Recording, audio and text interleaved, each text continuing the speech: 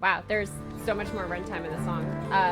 Oh, it's like a little trailer thing. Okay. I was like, wait, why does this song sound like it's done? There's like a good like 30 seconds of playtime in the thing. Hello! Wait, hold on. I'm not big enough. Hold on. Okay. Yeah! Okay, there you go. That does enthusiasm justice. How's it going, pocket people?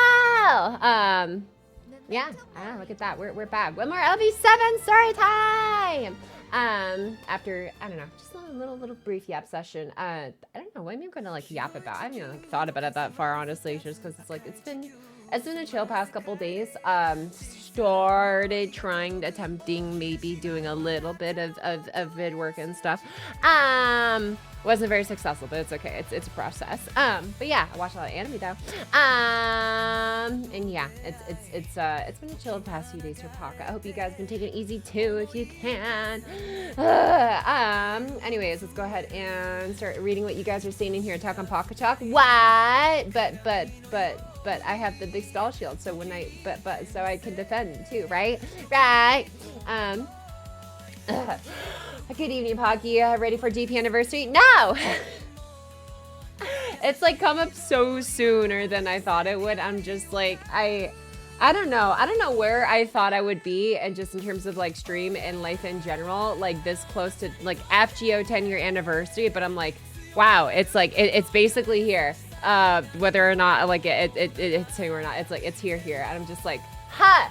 I don't know what to expect, honestly, but yeah, you know, I'm very excited and will be tuning in most likely to the streams. When it's like, because I know they like to do a bunch of like smaller, like kind of like lead up streams and stuff before like the actual big one where it's like the news and Nissan's there and everything. So like, I don't know when that one's coming. Is it like what, the 3rd maybe of August? I would guess, maybe. I'm not sure. I know some people said they posted it, so I need to look for it again. But I know they're doing like the first round of streams, I think, starting on like the 1st of August. August 3rd, yeah, there we go. Any hoozles.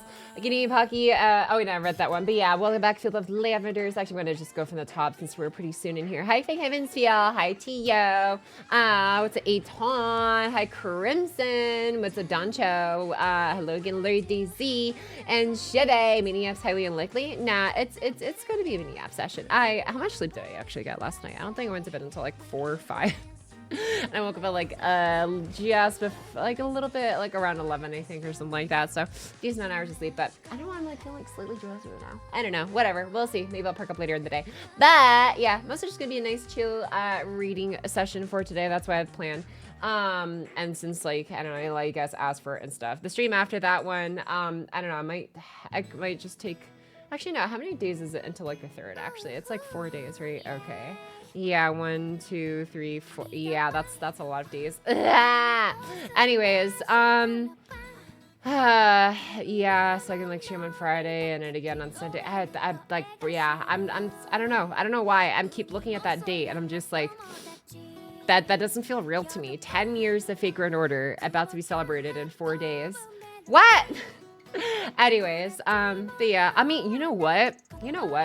It would be really nice if we could actually finish LB7 and like literally finish off the conclusion to the entire second arc right before our 10-year anniversary on GP. I think that'd be really nice timing. Yeah, I don't know. We'll see. Maybe we can make it happen. Maybe we can make it happen. We'll see.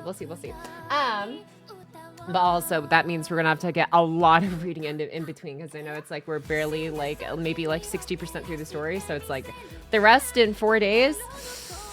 Possible. We're just gonna have to do a lot of it. I'm just gonna have to drink a lot of water. But yeah. Anyways, let me see what else did I miss in here though. I see it at Octavio, a Dexter. How's it going, my dudes? I changed my phone, and for some weird reason, my GP app deleted all the cookies and data after using the new bind code. What? That sounds scary. I got a lasagna and they don't want to have the account. Oh, what eat that? It's over. Bro, I'm so sorry to hear that. 20 cents a boss. I don't know if I've heard of that happening before. Having all the data deleted right after using a new bind. I just wish they had a better system for this. I'm like, yes, there's like, oh, just make an Aniplex account or whatever. But I'm like, really?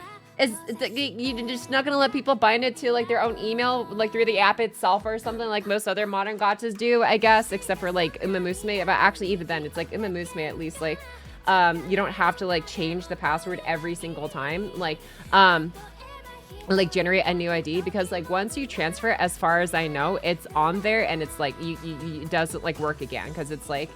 I don't know. As far as I know, at least every time I tried to like transfer an account, like it was like, yeah, no, you got to make a new one. It's already bound to a different one. So I was like, I don't know. Even though like I feel, I don't know. Maybe it's just a JP thing. But yeah, just who knows? Maybe after the 10-year anniversary, we'll get a login quality of life change after 10 years. Who knows?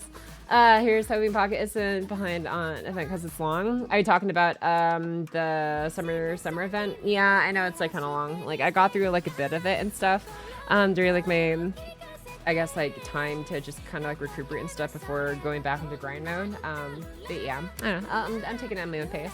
Let's get going. Yeah, we'll get going soon.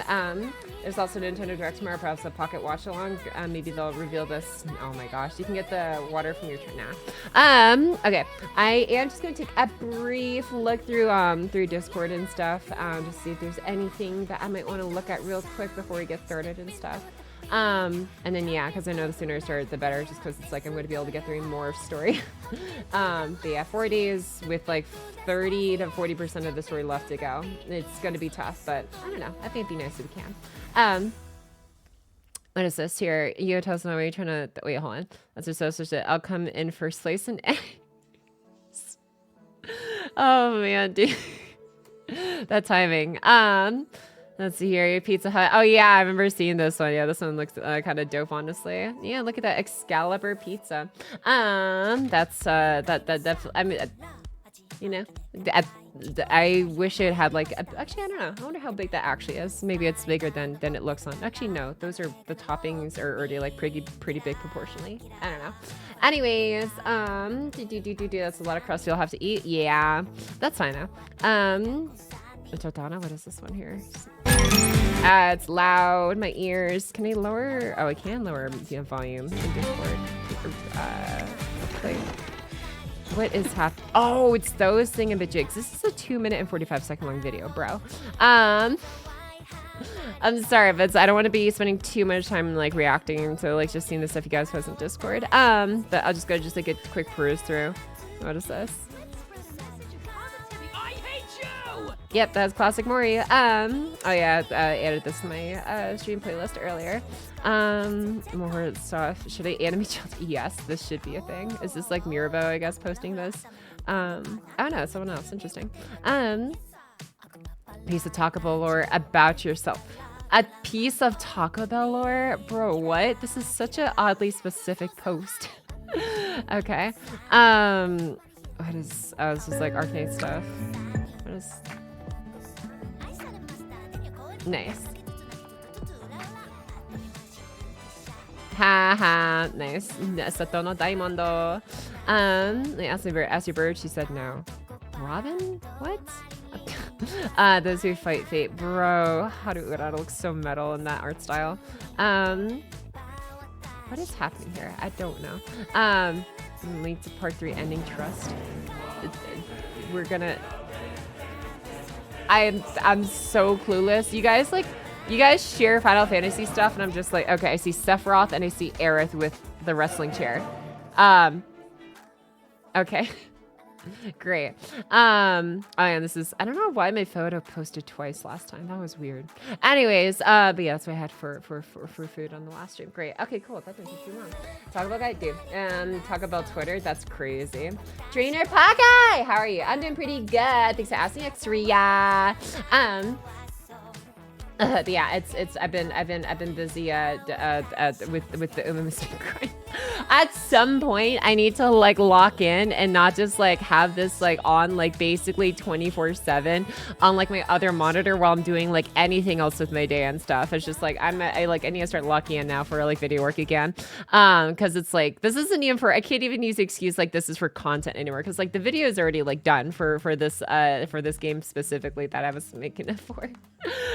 But also it's just like, I don't know why. I just want to get like 2 9-stars, and once I get 2 9-speed star Imamusume, and then I'm going to use those to feed into my Tokai Teo. And then Tokai, my Tokai Teo is just going to be like, have like the most uber stats, and she's going to be like my first S rank one day. But actually, wait, no, I'm probably going to have to stock with more support cards before then. Shit.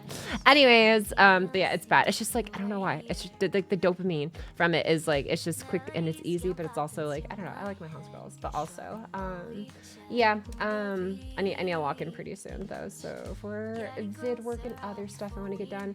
Emil's good. She had to post it twice, right? I'm more of a fan of Final Fantasy 15. Make sure I've never actually played a Final Fantasy game. I don't think. Yeah. So who knows? Hello. I don't know what to say. Welcome back, my guy. Hope you're having a good day today as well. Hello there. Hi, Goody Code, the Time Explorer. How's it going? Excuse me. Okay.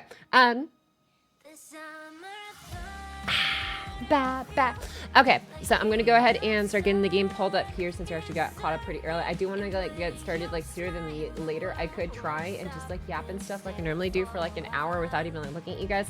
Not feeling like it today, honestly. I kind of just want to get to reading. But yeah, and then so I'm gonna go ahead and pause this and then get this pulled up, get that pulled up, and then where am I even going here? Okay, I'm gonna go do this, and we're honestly just gonna get right to business. Look at that, 15 minutes.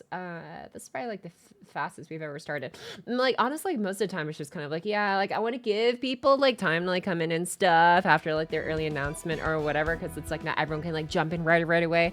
But I don't know. I want to get this done like soon, so we're gonna be a little bit quick.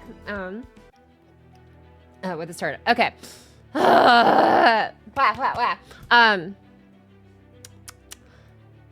17 St. Quartz, what happened? Summer Castoria and Summer Melusine happened.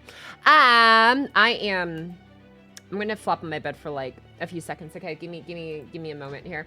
I'm gonna like roll around and just mentally and physically get myself ready, because like right before stream, I just finished taking a shower and like grabbing some water. So I'm gonna take my mandatory burrito cosplaying session on my bed with my blankets, except I haven't rolled myself like a burrito in my blankets at all. I just roll around. Anyways, I'm gonna pretend like I'm a log that's being pushed back and forth and like I don't know between two monkeys. Anyways, so this is gonna be Pocky's taking 30 seconds to flop like a fish. Still a owl though. BRB. Okay. I just need this for like a brief moment. Okay. All right. Don't judge me, please, maybe, or judge me. I don't care. Okay. There we go. All right. I'll be right back. Hop.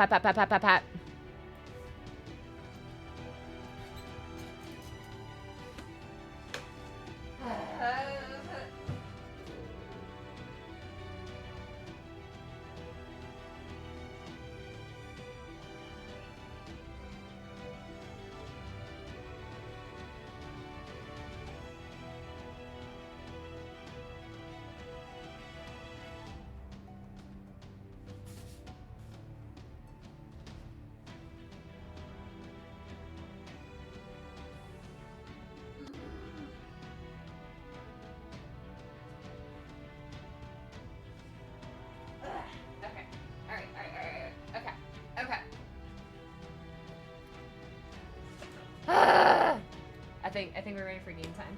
That's off Taylor.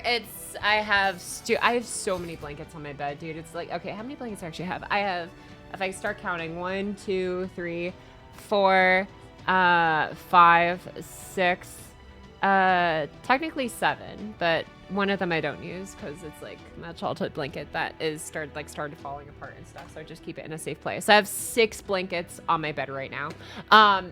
So it's a very, very comfy spot to flop into. These 7 blankets in the middle of summer. I need so many blankets, dude. It's just how I am. Unless I have full agency over the thermostat. Actually, not even then. It's like my body is just very temperamental. So it's like, I am very much hot and I'm cold. I'm yes and I'm no. I'm in and I'm out and up and I'm down. But no, like it's like I need like a blanket that's like underneath like my back, because it's like that's where I feel like most comfortable, having one that's just kind of like tucked in and like rolled under to like, you know, to provide support, I guess, for like the arch of my back, I guess, whatever. And then I have like a couple blankets just obviously thrown over like my torso, just like lazily and stuff, but it's like only partially, and it's like I don't know, it's weird trying to describe my blanket patterns. Secure plans for the future? Good question. I don't know. What I do know, I forgot to share this earlier. What I do know is, okay, this is like the last I'm going to share before we actually start, because I said I don't want to stall, and I'm already stalling. That's my specialty. But no, for those who didn't see it, the horse game really knows how to keep me hooked. Yeah, look at that. Get us on! Single. yeah, the game just really likes me. So I now have, what is that, 3 copies? So I have a 2-star Limit Broken Kita-san. And I think I need like, what, 1 more? Is it 1 or 2 more? I forgot. Do you need 4 copies to max out, or is it like Star Rail where it's like 5 because they're greedy? I hope it's 4. If it's 4 copies, then I just need 1 more because I've got 3 so far. Anyways, other pocket chat. Hola, Carlos. Welcome back. You're just in time for story time as well. That's understand. Yo, I too seek extreme comfort when I sit. Oh yeah, for sure. A stream intro Memento song. Yes, it was actually. If you go back in the stream pod, it was in fact the Memento Mori song that you suggested last time.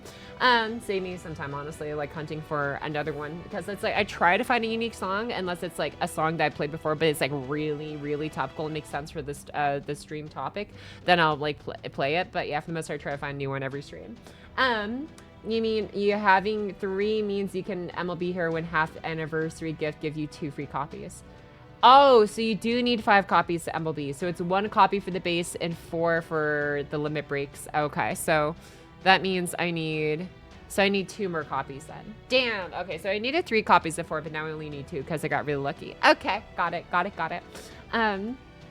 Anyways, 5, but there will be uncapped items. Gotcha. Okay. All right, here we go. Let's get back into it. Was the song the one from yesterday? The one from yesterday? Or from today? I don't know why I said yesterday twice. It was the one from, I think, the day before. It's called Step Right Up. That's the name of it. So hopefully that answered your question. It's at the beginning of the VOD anyways, too. But yeah. Catch up? Yeah, pretty much. Welcome back, Azzy. What's up, Pocket Chat? How's everyone doing? Hi, Assassin 3! I was busy yapping for like a tiny bit, and I started talking about like my bed and my blankets and how I have like 7 of them. And I said I wasn't gonna stall and yap, and I ended up doing so anyways. We were so close. We were so close. And then I took a second to flop like a fish on my bed, because that's just how I don't know. That's just like how I get like myself like mentally just like ready and prepared and just like, wah. And stuff, because it's otherwise it's just like, yeah, I'd be just kind of like frozen and just like not be able to stream. But yeah, it's okay. We're gonna be getting into it pretty soon now too. I think 20 minutes is a good amount of time anyways for people to like, a decent amount of folks that at least want to like hear their reading sessions and stuff, have time to get into to listen. But yeah, alrighty, without further ado, let's get started with today's reading session. Yeah.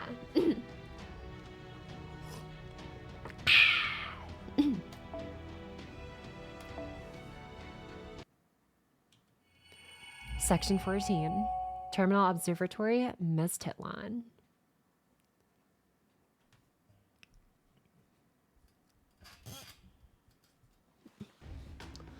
And that's long and short of it. Difficult though the fight was, we all came through intact. I sure, well done. My mind still boggles at the mere idea of a massive Google launch. At any rate, that sounds like quite the ordeal.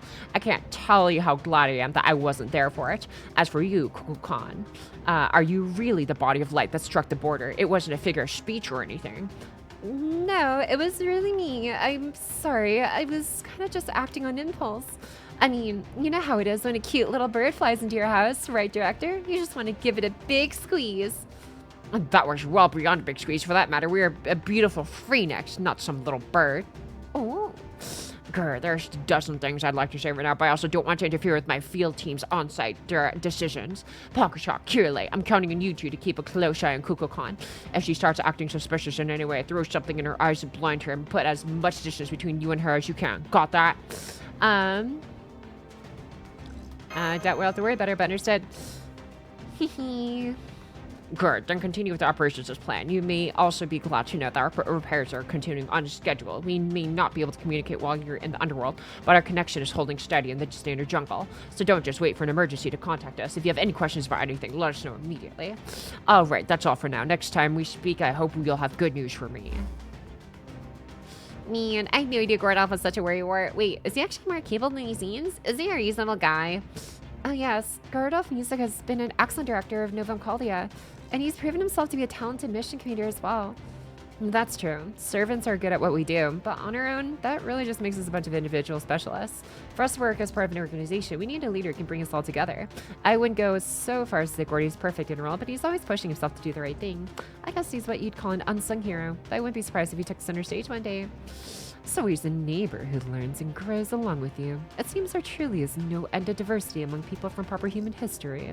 At any rate, this seems like a good time for a short break. Eutychus, would you keep an eye on our surroundings while I make camp? Eutychus, something wrong? Oh, yes. Camp. Good idea. I'll send out some spirits to get rid of any nearby threats. Eutychus, wait. If you send out spirits in all directions like... Well. Huh? What do you hear approaching footsteps? Don't. Do you notice run away from spirits? I meant the ones who saw Camelot spirits were all scrambling to get away as fast as they could. Those are normal dinos. The ones wandering around the jungle have lost their minds, so... Yeah, they're not afraid of anything. Oops, this is your first time traveling in the jungle, isn't it, Eutychus? I'm sorry, I should have known better. No problem. We'll just have to drive them away then. You've recovered all your command spells, right, my ally? Then, in my capacity as Pharaoh, I will test your newly regained summoning skills personally. Great character development? Hell yeah.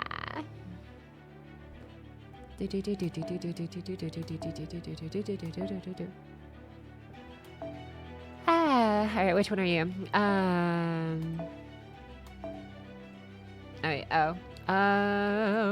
Sure, you. Okay. And then these can be anyone? Hell yeah. Okay, I'm starting to think. We can do. If I'm going the Buster route, who's like another Buster crit person who can also like generate a decent amount of crit stars in the team? I am looking for a Buster crit focused servant that also has some supportive capabilities for the team. Who am I thinking of? I guess like Quetzalcoatl. That would be pretty. Actually, that'd be funny. Quetzalcoatl would be so like kind of like lore accurate, I guess, sort of. Yeah, Buster card fitness for one ally. Yeah, Quetzalcoatl fits that pretty well. Himiko? Oh, Himiko would be really good for that too. Mordred? Yeah. I think Mordred's a little bit more selfish than team-wide supportive, but yeah. I don't know if they had mixing peanut butter and jelly together versus random bread. Thoughts? I wouldn't know, because I am allergic. I'm sorry. Alright, let me go Himiko. Yeah, Himiko is actually a really good idea. Himiko. Okay. And then who else is this? Morgan. Yeah, Morgan's actually has some teamwork utility. Okay. Oh yeah, this actually seems like a very solid team, TBH. Alright, so we'll do that. Get you some stars in here, and then you can be our main star of the show, I guess, with your Canis CE as well. Alright. And then everybody else I'm just gonna start bond farming with as well. Where's my thread? Perfect. Okay, and we're gonna get... Oh, we're already maxed on. Never mind. Party cost is overflowing. Okay. Alright, this looks good.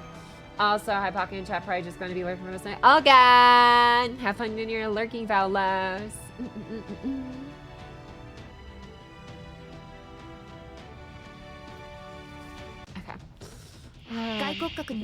More to the side, so don't block any more text. Okay. Oh man, wow, my eyes are so blue with these arts cards. Or no, with this button. Anyways, okay,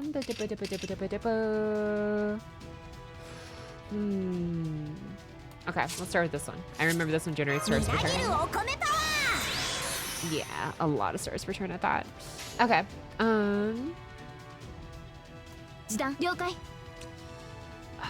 You know what? That might not actually kill.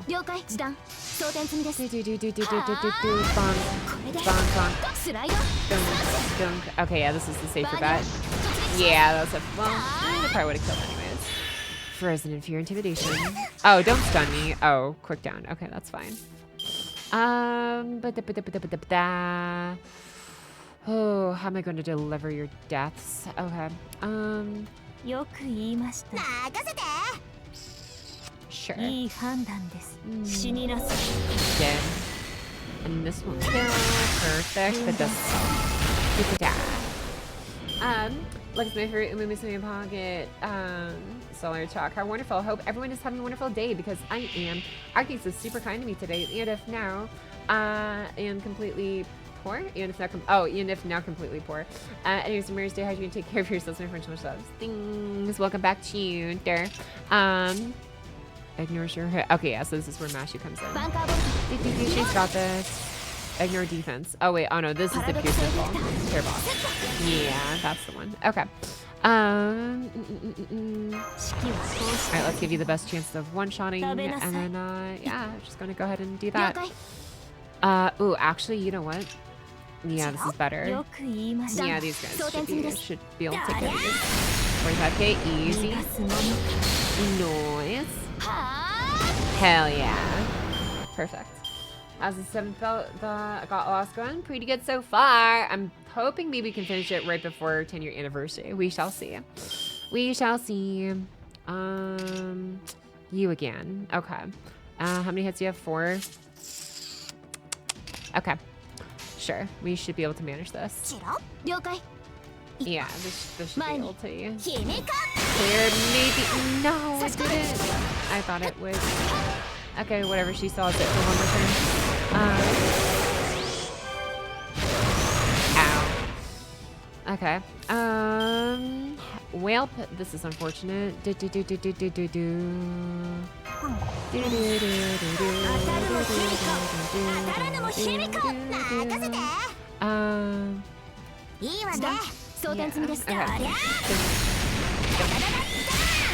And then oh, no crit. That's fine. Ow. We're chilling. Okay, so you have 3 more. 3 more. Okay, I don't like where this is going. None of us have Pearson Von, huh? You know what?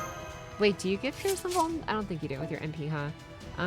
Overcharge, blah, blah, blah, blah, blah. Yeah, okay, so no. That's gonna be a no. That's okay. I'm gonna go ahead and just do this. I'm gonna go ahead and do this. I'm gonna do this. I'm gonna do this. And then during it, we're starting this. And then boom. All right, and then we're pretty much good to go. Yeah, hopefully that's 1 shots. All right. Anniversary will determine everything for me. If you don't get more quality of an actual anniversary, wow. Honestly, like, yeah, after binging so much Umumusume, like, I am just glad. I think the thing that makes me happy about Umumusume, probably almost more than anything at this point, is the fact that, oh, her Pearson Full expired. That's right. Okay. Oh well. The thing that I think that makes you happiest though about Umumusume is the fact that, like, oh shoot, she's gonna die soon, huh?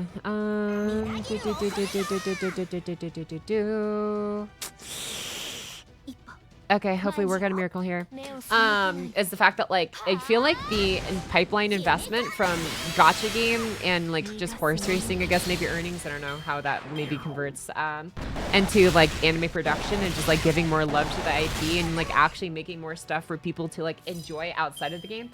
I feel like of all the things I've seen, Arknights and Umumusume have been, like, some of, like, the best ones for, like, return on investment for the players. And it's just kind of like, I don't know. Like I said, I love FGO story. It's just kind of like the management side of things is like, obviously it's not like you can't expect, you know, companies to be perfect and stuff, but it's like, I think that's the thing that gives me the most hope for Umumusume is how much they're actually giving back into, you know, more works for it. Granted, obviously Fate has a much bigger history of stuff, but like the game came out in like 2015. Granted, like we got Apocrypha a little bit afterwards, and obviously there's like Fate Strange Fake that's taking a hot minute to come out after like 3 years or so, 2 or 3 years. It's like 2 episodes released so far. But I mean, we did get Fate Heaven Seal, you know, 3 and 2, I think, and actually no, Fate Heaven Seal 1, 2, and 3 came out after it came FGO GP came out, so technically there's that too.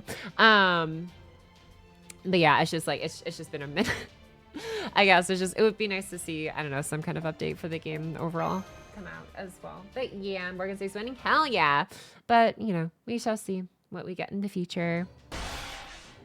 I'm going to turn this up a little bit now that we're not in battle. The battle's over. The Dinos of Lost Remains are heading away. There, see? This is a perfect opportunity to verify that you had indeed regained your summoning ability. Exactly as I planned. Nicely done, Packachok. Yes, Pharaoh. You're right, Pharaoh. Yep, you might have regained your ability to summon hero spirits, which proves you're a master. But it looks like you're still unable to activate your command spells. So while you can once again summon servants, you still can't use your command spells to empower them. Leaves some gaps in your ability as a master. Maybe it'd be more accurate to call you an apprentice master of sorts, or even just summoner. I actually took a look at the records from the first Underworld to see how you ended up like that. And I think you said you made a deal with a mysterious guy in a mysterious place in order to come back to life. Is that right? If so, you could be stuck like this the whole time we're in Macmillan.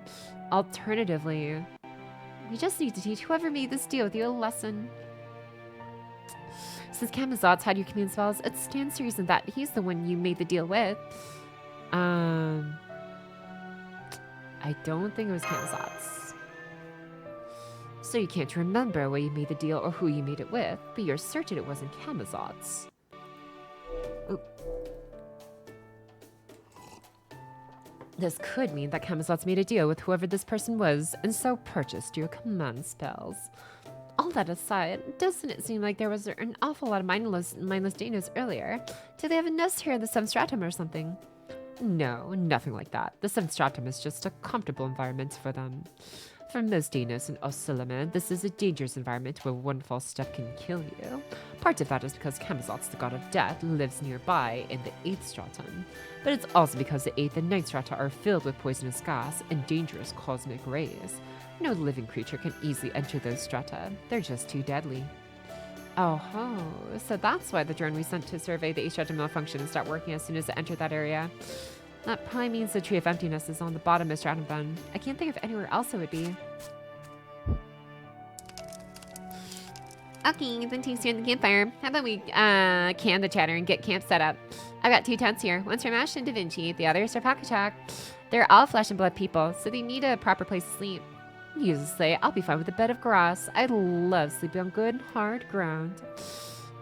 Flesh and blood too, you know. These servants turning into syrup forms is no fair, no.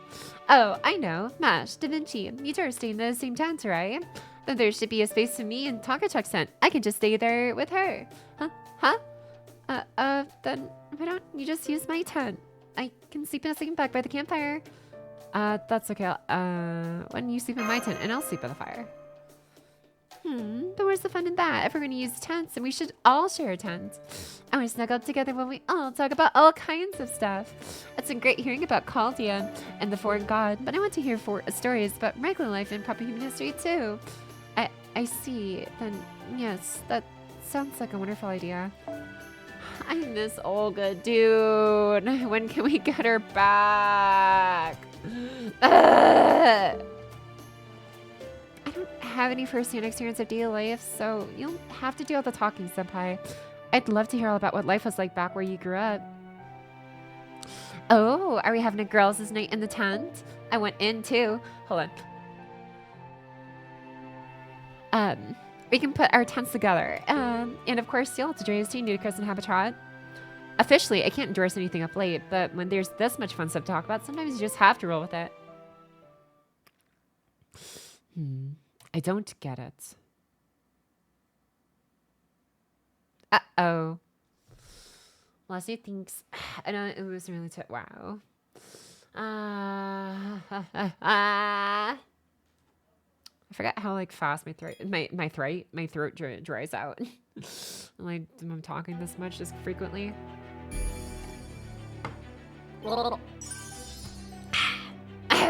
Okay. Onwards.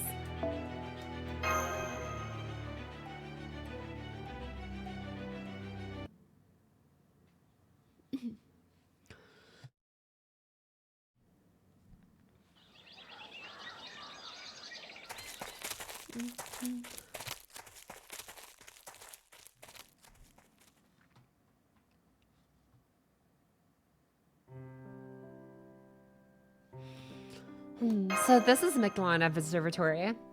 A natural biosphere. This is more like a natural preserve than an observatory. It's not like the rest of Macmillan either. This place is straight out of Cenozoic proper human history. I'm not surprised. The Mala has no influence here. This is where the planet's sense of touch was dispatched from the inner sea. A place where the elementals that exist in proper human history were born. So since the god filaments didn't create this part of Miklon, it makes sense that it would be closer to the environments you're familiar with in proper human history. The planet's inner sea, as in Avalon? Yep, if we think of a place as a living being, the inner sea is a place for its heart that's guaranteed to exist. You know about reality marbles, right?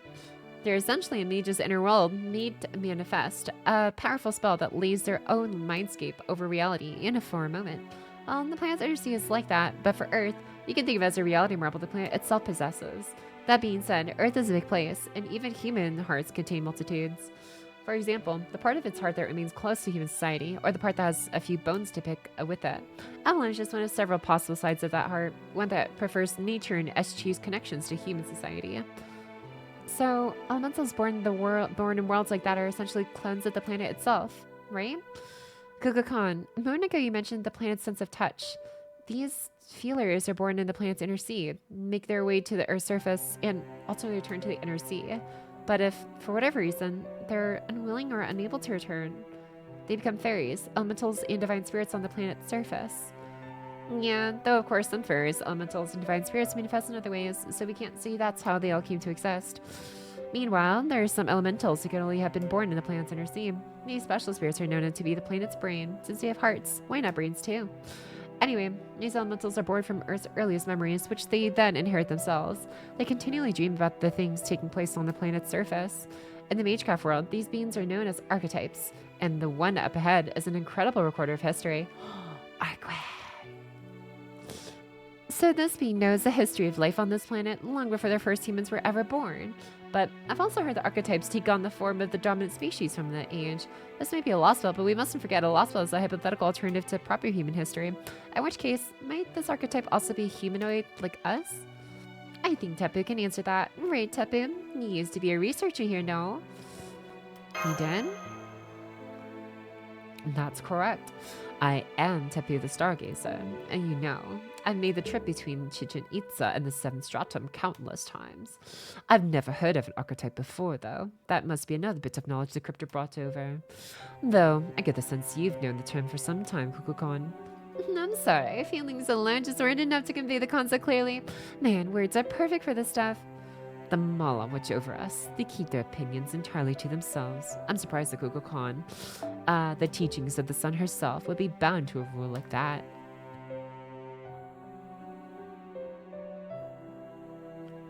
Excuse me.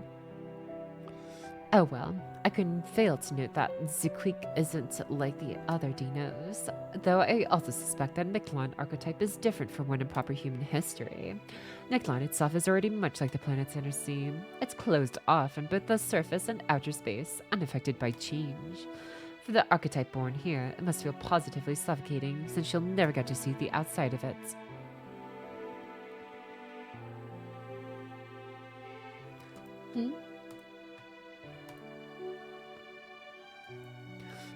A picture is worth 1,000 words, right? Let's keep going. You'll see what I mean once you meet her yourselves. Oh, and a word of warning. Under no circumstances should you adopt a combat stance, no matter how surprised you may be. This archetype is both highly sensitive and easily hurt. If we scare her off, she'll be useless for at least a few days.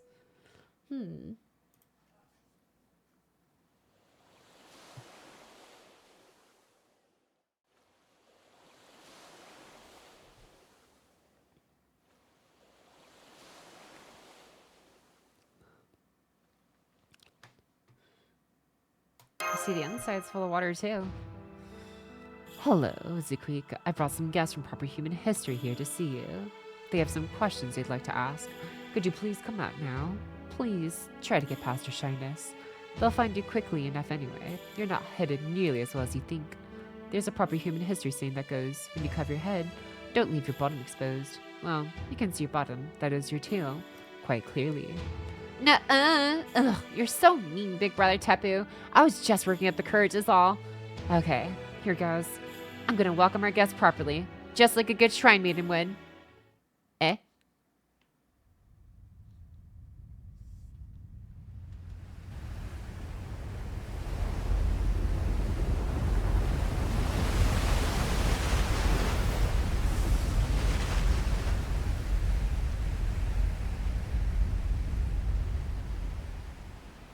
Dinosaur.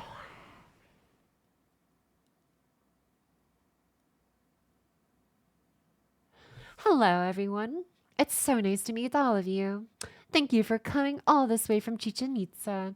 I'm Sequeak. My job is watching over Biglan's journey from here in this moon plateau.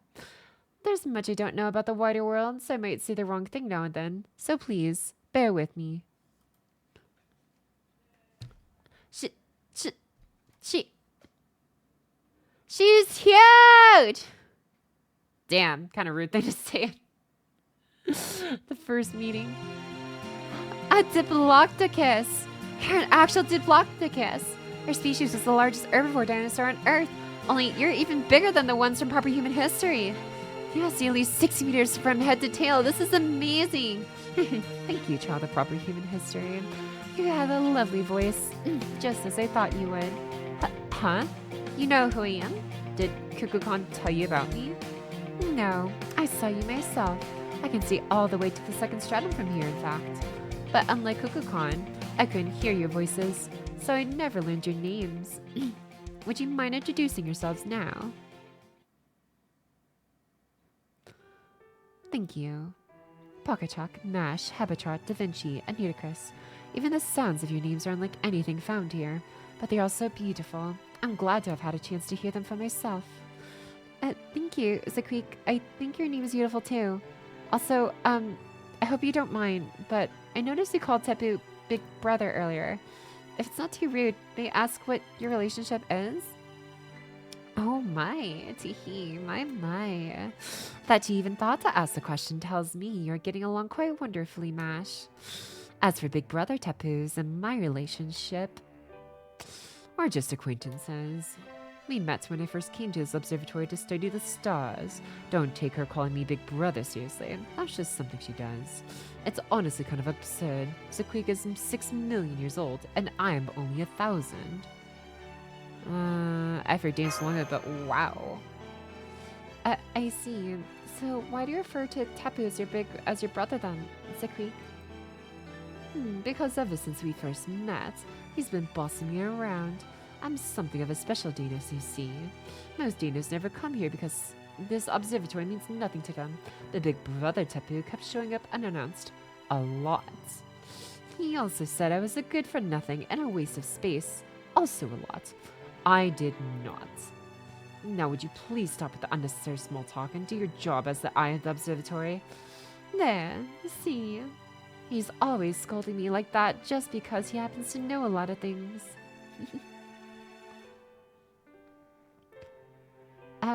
Is this one of those? Yes, he's the typical Big Brother figure who acts cold on the outside, but still comes to check on her out of concern. Ugh, I swear, when are you finally going to grow out of such childish nonsense? Never. You know as well as I do that I'm internally 1 year old. Say! What's up, Faction? Thanks so much for the reset. Thank you. Well, I suppose that's true. Since you're born as an extension of the planet's sense of touch, you'll never grow or mature mentally. That's why you refer to me as your older brother. From your perspective, everyone will always be older than you.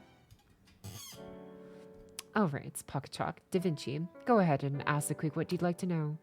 She sees everything that happens at Miquelon. So if anyone knows what David has been doing for the past year, it's her. David? You want to know about David? That's right. Do you know him? Oh, yes. He came here almost immediately after he first arrived in Miquelon. He told me to tell him the truth about Miquelon and its history, and to do it in 5 minutes because he didn't have time to spare on us. I knew he was a visitor from proper human history, but I also didn't have any reason to refuse, so I told him what he asked for. In proper human history terms, that was exactly 1 year ago. That does match the time the crypto first showed up.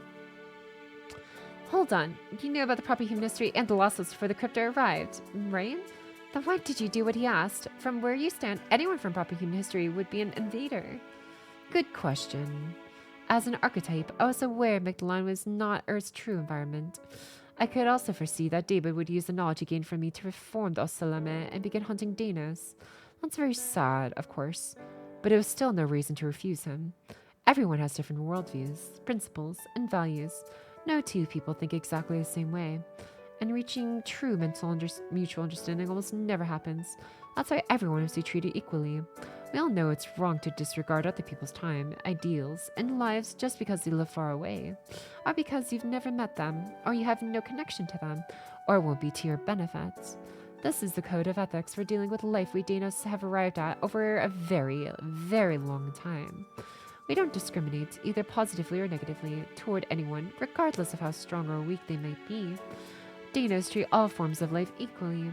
After all, a society where only special people are given special treatment would simply be wrong, wouldn't it? As I thought, it seems she's deeply impressed Mash. Yes, Secret complied with David's demands, which is why she'll now do the same for you. Now, let's get down to business. What has David been doing, and what is he planning next? There's no need to discuss anything else. It's not like you to be so impatient, big brother Tepu. If you want to know David's objective, then you should also know what he asked of me. Isn't that how you would normally approach things like this? Good point. That information is definitely crucial, and I'm also very interested in hearing it. Is something wrong, Tepu? You've been kind of restless ever since you got here. Have I? I suppose I have. I must have gotten more worked up than I realized over being back in the observatory after such a long time away. Alright, I'll leave the question to you, Da Vinci. In the meantime, I'll prepare the purple ritual.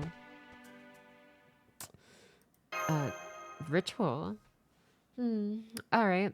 I guess I'll handle the questions then. You said David asked you to tell him the truth about Mictlan and its history, right? Our understanding is this also began when dinosaurs became the dominant species. No, wait, that's not right. It began with the fifth of the Big Five, the meteorite collision that wiped out nearly all life on Earth's surface. Afterwards, the filament-like alien life forms that came here on the meteor restored the land after everything had burned down. And then they chose the dinosaurs to serve as their hosts and used them to create Mictlan. That's our current working theory. Anyway, are we on the right track?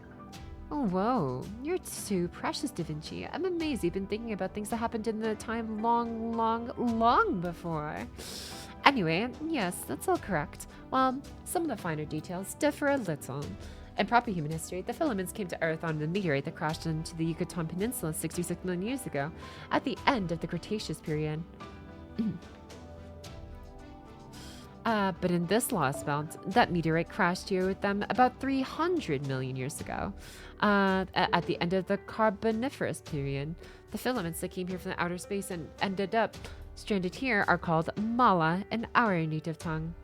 When they first landed, they used a network of plant roots to stabilize the supercontinent of Pangaea and to keep it from breaking apart into smaller continents. So this Lostbelt actually started 300 million years ago, back when Pangaea still existed.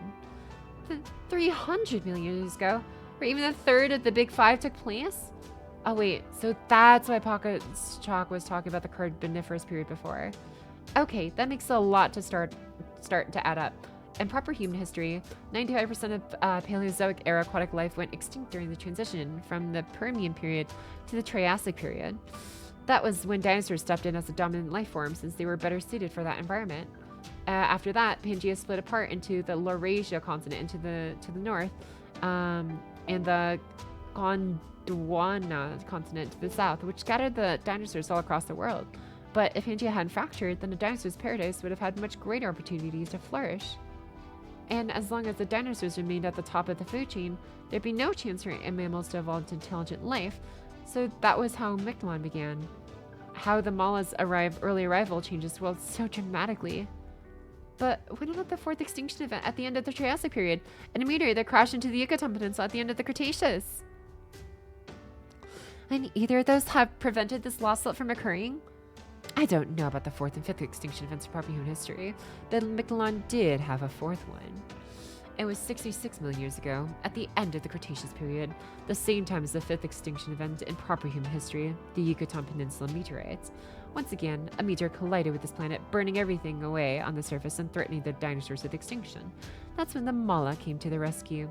The Mala foresaw the meteorite's impact and built a shelter deep underground. They then collected all the energy on the surface of the Earth and redirected it to create a subterranean paradise. All the heat and energy that would have otherwise gone into restoring the surface over the next 3 million years went into creating Biosphere 3. The result is the Mictlan we have today. Since then, and for the last 66 million years, Mictlan has been a world for the dinos. I can barely imagine time was past 2,000, let alone millions. Yeah, this stuff is all way above my head. I'll have to have Mash give me a very short summary later. I see. So that's why the surface was still post-apocalyptic. The seas were dried up, volcanic activity was out of control, and the skies are covered by dense thunderclouds. And it's all because the energy that would have normally gone to letting nature take its course went into Mictlan instead. So here, over the course of almost 100 million years, the Mala gained control over Earth's surface. But that would never have happened in proper human history. And proper human history, the meteorite that carried the Mala was the one responsible for the fifth extinction event that happened 66 million years ago. That meteorite wiped out the dinosaurs and caused more huge changes in Earth's ecosystems. That led to mammals taking over, and over the next 40 million years, mankind's ancestors were born. The Mala had their fibers full maintaining their own environment, and so they become part of Mesoamerican myth. They chose to coexist with its people. The Mala may have been the Danos' savior, but it sounds like it was more complicated for the Earth as a whole. I mean, they basically took a significant portion of Earth and fashioned it into a home for themselves. As an archetype, what do you think about that? Does it feel like you were robbed or something? What, like, curse you damn invaders? Not at all. The planet seems to be quite happy as long as life is flourishing, regardless of what form it takes. Besides, if we're talking about invaders, there's one that label fits much better. In fact, that invader was impetus behind Mictlan's creation. In proper human history, the Mala were responsible for Earth's fifth major extinction event and created the Yucatan Peninsula's mythological world. But in our Lostbelt, something else was responsible for our third major extinction event, a meteorite that burrowed its way deep below Mictlan. Like the Mala, it was an invader which arrived 66 million years earlier than it should have, owing to a slight deviation in its course. A planet-eating monster that came here from the Oort cloud in the far reaches of the solar system. Orts. Ort. So that's where Ort comes in. So Ort came to Mictlan early, but that would mean the Danos should never have prospered to the extent they have. Wait, I've got it. Ort must have died in the impact. That's why no one can find it here, no matter how hard they look. No one's ever seen it because it's already dead. Oh no, Ort went on quite the rampage after it arrived. It actually completely destroyed Mictlan once. You're kidding me! Oh yeah, I was completely off again. But then, how in the world did the Danos survive? Please tell us, Beeeg. Oh no, you're adorably smart. You're a Da Vinci. That guess was almost entirely correct. Ort did die when it fell to Earth. It just doesn't die the same way most living things do. 66 million years after Ort first fell to Mictlan and ceased to function. It suddenly began to function again just when the Danos finally arrived at their ethical approach to dealing with life. This was our world's fourth major extinction event. It was also when Earth gave birth to me. And so, all life in Mictlan banded together to defeat Ort, and they succeeded. At the end. It doesn't fully die, does it? So this world already did have its fourth major extinction event. That must mean the Ort attack Pawcatuck and Mashland, Mexico City will be the fifth. I see. Now I understand. Mash, would you summarize all that for us? Yes, gladly. It would be too confusing to cross-reference Mictlan's history, proper human history, so I'll just make a timeline for this Lostbelt alone. Mictlan's history. 300 million years ago, the Lostbelt begins. The Mala fall to Pangea on a meteorite and stabilize it with a network of plant roots. For the next 100 million years, Earth is a paradise ruled by dinosaurs. 66 million years ago, the third mass extinction event, the Mala detected a meteorite, Ort, heading towards Earth. The Mala created Mictlan underground, along with an artificial sun. They evacuate all life from the Earth to Mictlan. The meteorite, Ort, punches through the surface to land in Mictlan, embedding itself in the lowest stratum. Impact causes it to stop functioning. 220 million years ago, Mictlan is thriving. Proconsul, 8 precursors of humanity, are born in Mictlan as well. 6 million years ago, the fourth mass extinction event, Ort, reactivates. Zikweek is born. Ort is shut down.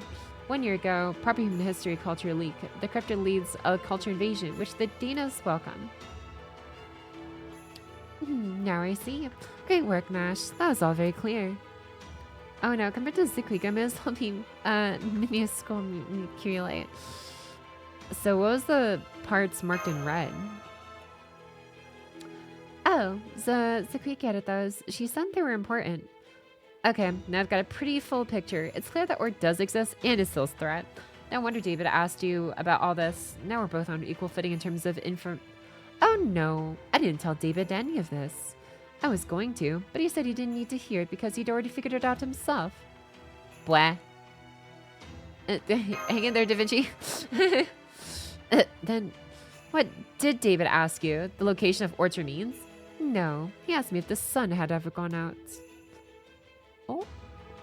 Huh? As in Miklon's artificial sun? Why would he want to know if it had ever gone out before? So still in his sacrificial faith. Now I see. I thought it was just a recreation of the Aztec mythology that Tezcatlipoca spread here. But the sun really has gone out before. That would definitely explain Thausilma's religious behavior. Tepu even told us once that Miquelan's sun went into hibernation of sorts for a time. So what did you tell him, Timqueek? The truth, of course. I told him that 6 million years ago, the sun disappeared around the time Ort resumed functioning. And I told him that was when the Khan kingdom, the non-Dana civilization, that was also flourishing at the time, died out.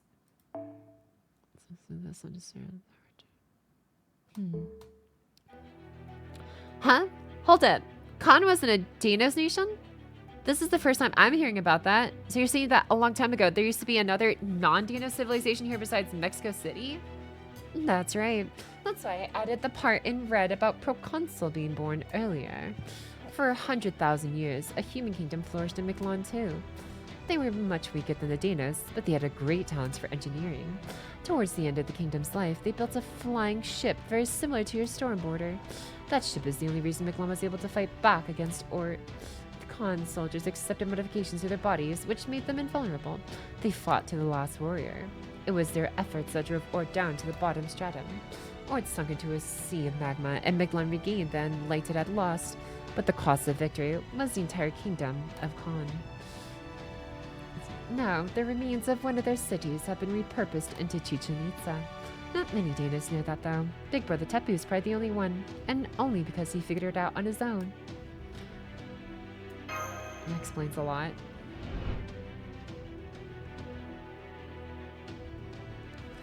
So, these soldiers enhance their bodies to last for 6 million years, and now they stay intact even in death. No wonder those dead spirits were so tired and full of regret. Zaquik, did no one from Kong survive? Was every last one of them really wiped out? Oh no, one of them is still alive. The king of Khan, who dealt Ort the finishing blow 6 million years ago after losing all of his people, is alive today. His modified body ended up so strong that he was no longer able to die.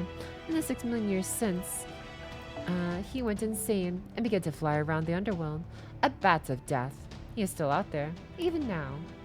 That brave king's name is Kamzatz, the maddened king who continues to search for the people of Khan, though they no longer exist.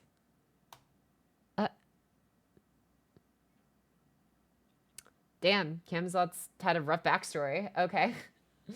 And then go have a read pocket check. See you later, Dunchow. Thanks for hanging out. Holding on Kamzatz hut. Yeah, dude. Oh my lord. Okay, hold on. I need to take a minute here to like drink some water and catch my breath a bit. Wait, do I have any snacks? I'm already getting hungry. Give me like 30 seconds. Hap, hap, hap, hap, hap.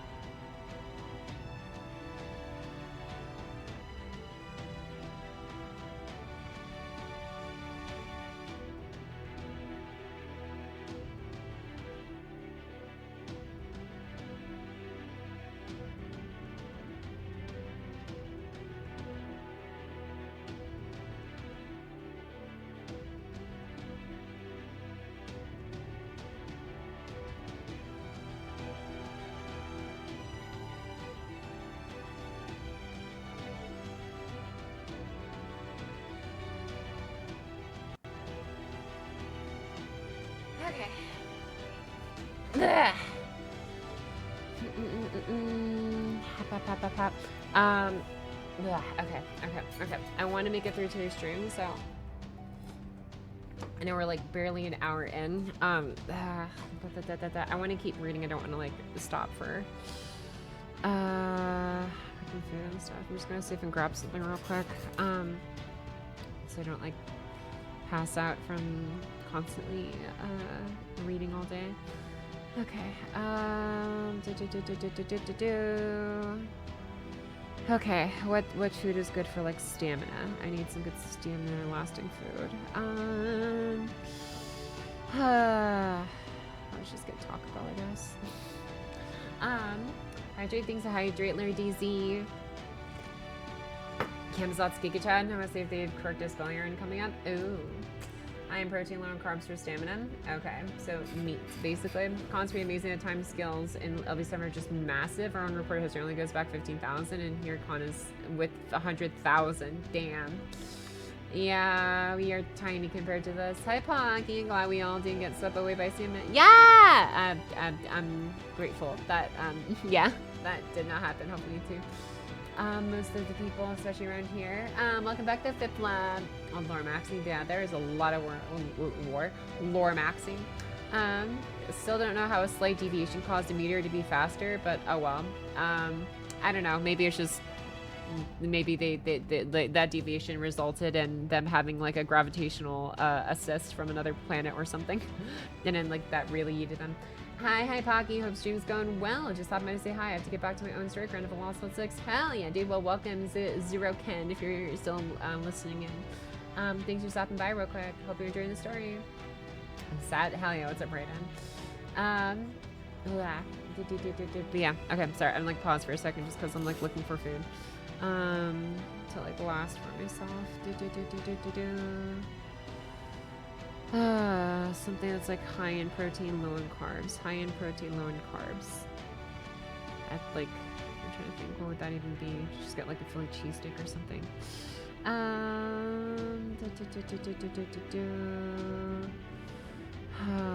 in protein, low in carbs.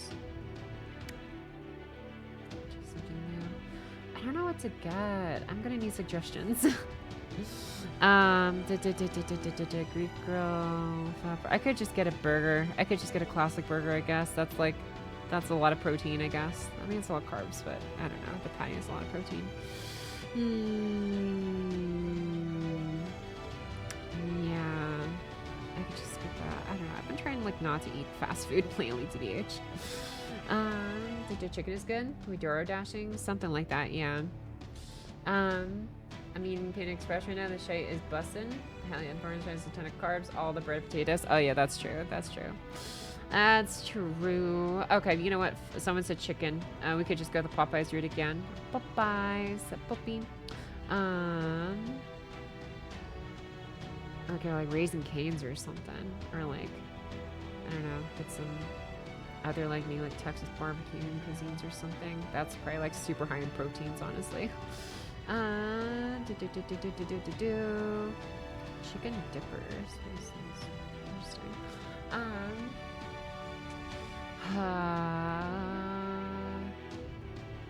Classic.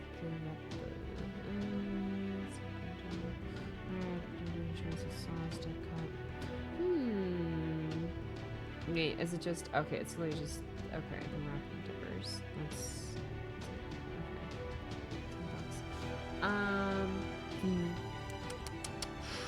Yeah. You know what? Chicken sounds good, I guess. Chicken sounds good. 6 classic bone-in. I don't want bone-in. Can we get a not bone-in? Maybe?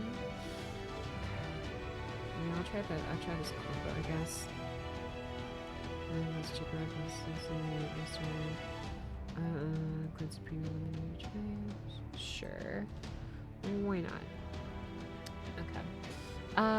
Choose your wrap. Yeah, that's fine. Lemonade options. Chilled. Oh, mango lemonade. I'll try the mango one. Okay. Air fries. Yeah, I forgot. Okay. Okay. Cool. Is it a steak or some ribs? That sounds like a lot, to be honest. Like, I don't know if I'm like prepared for that. Okay. I hear my roommate in the other room gonna ask if she wants anything too. So give me a second. Pocky, let's see here. Pocky's determining food options. Might be too fatty. It's fine. It should be fine. Anyways, I'll be right back. I'll ask if she wants anything too. Hop up, since she's alive and awake.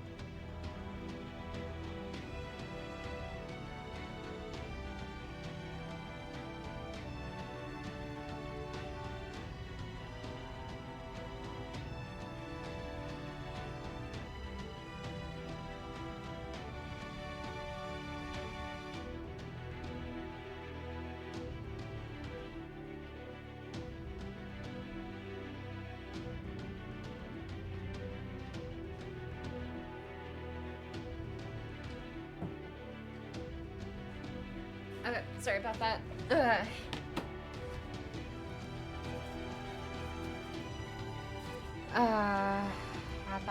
I'm here again. I go, man. Okay. We're back.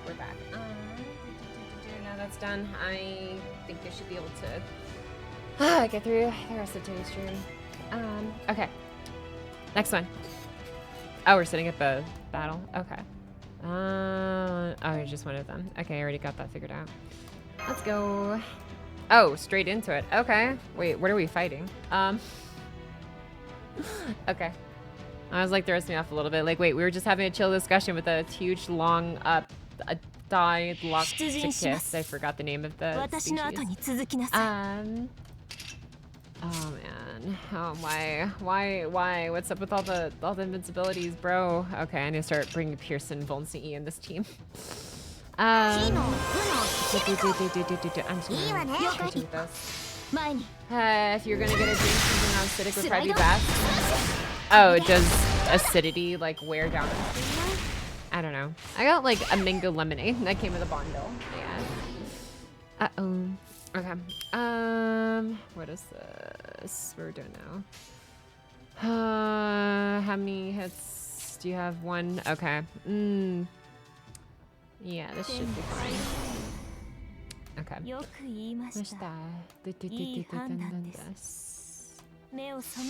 Okay. Hopefully it's okay. Alright, yeah. Oh, I should have actually done arch last. Oh well. Nice.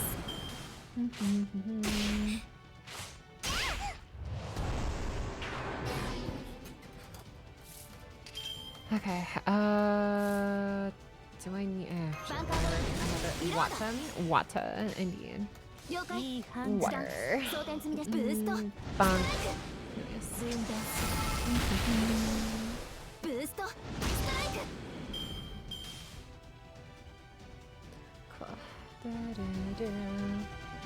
Monkey.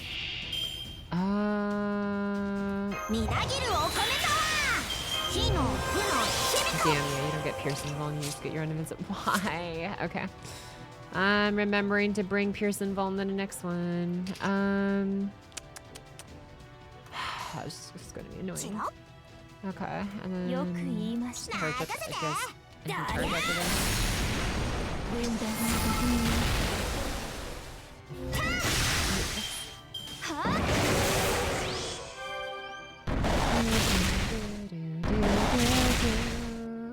Does it go hard in this last spot? Yeah, it sure do.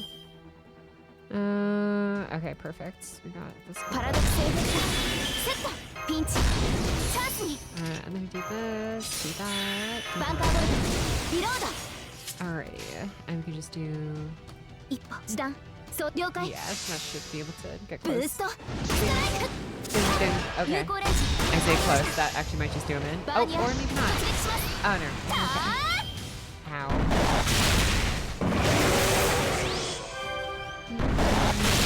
Chomp. Okay, it's gonna be me with my my Popeyes very soon. ー式はこうしてあ Okay. 食べなさい You don't still have Pierce and Volti. No, you do. Okay, sick. I think you should only have one more げる stack 前 of に目 that. に映るものすべてを灰に Yeah. 任せて The Buster up there. ブースト Done. Oh, you do still have it? Damn it. I thought we wiped it all away. 慈 Okay. 悲神戸を足 Morgan. Yeah. 恐怖 Morgan. 希望も何人通るにあたわず Nice. だりゃ Oh, no. Okay, not wiped out.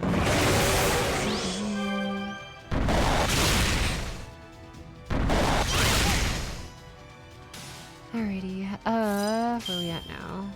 当たるも響こ当たらぬも響こ Okay. 一歩いい判断よく言いましたブーストストライク分断す潰れなさい Nice.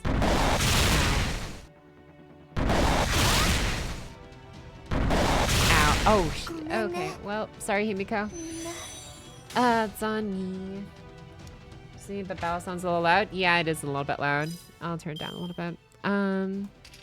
Actually, here I need to balance this out. I need to have BGM, I guess, a little bit more. I think it's the voices. Yeah, sound effects. Okay.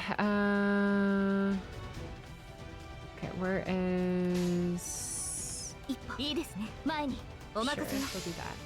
Resurgence? No. 状況終了排熱そして魔力循環に移行しますねマスター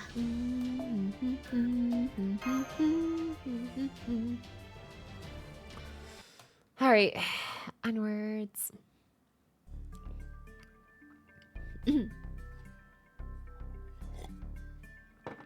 So audio mixing for stuff like skills, that's weird. Yeah, that's why I try and like balance it with like sound effects, BGM, voices, and the thing. Time to say hi, leaving music to avoid spoilers. Oh god! See you later here in Villain. Thanks for stopping by real quick. But yeah, understandable. It's still like a pretty recent Lostbelt and stuff. At least now I don't feel as bad for stalling LB6 for as long as I did, considering like maybe there's some people that just wouldn't want to see it because spoilers, I guess still. Anyways, here we go. It's going to be a little longer before I can show you what David is up to. Would you mind waiting outside? Oh, then could I ask you to neutralize the mindless Danos wandering around the dome? The scent of the Mowgli and Polk we use in the ritual tends to attract them, you see. Oh, well, just did that, I guess. Okay, you've finished chasing all the mindless Danos that were near the dome back into the jungle around the base. Now we just have to wait for Tepu to come let us know when Zaquika's ready. Gotcha. I'll just go take a little break in the shade. I want to make sure I have everything we learned straight. I'm gonna go back to my base horn too. I've been out a lot lately, so I should try to conserve magical energy. Sounds like you could all use a little break. Since we have a lovely lake right here, would you like to go swimming? Can you breathe underwater too, Kukulkan? Huh? Why'd you even ask? Of course I can. On land, underwater, in outer space, I'm fine anywhere. What about you, Nudicrus? You probably want swimming in the Nile Rip. Huh? Oh, Nudicrus went back up to the dome. There's something she wanted to ask Zaquik. I see. Zaquika's really knowledgeable, so I'm sure she'll get the answer she's looking for. Oh, speaking of Zaquik, that reminds me. Using proper human history terms, do you think Tepu and Zaquik are married or lovers or something along those lines? Oh my, got a bit of a curious side to you. Mash, do you really want to know? Oh, I don't mean anything by it. I was just thinking it'd be nice if that was the case. Oh, I agree, it would be. But those two will always just be friends. As much as the Creek may look like a Danis, the truth is, she isn't. She'll never be able to live among peers, be involved with them, or be freed from her duties. Her job is to look over, no, to supervise all of Miquelon. It's been that way since she was born, and will continue to be so until she dies. She'll never be able to lead Mistitlan, no matter what. At first, Tepe refused to accept that, and he looked for a way to freeze the creek, but it was no use. Before, I couldn't imagine why he chose to move to the first stratum on his own, but now that I have a human form, I think I understand. Knowing that he'd failed to save the creek, Tepu couldn't allow himself a happy life, so he moved all the way to the edge of the world to be alone. There he studied the concept of death as a way to punish himself. The concept of death? Why? It's not my place to say, not while my own maidenly heart is still actively maturing. Growing up, speaking of which, Kukulkan, there's something else you've been wondering about. Do you, always look the way you do now? The Danos are Mictlan's dominant species. Since you're their god, shouldn't you look like one yourself? Are you saying I lack common sense? Just kidding. Don't worry, I'm not mad. I still don't really get common sense or feelings, but I at least know they're important. Anyway, yes, I am a god, and I did originate here in Mictlan, but this form is something I only recently gained.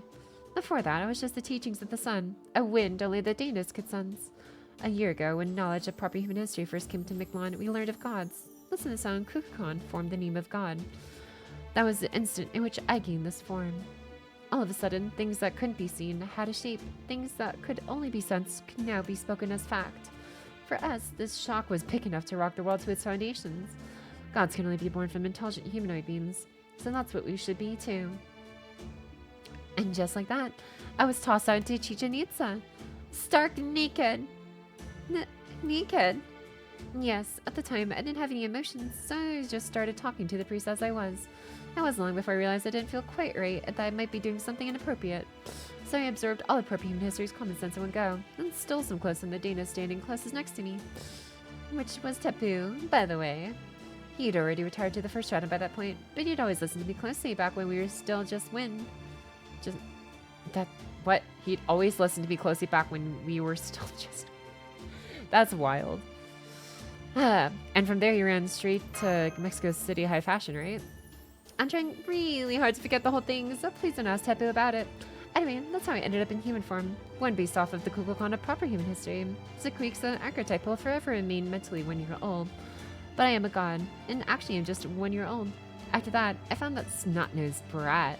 I mean, young Tezcatlipoca riding a Danos and playing king near Chichen Itza, and I made him its actual king. And then I ran off to Mexico City to spend all my time having fun and experiencing all the latest culture, yes. I see. So you wanted to try life in the big city. I can definitely understand that. If I had been in your position, I can see myself sneaking out of Caldia base and paying a visit to the nearest town of Ushuaia myself. But, never mind that now. Putting together everything you've told us, it sounds like you're not actually a Danos god. Instead, you were born from the Mala, Mictlan's creators, and you serve as their representative. Does that mean you're actually archetype Mictlan, then? Yeah, thinking of having a mind of its own. That's right. That's just why Zakweek and I get along so well. She's basically archetype Meta Earth, so she also knows what it's like to fail to become the archetype you wanted to be. Oof.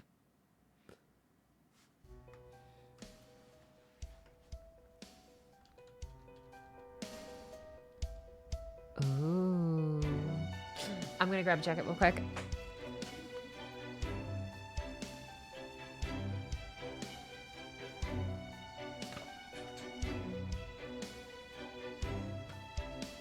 Okay. You want to know how Camazots turned servants into guardians of the underworld? Yes, a command spell alone should not have been able to cause complete alteration. There must be something more to it, some sort of secret or ritual that transforms their very existence and binds their life force. Zakweek, you said you've observed everything that's ever taken place in Mictlan, so if anyone can answer my question, it's you. What did Camazots do to them? How can I become a guardian of the underworld myself? I see. So you think you need to do the same. Alright, I'll tell you what I saw. I'll tell you how this proper human history here experienced, each of whom already had their own underworld to begin with, were assigned to the levels of the underworld and became altar gods in Mictlan. After this short commercial break. fun. Nice if you can typo. Nice. Watching the stat. Tis Catlapoca with the ear job now. I'm gonna go have fun. Damn.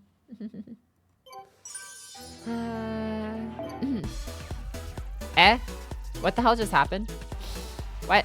Did I just click on something? Okay, I must have accidentally clicked on my profile. Next one. After I take a sip of water. Oh.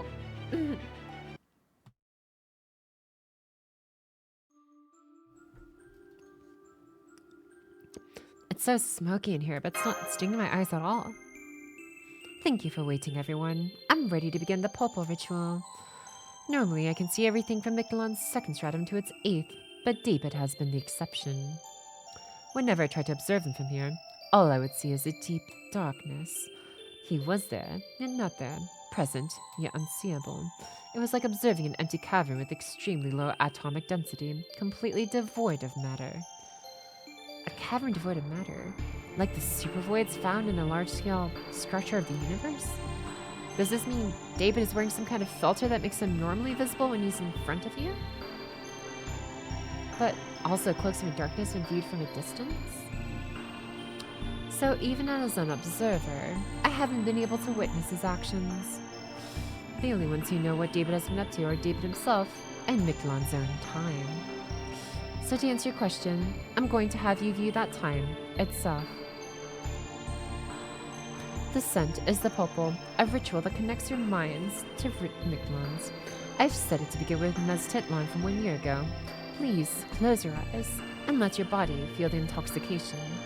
With this ritual, to the maximum extent possible, you should be able to vicariously experience everything David did in the years since he spoke with me.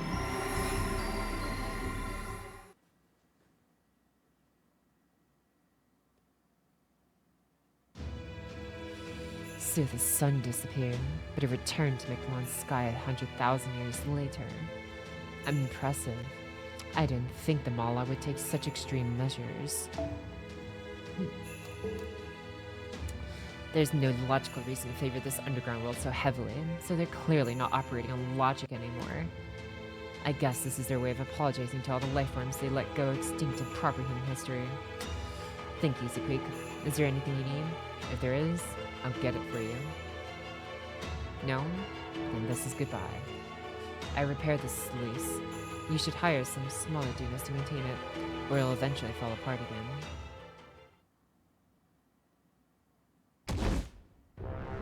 So, you're the Cryptor, and I see you're all alone. Did you really think you could cross this fourth underworld in Mechlon Space Tree all by yourself without so much as a guide? Yes, exactly. That's exactly how humans should be. There's nothing better or more fitting than being alone. When you're alone, you don't have to protect anyone else. As long as you're strong, you don't need to care about anyone either. But you should curse me. You should loathe Mictlan, for as long as I, Kamazotz, am here, no one will ever reach the 9th stratum.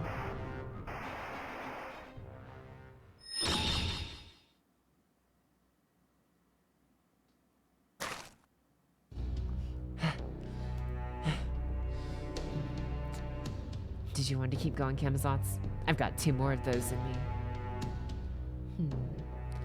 No. Let's end it here.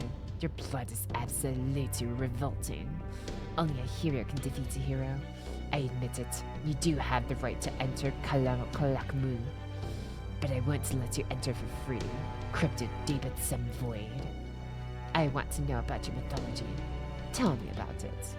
I'm a creature of Mictlan, of the mythology that defeated Ort 6 million years ago, and that everyone's forgotten today. Proper human history mythology. Lostbelt's mythology. I don't care which one is superior. I just want to know about them. I want to know if I existed in your world too.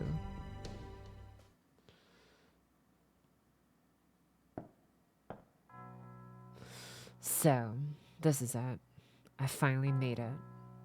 As I thought, or is dead, but only because it ran out of fuel. If I use lots of high-quality magical circuits to close its wounds, it'll start up again in no time. Still, Ziquig said that cosmic rays emitted from the bottom stratum would stop in a year, which would then be followed by a period of underworld pilgrimage. I won't be able to come here again for another year. I'll need to use that time to make sure I'm ready. Guess I'd better summon a servant. Lostbelt or not, this is still Miglon. There should be more than enough in the way of catalysts. Even if I don't count it as part of humanity, I can still summon a servant with the power of the land itself. Huh? A servant who will respond to my call, who is unconcerned with good and evil, who still approves of war. I've got it. You'll be the one to help me. Almighty Tizcatlipoca.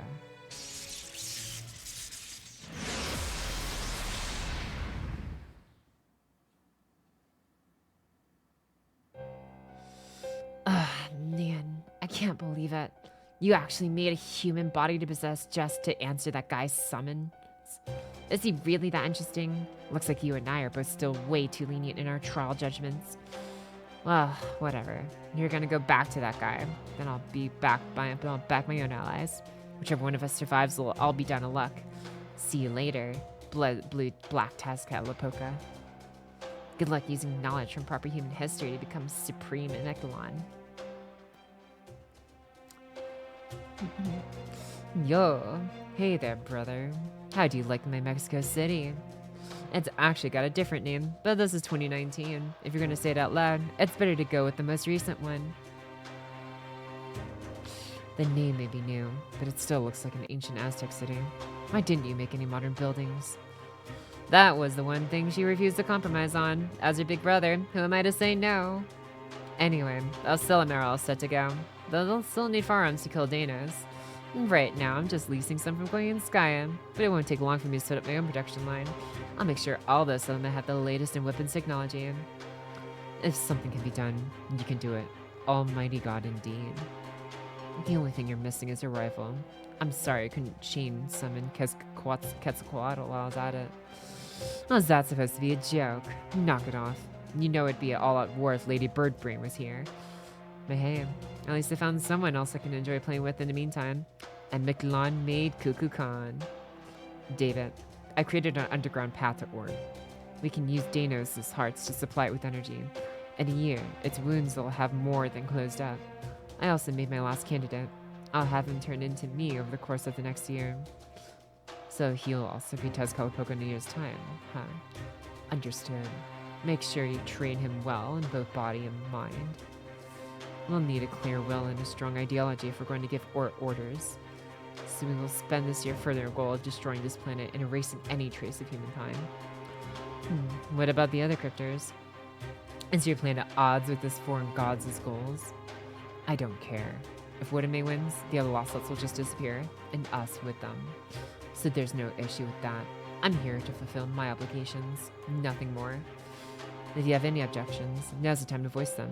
Tizcatlipoca. It's not too late to change the plan. Objections? Hardly. Your idea is awesome. I always wanted to see the end of an entire planet. Alright, son. We have our very own war, annihilation, and being good to begin. Let's get started.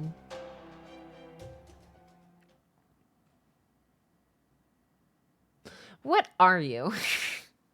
Every time that like we get a glimpse of David's character, I just get more and more questions. I'm like, what are you?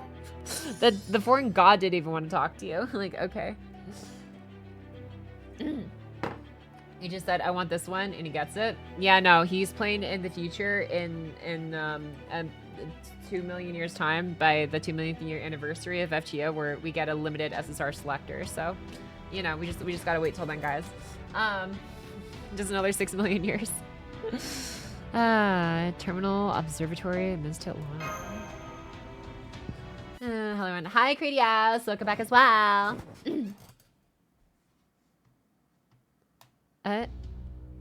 Okay, let's just make sure we all saw the same thing there. I saw David making an underworld pilgrimage all on his own, finding Ord's body in Miklon's bottom stratum. I saw him talking to Tezcatlipoca about using Danos hearts to activate Ord, and I saw him planning to go back down to the bottom stratum to do just that in a year's time, which would be now. He doesn't just want to destroy Miklon, he wants to destroy all of Earth.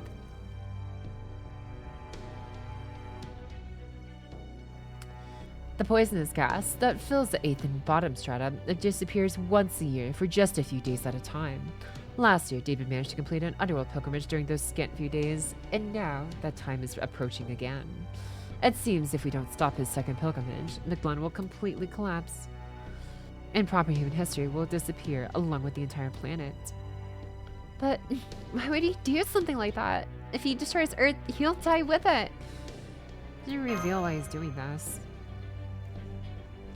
Yeah, that's not a problem I think we should be ignoring either. We know what he's doing, what his goal is, and where we need to go to stop him. That's a big step in the right direction. At some point, we're going to have to answer why he wants to destroy Earth in the first place. Be that as it may, right now, stopping David is our top priority. Kukulkan, Zaquik, move with the poisonous gas in the 8th stratum clear. Kukulkan?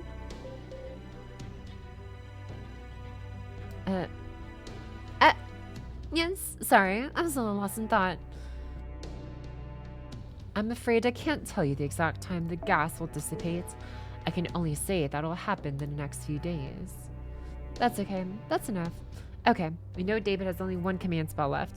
He used one in his battle with Camazotz, and another to activate Tezcatlipoca's Noble Phantasm in Mexico City. He probably needs to use the last one to revive Ort. If we let him reach the bottom strata again, it's over. Fortunately, the underworld is still closed off. I'm sure that Danis will help us once we explain the situation to them. If they help us invade Mexico City, we can capture David and stop him from reviving Ort. I agree. As long as we can convince the King of Dinosaurs, I'm certain they'll help us. This doesn't just concern proper human history. This is about protecting humanity, with Earth itself at stake. So you want to stop David and save humanity? You're very brave to go up against someone who fought Camazotz to a standstill. But there's no point in that if it gets you killed. Why not go back to Chichen Itza and wait to see what happens, instead of risking your own necks? Maybe David will fail. Maybe Ort will never wake up. And even if the world is destroyed, it won't be your fault. So why not relax and enjoy yourselves? I'm afraid we can't do that if we don't protect the world. But isn't the destruction of worlds natural? We don't fight amongst ourselves. We don't struggle against how things are. We simply go with the flow, as you say. That's how we've been able to live peacefully for 66 million years. If the world is destroyed, that just means its time has come. I don't think humans have any right to interfere. Don't you agree, Big Brother Tapu? Fighting to protect the world just because you don't want to die is just selfish. Even wrong, isn't it? Even if the world is destroyed and all life dies out, that's not a tragedy. It's just the natural order of things. All life is equal. No living thing is worth more than any other. Death comes for everything eventually, and nothing deserves preferential treatment. So no matter what happens or who dies, there's no need for such intense grief. As living beings, fighting of a desire to protect someone or something is fundamentally wrong. Huh? So it makes sense, but... Huh. That's strange. I was trying to cheer you all up, but it looks like I did the opposite. I'm sorry. I wish that had gone better. Oh, but you really don't need to worry about this too much. Even if David doesn't wake or it won't be long before Mictlan ends anyway. Huh? Excusez-moi? Huh? Did you not tell them, Big Brother Tapu? Mictlan's sun will soon reach critical mass. It will explode and wipe us all out after 10 more cycles. Mictlan's destruction is going to happen no matter what. Every Danos knows this.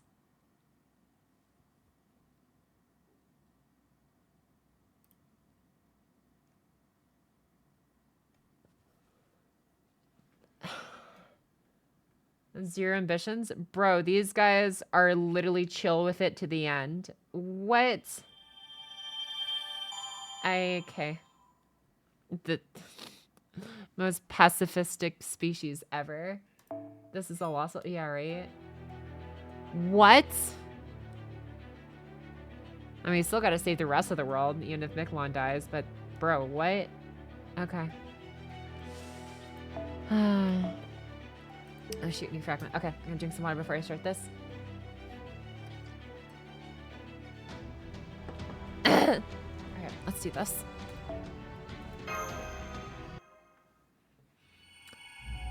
Lostbelt 7, Fragment 3.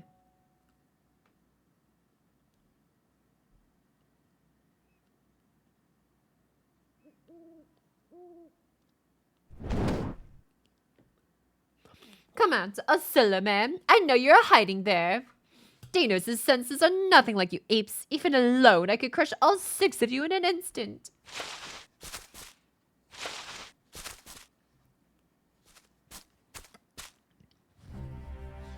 So, you came alone. Huh? Excuse me. Okay. So, you came alone, as promised. Very well, Priest Vuku. I'll honor your request. Stand back, soldiers. We're going to talk king to king. Oh, what's wrong? Is it too soon to call you a king? Are you still not ready to go through with this? No, it's not that. I am a king. I'm the best king the Danos could hope for. I can't trust Kukulkan or the king of dinosaurs she chose to lead us. The Danos are Mictlan's superior species. We are the ideal version of humanity created by the Mala. Your slottle monkeys, on the other hand, are a lower form of life that don't enjoy any of the Mala's protections. Normally, even consider a discussion like this would be absolutely absurd. But if your objective is truly to prolong Mictlan's life, then I'm willing to be a little absurd. Is Kali, king of those Suleiman, if you and your people can truly save our son, then I'll give you the Solar Conjuring, Chichen Itza, and proper human history ship. How does that sound? Give them to us. You mean you want us to get rid of them? And of course we will. Mictlan doesn't need 2 capital cities. We'll let a few Danos live, but we will destroy Chichen Itza. That's a relic of the Khan Kingdom, the embodiment of the wisdom we, lower life forms, had to draw on just to survive. You Danos want for nothing. You have everything, so you have no right to that. Fine. I'll make up a reason to send the warriors into the plains. The rest will be up to you. Take that chance to destroy the ramparts and reach the altar. But what about the proper human history ship? Can you carry it yourselves? That won't be necessary. We'll just destroy it where it sits. If we're going up against proper human history, Tillalok will join us. It seems the Master Caldia is absent right now. Too bad. I'd have liked to obliterate her ship right in front of her.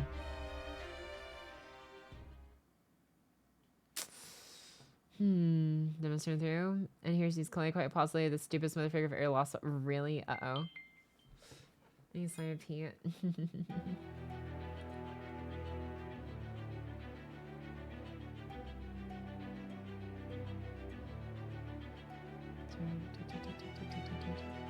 Okay.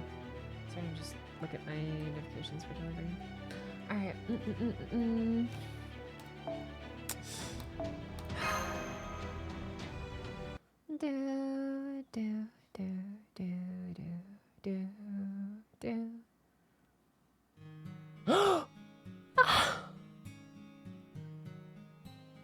I never thought I would miss seeing Rasputin and Olga. I'm assuming Olga's gonna come up. I miss them so much already, dude.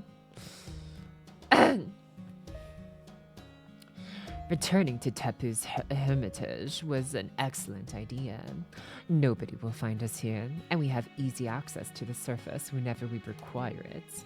Even were Mictlan to collapse, we would be in no danger after we depart this Lostbelt. We do need to ensure that no future in which Ort destroys Earth doesn't come to pass. But if that time comes, he and I will do whatever it takes to stop it. Afterward, you can fuse with Ort at your leisure. For the moment, you need only remain here, heal your wounds, and wait to see how things unfold. I don't need your advice, Rasputin. I was already planning to do that. I still haven't fully regained my memories, but I know what I am now. The only enemies in this Lostbelt who actually threaten me are Kukulkan, Orts, and Camisots. I'm sure he's that was born in this Lostbelt. I suggest letting Caldia take care of him. Knowing Pocketchalk, she will ultimately win against a god of death. Not without significant casualties, of course. Queen Skya only got a bad deal, it would seem. You know, I didn't notice it before, but this whole place feels weirdly unpleasant. Something about it reminds you of the levels of the underworld. What was Tepu studying here? Oh, right. I still haven't told you, have I? In the Magecraft world, there is something known as mystic eyes. Mystic eyes let the bearers see the flow of many things, including magical energy, time, fortune. But one of the rarest kind are the mystic eyes of death perception. Shiki. They are a rather extraordinary phenomenon which allows their bearer to perceive death in other beings and then cause it to occur, regardless of what form of life those beings may be. Weak though they are, there's one being in this Lostbelt who does possess such mystic eyes. Tepu. I see. Oh well, who cares? Mystic eyes are wasted on Danos, no matter what kind they are. Eyes like that would be more burden than blessing to a species incapable of mustering the will to fight. More importantly... Hold up. What's going on? Why am I getting these kinds of readings from the third stratum? Have you sensed something amiss? You seem far more disturbed than I would expect from the foreign god. It's those Selime. A whole bunch of them are making their way to the third stratum. I think they're planning to surround Chichen Itza. I see. Ukugu can't offer accompanying pocket chalk. Chichen Itza has been left largely defenseless. This must be the perfect opportunity for Tezcatlipoca.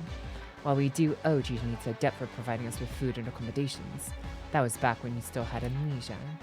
Any battle between the Danos and Oselimar is no longer any of our concern. You are, as you should well understand now, the fallen god. So I urge you to save your strength for the upcoming Chronicle of Humanity and refrain from any rash behavior.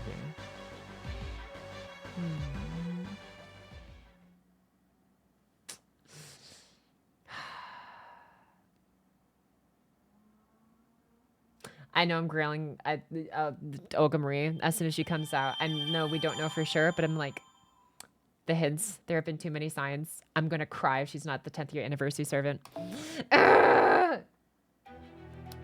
So excited, dude. Okay, with that said, I'm gonna grab my food real quick. I'll be right back. Story time is still continuing, but I just have some food I need to secure. That's right, Tebu is in fact a Shiki from Tsugihime. Dude, the Olga anniversary, surely. I'm writing this hope until the day she's revealed. Okay. Anyways, Beeeg Pocky, grabbing at some chimkin. Okay. Okay.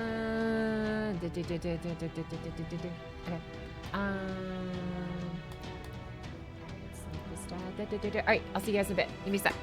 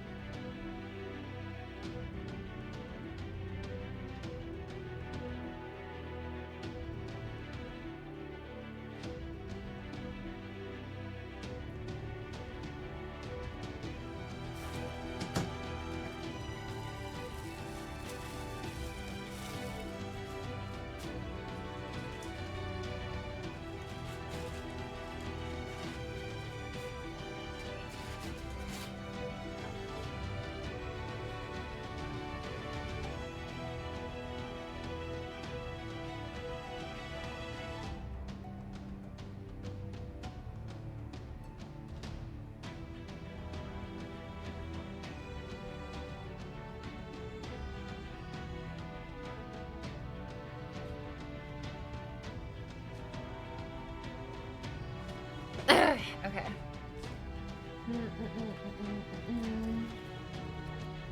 The food is in front of me. I am honestly here. We're just gonna take a brief like food break because I'm like I wanna actually enjoy it instead of like trying to like go back and forth for a bit. So yeah. Pocky. Hold on. Pocky. It's here. Brief food break. Pocky is nomming chicken. Yeah. New chicken. I know how to spell. Is how does this work? What are these? Oh, there we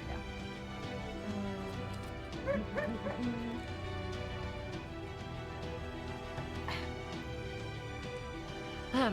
Sorry, time is just shaky from seeing me again. Show the chimkin. Okay. Oh god, I don't know if you can get a clean picture just yet.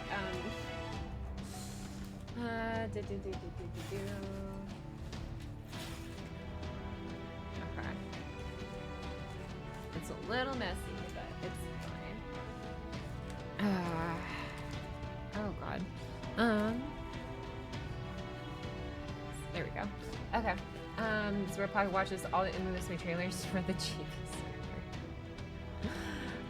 No, it's okay. I'll watch them as they come out and stuff on the day. That's what I'll be looking forward to. All right, Chimkin with the Popeye signature sauce. That is not what I wanted.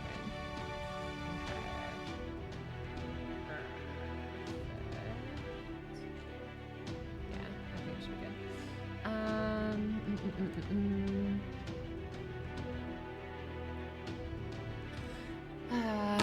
Okay, I'm just gonna have to start breaking into this. Where's my...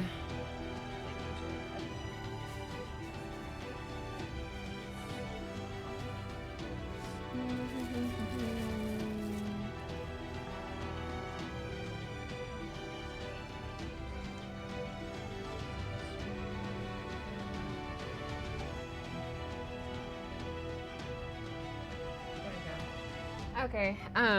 I mean, it's nothing too crazy, I guess, if you really want to see it, but it's just chicken.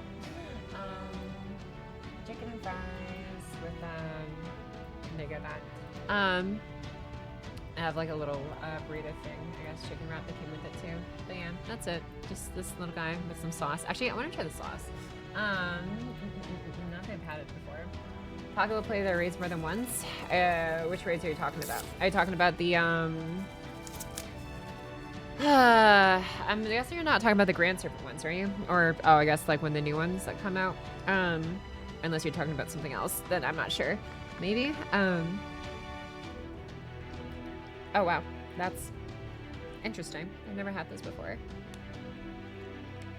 Wait. Oh, hold on. You're talking about the Ort raids. Never mind. I don't know why I was thinking about like the grand like class raids for some reason. No, you're talking about the Ort raids. Yeah. Those ones, I don't know, because that's gonna take a while. We'll see how long it takes. I just don't want a stream where it just ends up being me kind of like grinding it for like literally 10 hours or something. I probably won't be 10 hours, but for like ever. So we'll see how it goes. But yeah, I want to keep most of the things I show on stream like mostly just the story content. Like the fights and stuff will be nice, but if it takes too long, I don't want to be spending 10 years on the same thing. But yeah, I'll like show like the beginning and end at least.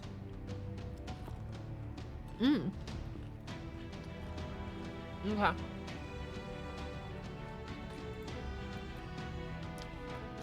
Yeah, this is pretty good. It's pretty good. I don't know why. Like, their seasoning is just, like, so distinct. I don't know what they put in it, but... yeah. It works for me. Should we Pocky pull on story? No. Or it should not do that. Or it should definitely not do that. Okay. Yeah, the sauce is a tiny bit spicy. That's fine. That's fine. I'm not a big baby. Yeah, it's like hard to like pick out a singular piece. Okay. Here we go.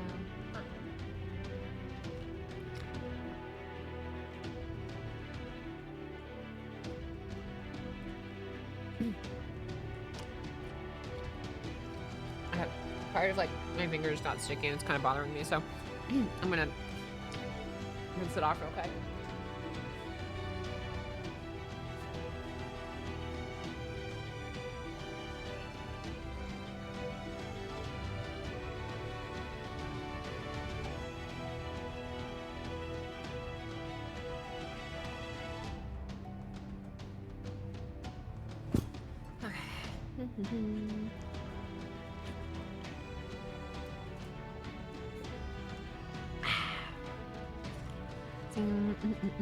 Uh-oh. There we go.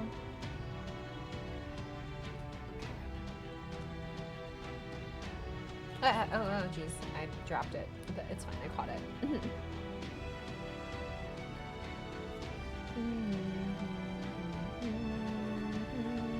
Uh-oh.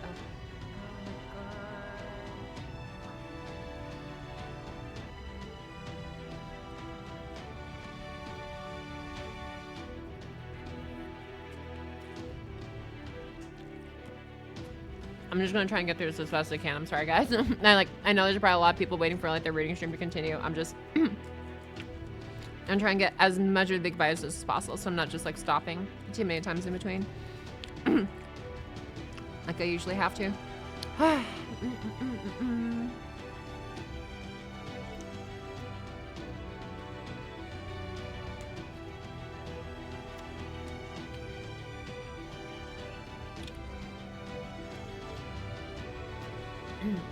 It's time to see things or through things in a taco. Thanks, Jude there.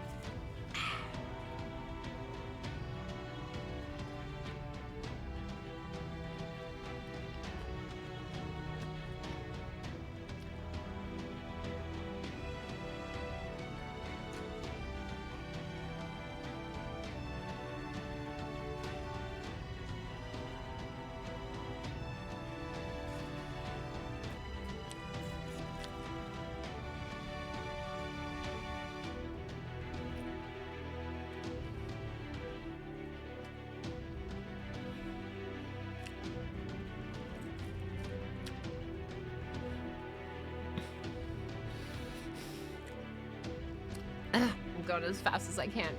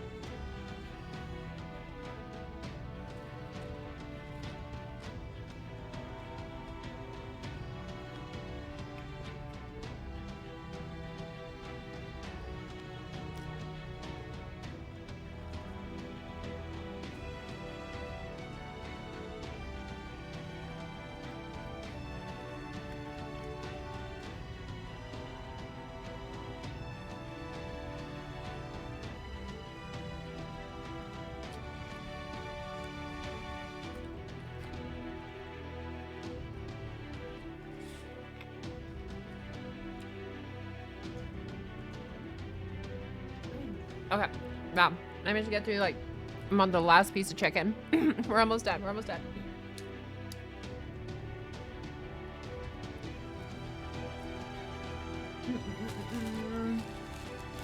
Okay.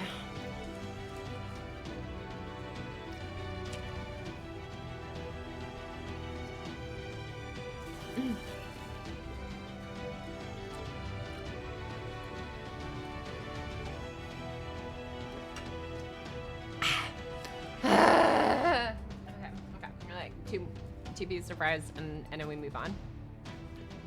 Ha.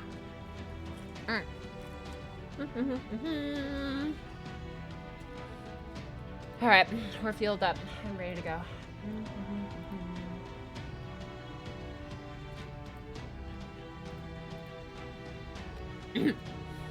All right.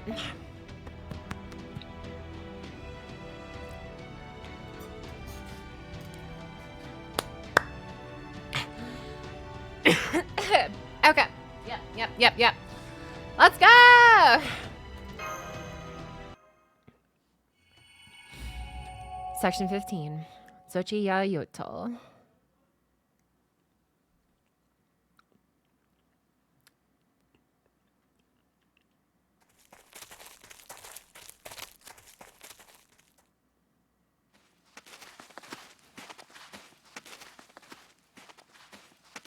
Wow, we're okay.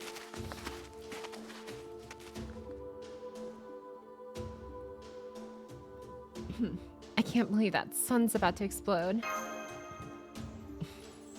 Or that Miquelan's going to be destroyed regardless of what David or Ort do. I am so sorry that I kept that from you on purpose. Admittedly, in part because it has nothing to do with proper human history. But I also didn't want you simply seeing us as a species doomed to imminent extinction. You don't have to apologize, Tepu. What you did let us interact with you and other Dinos much more normally than we would have if we'd known your time was limited. In fact, to be honest, I feel like you've got us proper human history folks beat hands down. You Dinos really are both incredibly intelligent and ethical. I can't imagine another intelligent species that could be so calm knowing their sun was about to explode. None of you have so much as raised your voices, to say nothing of rioting or looting. I don't like this. If they can't possibly save themselves, shouldn't they be spending their last days checking stuff off their bucket list or something? Anyway, now that we know what David's up to and how he plans to do it, there was no point in sticking around Miss Tetlan any longer. We need to hurry back to Chichen Itza and ask the King of Dinosaurs for help. Whether he captured David while he's still in Mexico City, or whether he set up a dragnet for him in the Third Underworld during his pilgrimage, we're going to need the Danos' help. Right, not to mention we should be able to see Olga Marie again at Chichen Itza too. Whatever business she had that took her back to the first stratum is bound to be done by now.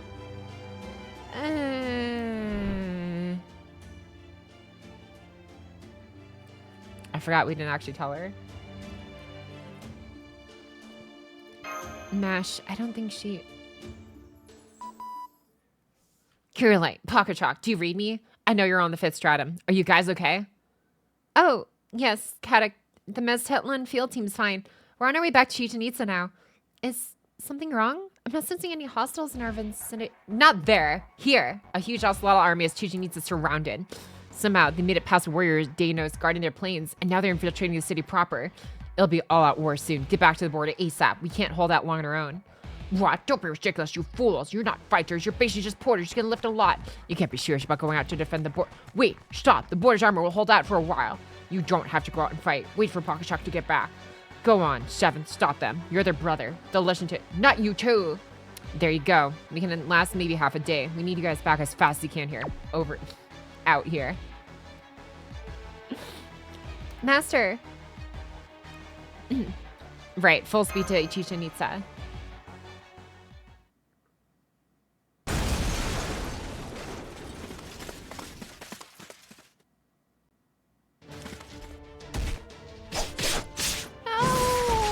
Yeah!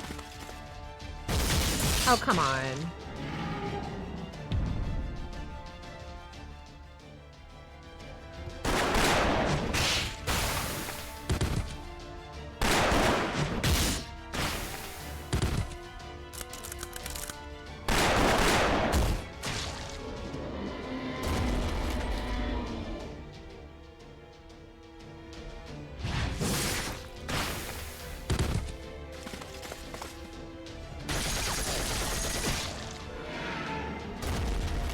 We need to give the dinosaur some guns. Even with the latest weaponry, it takes 30 of us to take down one Danos. I can't believe this. No matter, we have control of the entrance now. Squads 4 through 8, go clear the southern area. Squads 9 through 17, focus on the warrior Danos returning from the plains. Kill every single one you see. Tezcatlipoca, our lord, requires as many hearts as we can bring him. Remember, we're doing this all for our son, and to make Mexico City our eternal home and capital.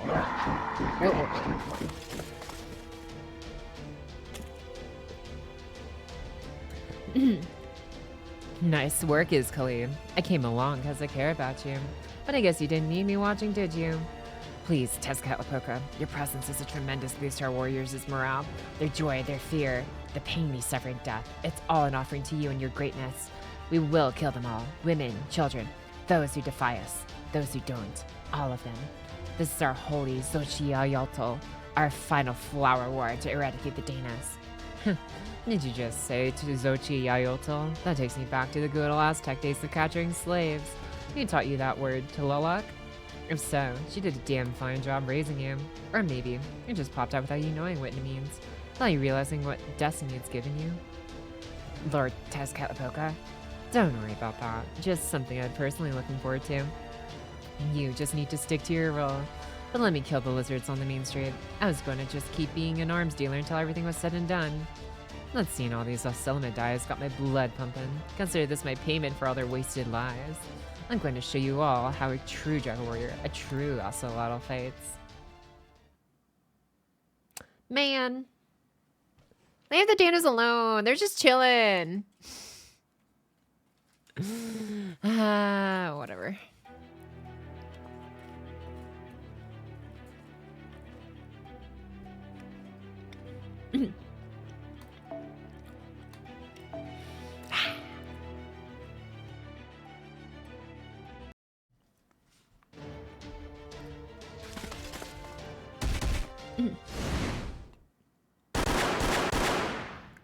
Haha.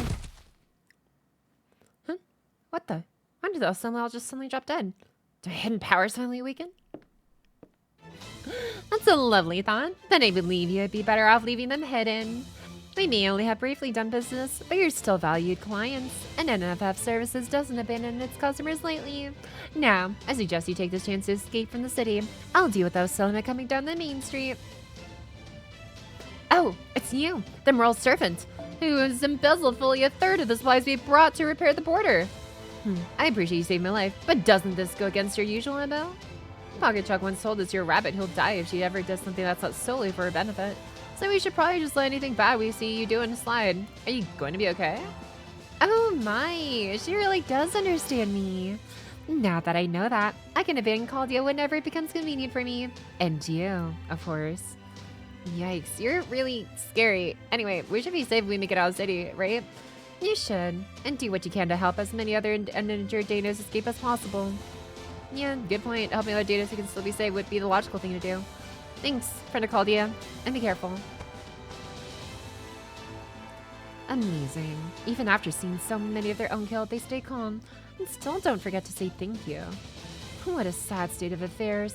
If the Danos are actually willing to fight back, those Silma would be no match for them. Apparently, even robbing them blind isn't enough to get them angry. Don't let Danos escape, kill Curl. As for you people, this is a war for survival. I wouldn't say which side is in the right, but I can't help both. Unfortunately for you, I've decided to help the other side this time. Goodbye.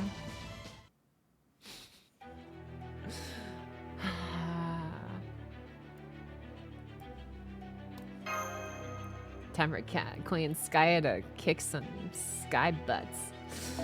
Some butts sky high, I should have said. The goat is here, dude. I like this arc for Queen Sky so far.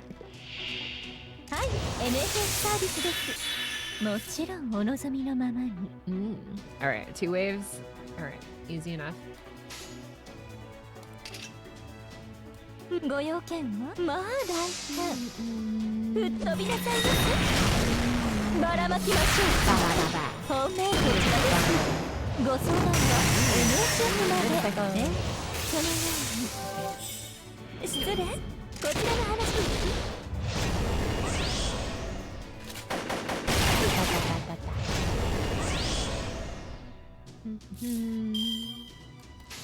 Alright, let's just make some crit stars before we absolutely annihilate them here.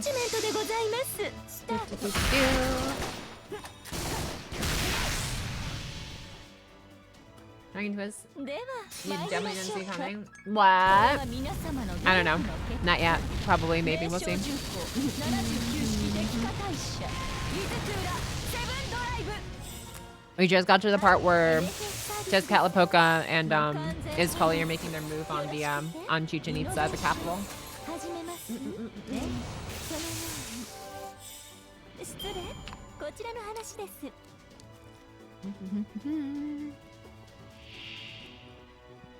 Wow. They even gave them the knockoff storm borders. Okay. How many hits? One? Oh, it's one turn? Oh well, no matter. No matter. ま I'm だ gonna just make some ご crit 用 stars. 件まだバック商談終了ああもう Number of enemy pet. You can't improve number of enemy pet. Is that her thing? Oh, it might have been. Yeah, that might be her, I guess, story buff ability thing she has here specifically. Kind of like Salter's buff. はい、NFS サービスですもちろんお Noise. 望みのままイノベーション始め Wait, is this hit base or turn? Turn? Really? You son of a gun. Okay. Well, not much you can do about that, I guess. 人類殲滅このようにいかほどまあ大胆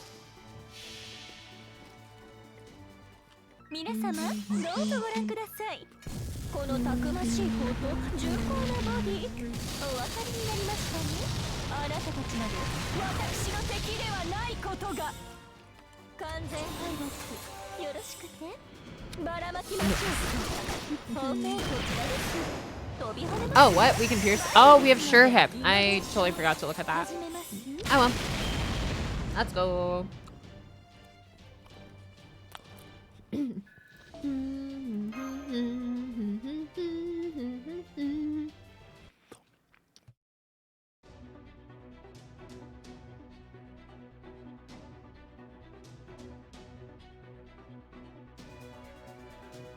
Excuse me.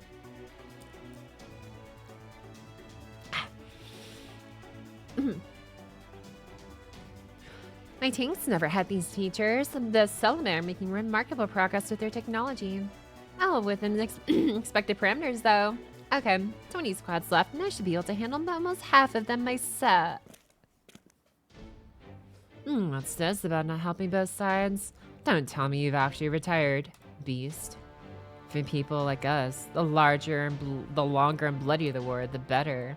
I thought NFF Services was a charitable organization out to give people what they want. And that you were just a warmonger who provides people with as many weapons as they want. You're essentially a merchant of death, just like me. Isn't that right, Tokli? You think devoting yourself to helping people makes you a good merchant? Forget it. That's just going to get you killed.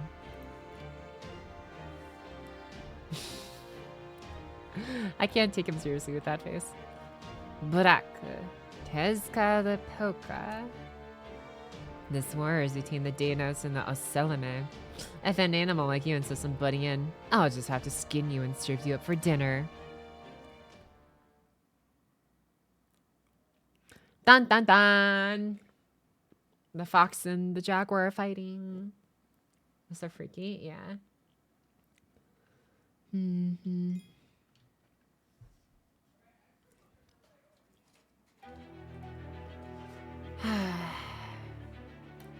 Here are 3.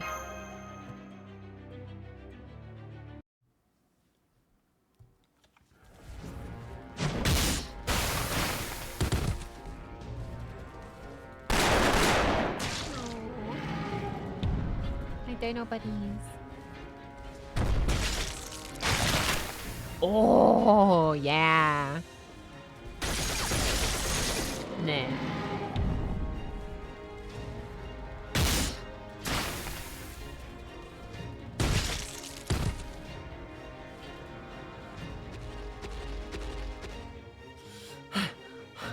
Oh man, this is bad. This is really bad.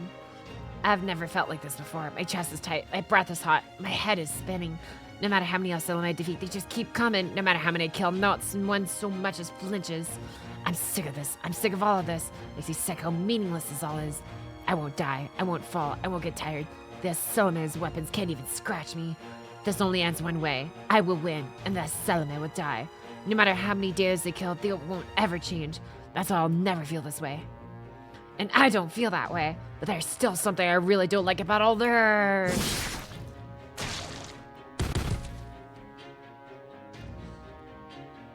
I've always been scared of those Solomon.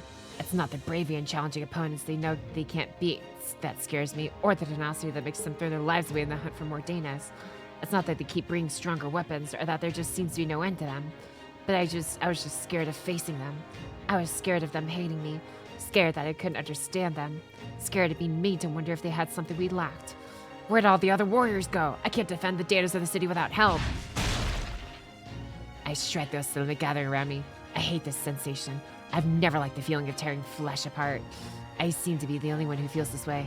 The other Danas aren't cowards like I am. They're a different species. We can never understand one another. The Danas stood alone at the apex of Migdalon. They say the Mala decided this a long, long, long time ago. We can't hear the Mala's voice anymore, though. I'm not even sure the priests can. Apparently, they said we're stronger, smarter, and live longer than anyone else. It's been like that all our lives, and no one's ever complained about it. But maybe that's only because we don't understand what a complaint was. Damn it, my focus is drifting. I've got to hurry. Right, I was heading for the shrine, where all the elderly Danos are taking shelter. Only the warrior Danos know anything about fighting, or no one else has any interest in fighting. They don't fight back when the Solomon attack them, not exactly. When they lash out with tail and claw, it's just instinct. That usually leaves the Solomon dead and the battle over. But as Danas near the end of their lives, their reflexes grow far too dull for them to do that. So they just stand there, letting themselves be attacked for minutes at a time until they die without ever even understanding why it is happening to them.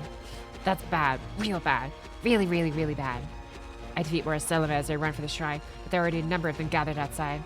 I'm too late to save the Danas aside. I can already tell. I know what I'm doing now is meaningless, but my legs refuse to slow down. Even if I am too late, I have to see this through. And then...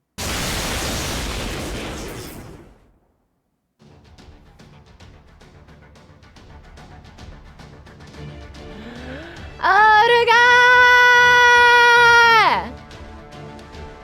It's your wifey. Get out of here. Be gone, vile invaders. And don't bother voting for me.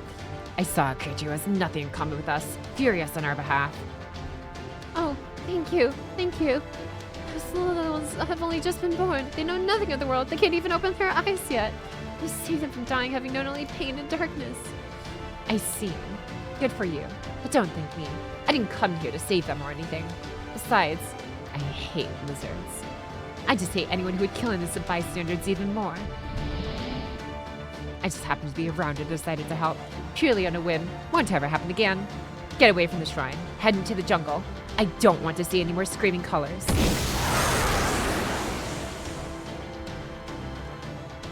So, I'm sorry. Screw my doubts. I know there's no point in saying this now, but my hopefully future wife is so cool.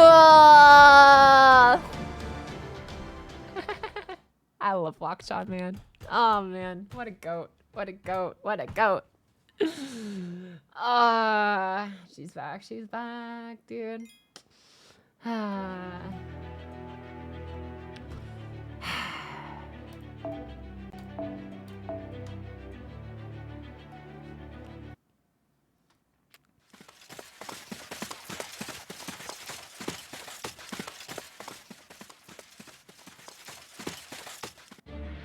There, I can see Chichen Itza. That parts have all been destroyed. There are no Solomon outside the walls anymore. They must all be inside the city already. I've got a fix on the hostiles location inside Chichen Itza. There are 1,880 Solomon. Their numbers are decreasing. The Danos must be fighting back. We need to prioritize protecting the border and making sure the King of Dinosaurs is safe. See, what's the call, Pocket let's split up. You and Nudicus handle the border. Got it. Nudicus and are on their way to the border then. You, Mash, and Kukulhan make for the shrine.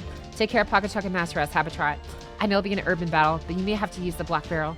If you're certain doing so won't result in any civilian casualties, then use it if you have to. So, basically I'll use it on a real big baddie, yeah? Okay, got it.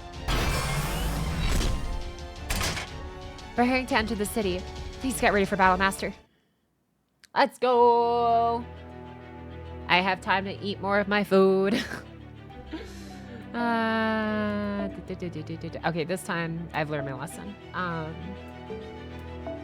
Where is it? Where is it? Actually, wait. Oh, you know what? This might actually be smarter. Actually, wait. No, it won't. This is just gonna be smarter. Where is... Yes, you. Sweet crystal. Oh, yeah. Alright. You can filter it? Nah, it's okay. I had it on select sort already, so I wasn't too worried about finding it.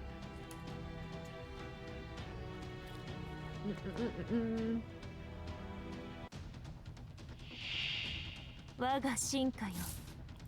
玉座の支度はできていますか？手に入る。 Nice wave of enemies. Be a real shame if みなぎるお米 they just kind of immediately died, huh? 簡単に終わ Bing, る。防具を bing, 了解。 bing. いい判断です。 It's not honestly kind of trips me up how like it's just not explained in game that like when you do a brave chain with like an MP, it's like a bus chain or R chain or whatever. It doesn't actually improve the effectiveness of the NP card type. It just does it for all the other regular cards. It's still wild to me that's like that just never got explained. Oh, the battle's already over. Damn it. Okay, I gotta eat these 2 fries real quick. Ha.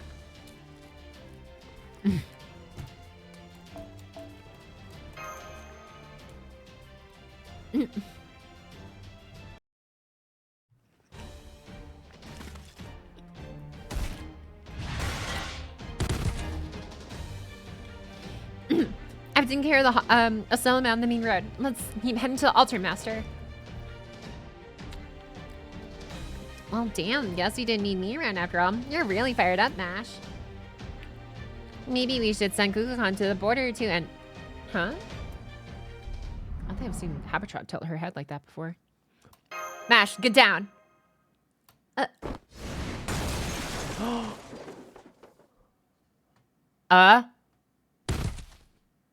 No. Koyanskaya? Oh, so you came this way. I guess this means you care more about people's lives than your ship, girl. Then I'll take what you value most. See, in my world, those who desire life must offer their own. Tis Poka.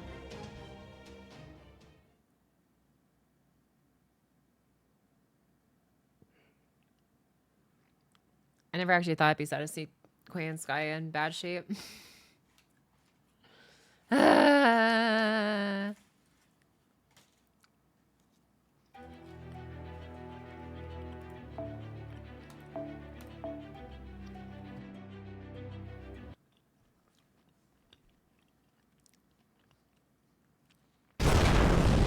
Oh no.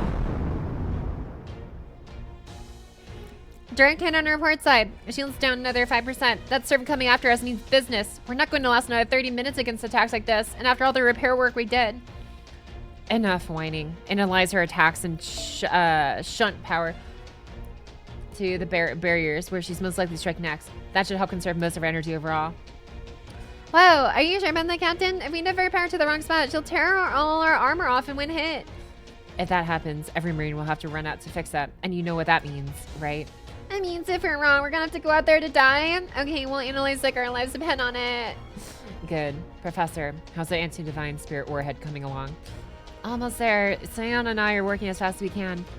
We're coding it within a recreation of Quetzalcoatl's authority taken from Chaldea Spirit Origin Graph. In Aztec mythology, Quetzalcoatl killed Tlaloc once before, so it should pierce her spirit core no matter how tough she is. Got it. Focus on finishing up. We'll focus on giving you an opportunity to use that. Kadak, I want to lure that servant to the border's starboard bow. Your specialty is anti-beast meat trap, right? Then you should know how to corner difficult quarry. If you have any advice, now's the time. I see. So you want to hit her with a torpedo, huh?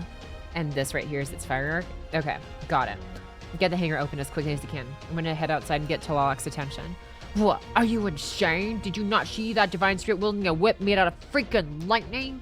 She'll burn you to a crisp the moment you step outside. Can't you just taunt her over the speaker?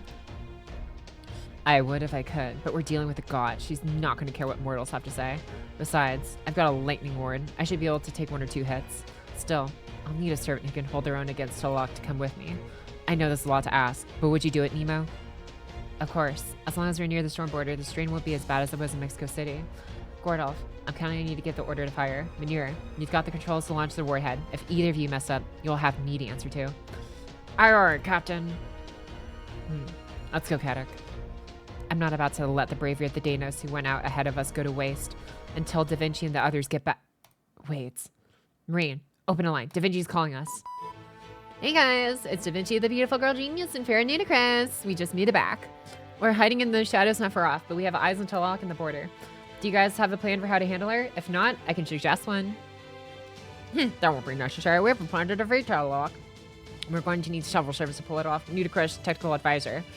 In 1 minute, Nemo and Kadok will be heading out. I would like you two to attack Talok to keep them safe. From there, I want you two, Nemo and Kadok, to team up and drive her into the firing range. And remember, the border safety and my own hinges on this battle.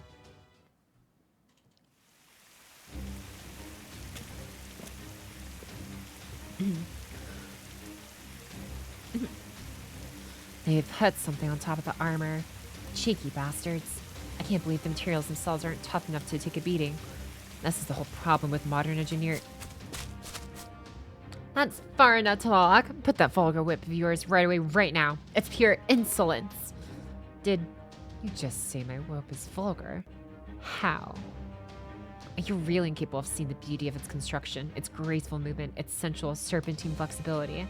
Are you truly a queen? Be honest. You clearly have no artistic sensibilities whatsoever. What was that? Nicholas only said that to get her attention, but I definitely can't bring that up now.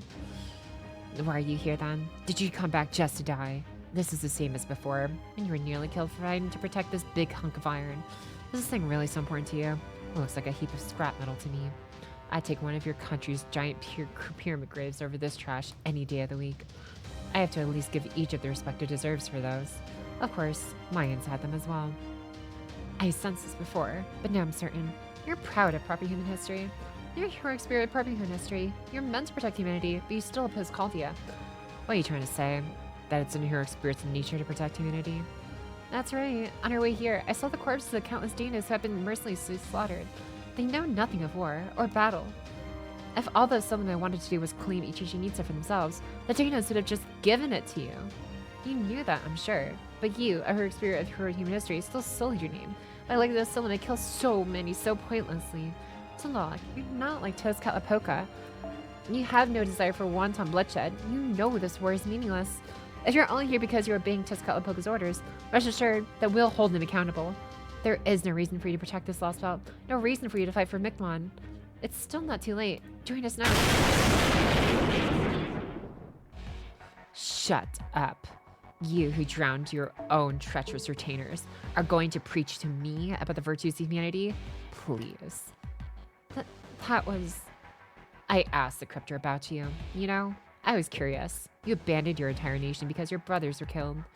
You're the queen who deceived and killed those who violated your laws and governed your city, your country.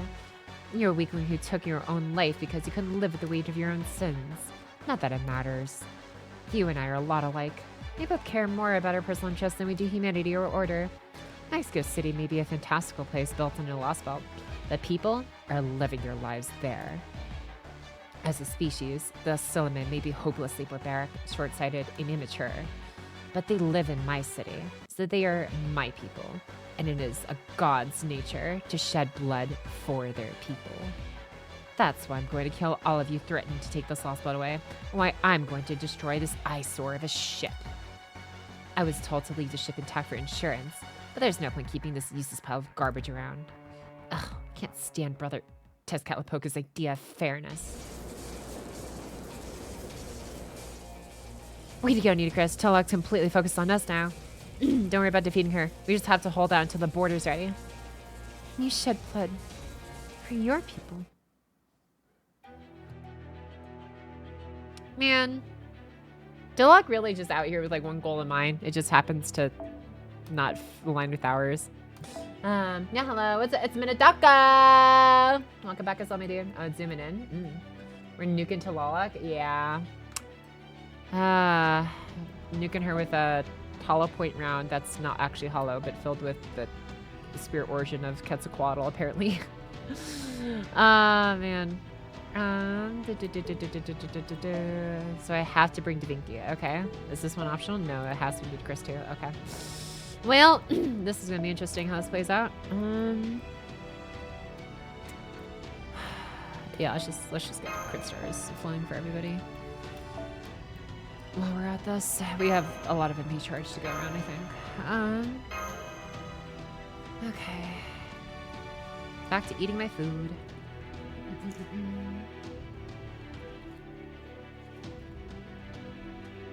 They're similar. I don't know if we're that similar. はーいお任せ酸素補充だちょっと待って Huh? Yeah, Ascension. トラロック Nice. Okay. アクセル全開 What is our best chances here? Yeah. Okay. What about this? 天空よ気が合いますね聞こえてる Take your down, Nito. 屍の鏡暗黒の鏡扉 We're not has Arthur first up. Oh, I totally forgot about that. 暗空ねぶた受精 It's probably fine. 私は It's probably fine. 守らなければ出ませいや才能を作ります仰ぎなさい Ow. トラロック I really hope you're not just gunning for Nitocris, but I would also understand lore-wise if you are, because that actually makes a lot of sense. 大逆には死ガンガン撃とうかよしいい味方だね Oh, that didn't give me charge? Oh, I think it's the other skill. 酸素補充だちょっと待って Yeah, it's the skill. Okay. Yeah, sure. よしいい味方だね Oh, no, Davinci's S3, right? Was okay, would have been good. That's fine. ベルトを締めて I'll save it. ノーチラスで行くこのスリル I'm gonna do 天 this. 空よ I feel like you're gonna get focused down. いいよあちらもどうぞ見せる時だ最終確認テンポ大体いいです大体いける大体バッチリコメントですもう仕方ない Hi, Pa. Can you talk about over to Oh, okay. Have a good look, run. No worries, my dude. No worries. 不敬者 Sorry, what? I just forgot. I don't remember every single servant's skills. Make it a bigger. 才能を作ります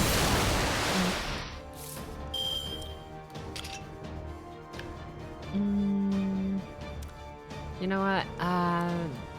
Yeah, I'll just はい資料がザザーザザー try to figure out what to do here.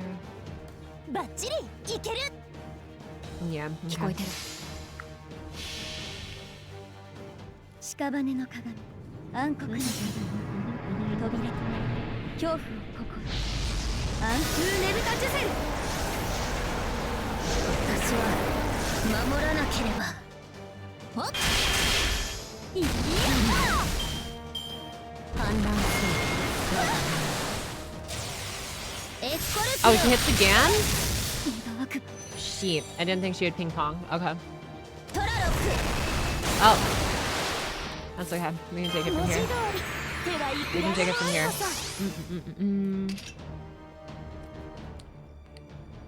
Yeah, we both have survivability skills here too, so. よーそろ待っていたよよーしやっつけちゃうぞ Actually, wait, no, let's do this one. Miyuki. Yeah. That makes the most sense actually to me. 最終確認テンポ大体合ってる大体いいです大体いける大体バッチリノーコメントですもう仕方ないグレートラムローチラス守らなければいや容赦はしない小型艇発進 Nice, look at that. Pull me fun! Oh yeah. そっちそっち Hell yeah, there it is.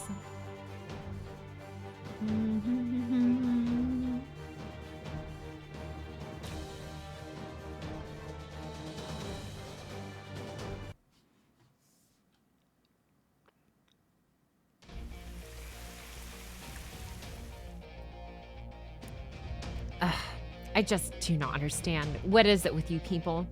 This is exactly how things went before. And here I was, expecting some new weapon or something really shocking after all that big talk. No, we've got something for you. Forget shocking. This is going to blow you in every possible sense. Commander, she's in position. Now's her chance. Right, we're all locked up and loaded. Fire at will, I mean you're... don't you mean fire at will? Huh? It opened.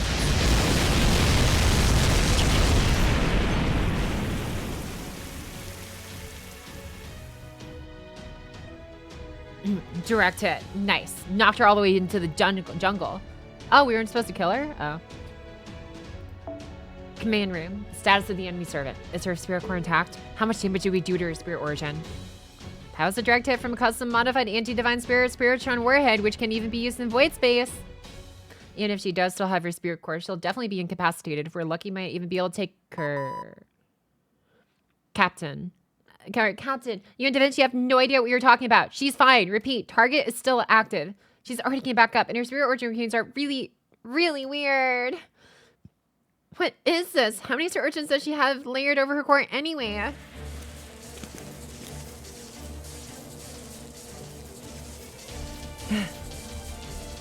Okay, that one hurt. So that's a warhead, huh? Nice trick. I have to give you that one. What the hell? Not only is she not fatally wounded, she actually has more mental energy now? It's not even anti-divine spirit warhead worked on her. What kind of defenses is she packing? And just how freaking strong is Kukulkan if she can one-shot that? No, that's not it. Tulok isn't a divine spirit. But they live in my city, so they are my people. And it is in the gods' nature to shed blood for the people. That's not right. Gods do not shed blood for humanity. She's something else. Something that, in some cases, may even be more powerful than divine spirit. If I don't stop her, she's going to destroy the border. I don't have any time to spare. There's still a way we can fight back. The 4 servants to the messages too chose all have ties to the underworld. They were all able to make the underworlds and the subterranean world real. That same choice is open to me. Beeeg taught me the ritual to become an underworld guardian. It would be a terrible sin, but if I went through alteration, I could turn this around. Let's go! Da Vinci, Nemo, Kadak, get back inside the border. I'll deal with her. Even if this brings the role here to an end, I'll still...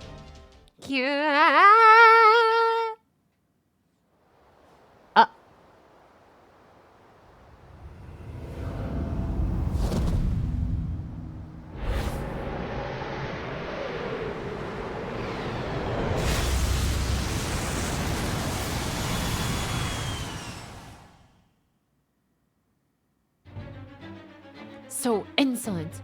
I know that voice. Camazotz. You. Why did you come after me? Let go of me, you filthy thing. Don't taint my path with your muddy... Ah!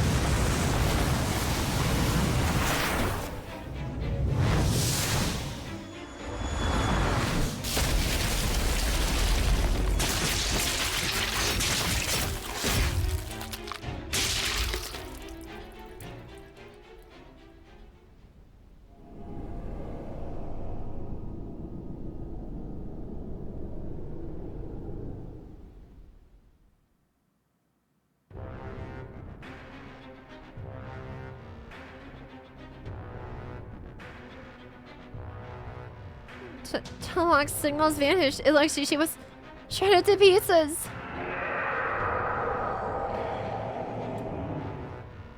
Holy shit, that thing killed Tulok? Or did it just help her get away? Whatever just happened, I have no idea what that monster is, but I think I'd rather have taken our chances with Tulok. It couldn't have been more obvious what that thing is. What's the meaning of this? Camazotz? What's rescuing us another of your malicious pranks?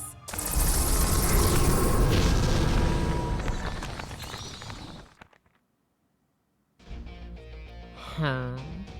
Me rescue you? You're not an idiot, so don't talk like one. It's confusing. What possible reason could I, the ruler of the underworld, have to rescue you people? You know what? Take some time to think it over. Oh, wait.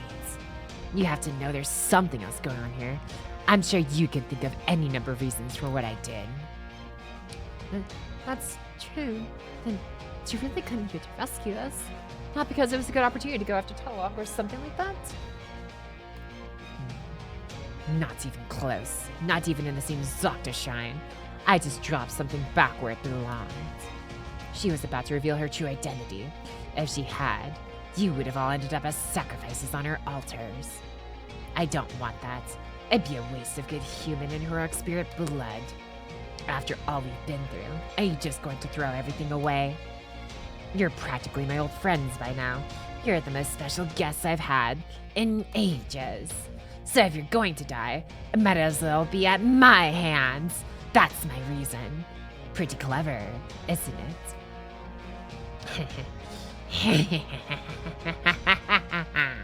Yes, I like that plan. In fact, I love it. Soon, it will be underworld pilgrimage time. Soon, the way to the 8th stratum will open. Soon, come on down to the very bottom of the line. Come on down to the bosom of the withered space tree. I'll welcome you all to the 4th underworld. Oh, my name isn't Camazotz.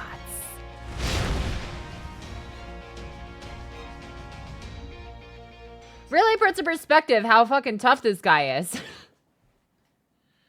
What the hell? Like, he was just going easy on us the entire time. Okay.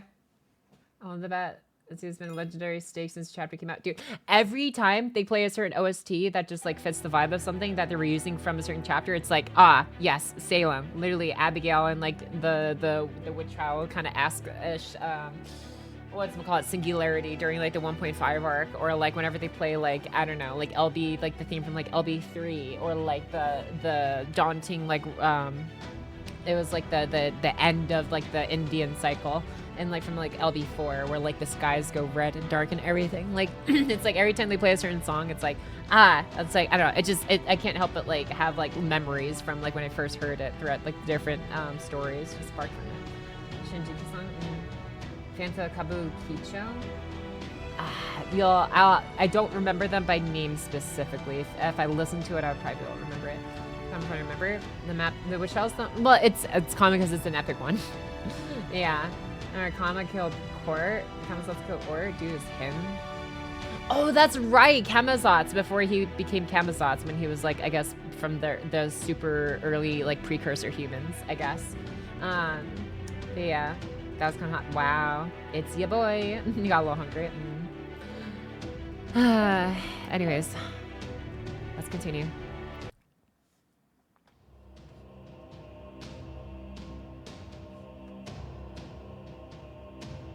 Is that the Tezcatlipoca from Mexico City?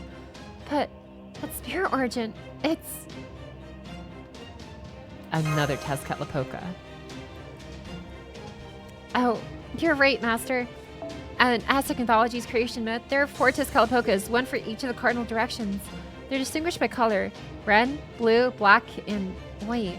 The first to be born, red Tezcatlipoca, is the god of death, rebirth, and grain. The second, West Tezcatlipoca, is the god of war and night, who represents a different sun.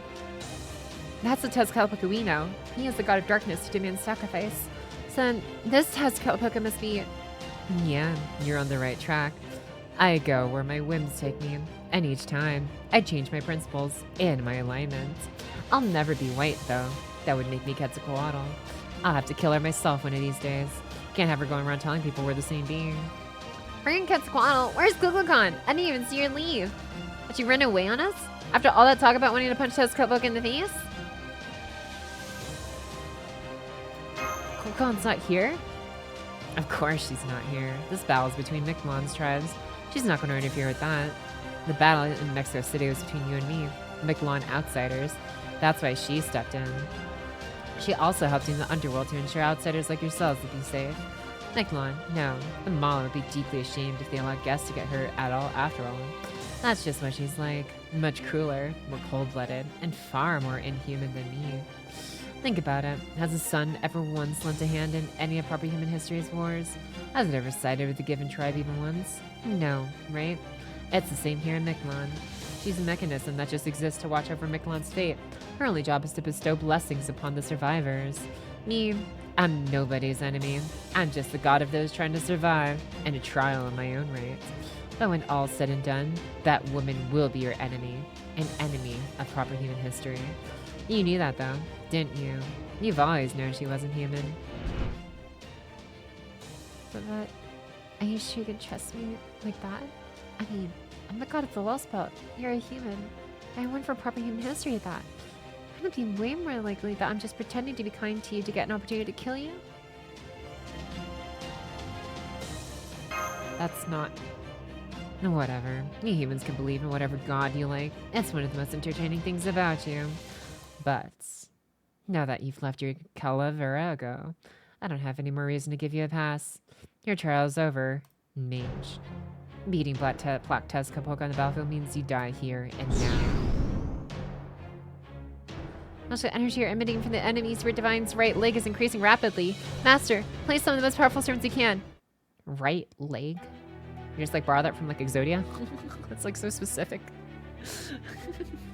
I love these like situations. It's like so like just high stakes and everything. And then, oh, their right leg is powering up. Maybe there's some like specific lore there about it that I just haven't read into. I'm borrowing RPW's coins. Oh, I can finally use my regular buster farming team. Okay. Well, no, I should probably do. If I do lore accurate team, like story team, it'd be like what, Da Vinci? But he's a ruler. I guess Da Vinci ruler, or no, sorry, not Da Vinci ruler. Da Vinci Nash, and then I don't know why. I kind of just want to beat his ass with like Dante. Like I know he has class advantage too, but also like I kind of just want to use Dante for some reason. I don't know why. Okay. I don't want to just keep on playing with our Artorium Mordred in the back line.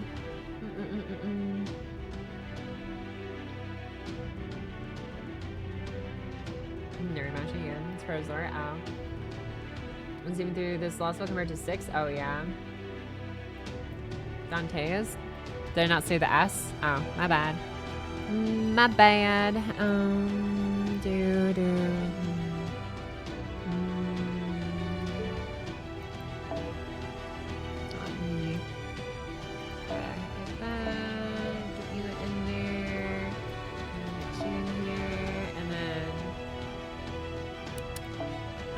If I take this, is it still too expensive? Yeah, it is. Okay. Oh, I'll just get rid of one of these. And then just put in like this one, I guess. So it's cheaper. Alrighty. Actually, yeah, if we're using Dante, or Dante's, sorry. Where is Scotty's? Yeah. Alright. Perfect. And then, yeah, using a new one, obviously. Okay. Alright, yeah, I think we should go here.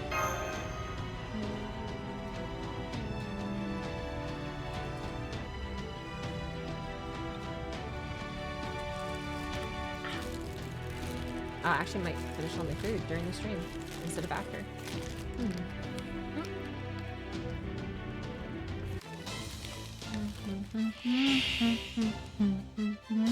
おごるな、騙すな。見えすいている。 Oh!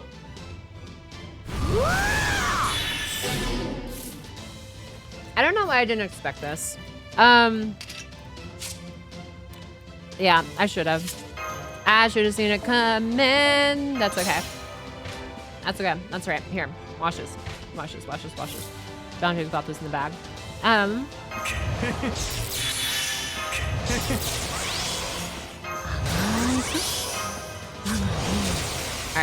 Let me go ahead and do, oh, you know what? I should just let him have the, whatever. It's fine.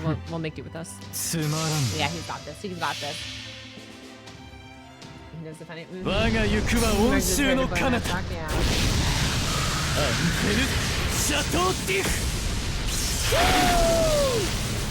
Whoa! How many turns is Invil proc? It's only one, but I only need it for the one anyway.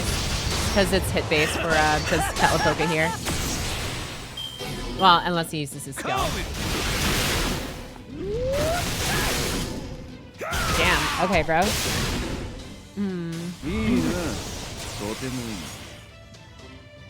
Okay, never mind. 3 every time?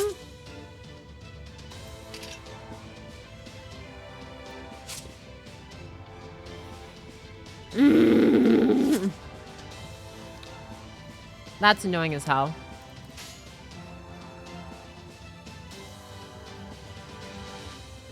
How am I supposed to? I should have just brought the right CE. I should have known this could have happened. I don't know why. I normally prepare better, but and Pearson will eat. Yeah, this is gonna take way too long. Like, this is just gonna take way too long. Because I'm trying to think who else do I even have in my butt. Yeah, no. Yeah, he's literally the only one with Pearson Boom, and it's not gonna work. Okay. All right, we're gonna redo that. Not my birthday. And front line, back line? Yeah. I'll just make sure everyone can honestly just be viable with each other for the most part.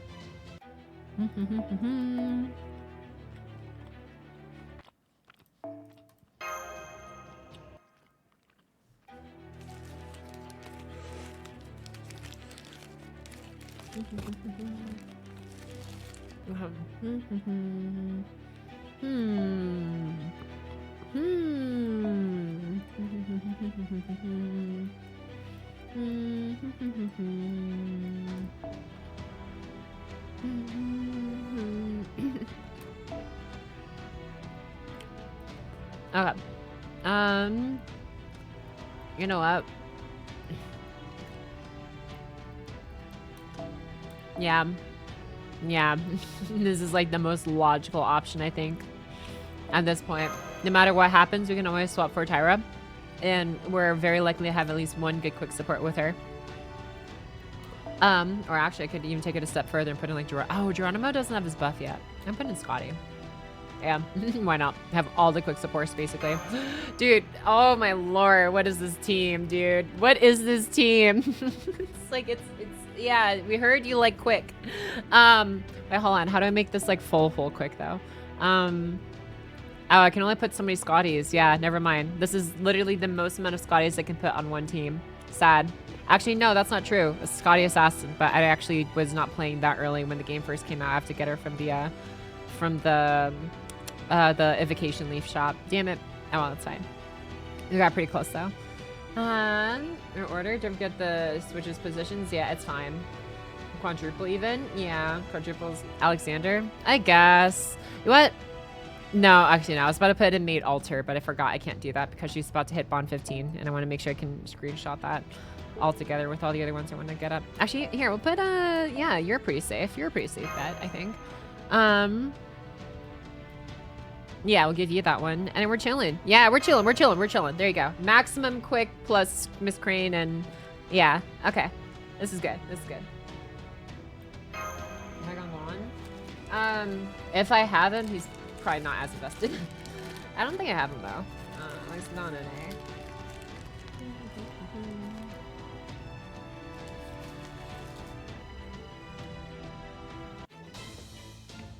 おごるな、騙すな。見えすいている。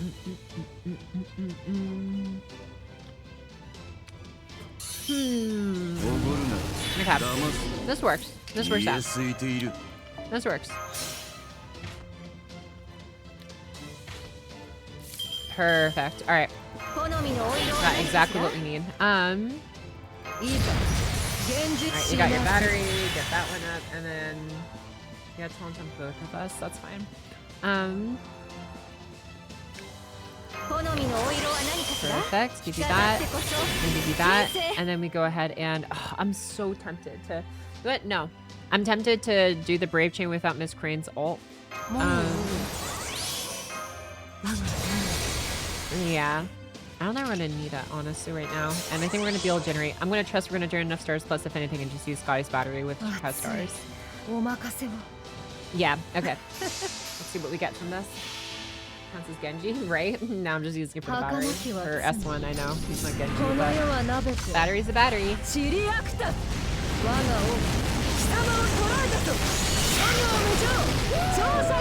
Oh, I forget you have buff from level 2. Does that apply to invincibility? Oh, it does!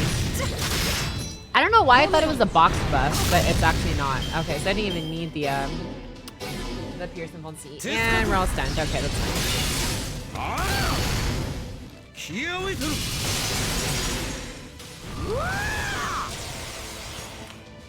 Damn. I have so many buff success rate downs. What the hell? Weird. Okay. Mobility.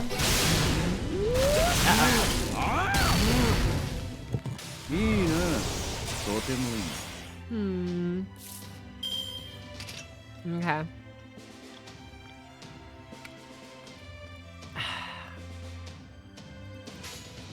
Yeah, I'm just gonna keep doing this. Yeah. お任せを Way too much RNG in the site. Yeah. Hakanaki That wa just breaks. Yeah. I don't know if that's what we need. If that's some conditions, but. チリアクタ我が王貴様を捕らえたぞ諸行無常調査必須 And she was great for this because it has blue from the suplex. Oh, hell yeah. Oh, man. Whoa! Oh, wow. Thanks, Olga. Thanks, Olga. Oh! Oh, you took over from here. Let's go! Wife helmet, right?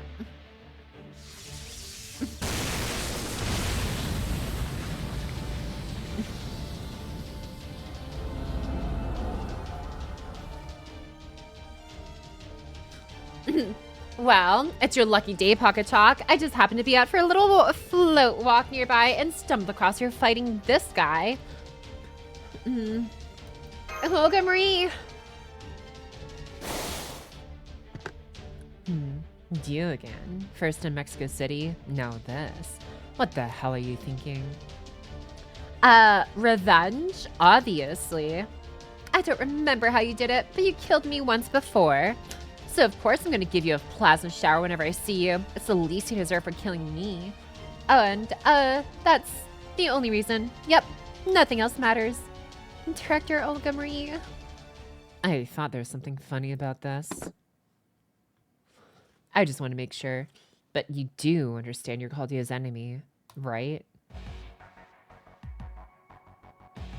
Saving these humans will get you nothing. Besides, you're the one who bleached proper human history in the first place. How completely insane do you have to be to help the surviving members of the species you wiped out? Honestly, that's creepy even by my standards. Shut up! I won't stand for your slander. First of all, I have amnesia. I don't remember anything about myself besides my name and objective. Bullshit. You must have remembered back when you saw my face in Mexico City. Along with your real name, your powers, your position, and the fact that Caldea is your biggest enemy. Okay, that might be true. But it might also be, some kind of mistake. A mistake? Once you declare yourself a god, you don't get to lie to yourself. Ugh, I've never been so angry. I can't even stand the thoughts of wearing my warrior's mask right now. And you two, you're no better. You knew who she was and you didn't say a damn thing. You're just strung her along, lied to her so you could use her for your own ends. Or did you actually believe you were being kind to her somehow? You knew? You knew I was the foreign con? All along?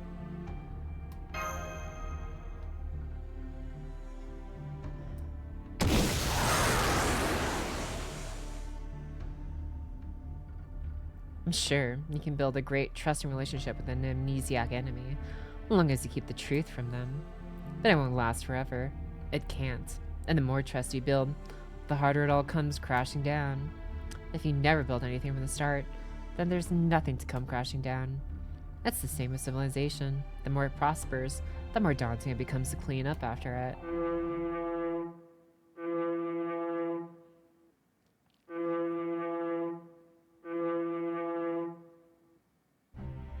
Is that a siren? It's coming from the altar. The sun's orbit has changed. It means Iskali killed the king. Fucking idiot. This Xochitl Yotl is over. All that's left now is to wake up Ort. I look forward to seeing whether you or David gets to it first. It's gone. I've lost Tezcatlipoca's signal, and Olga Marie's. Senpai, what have we done? Can we come back from this?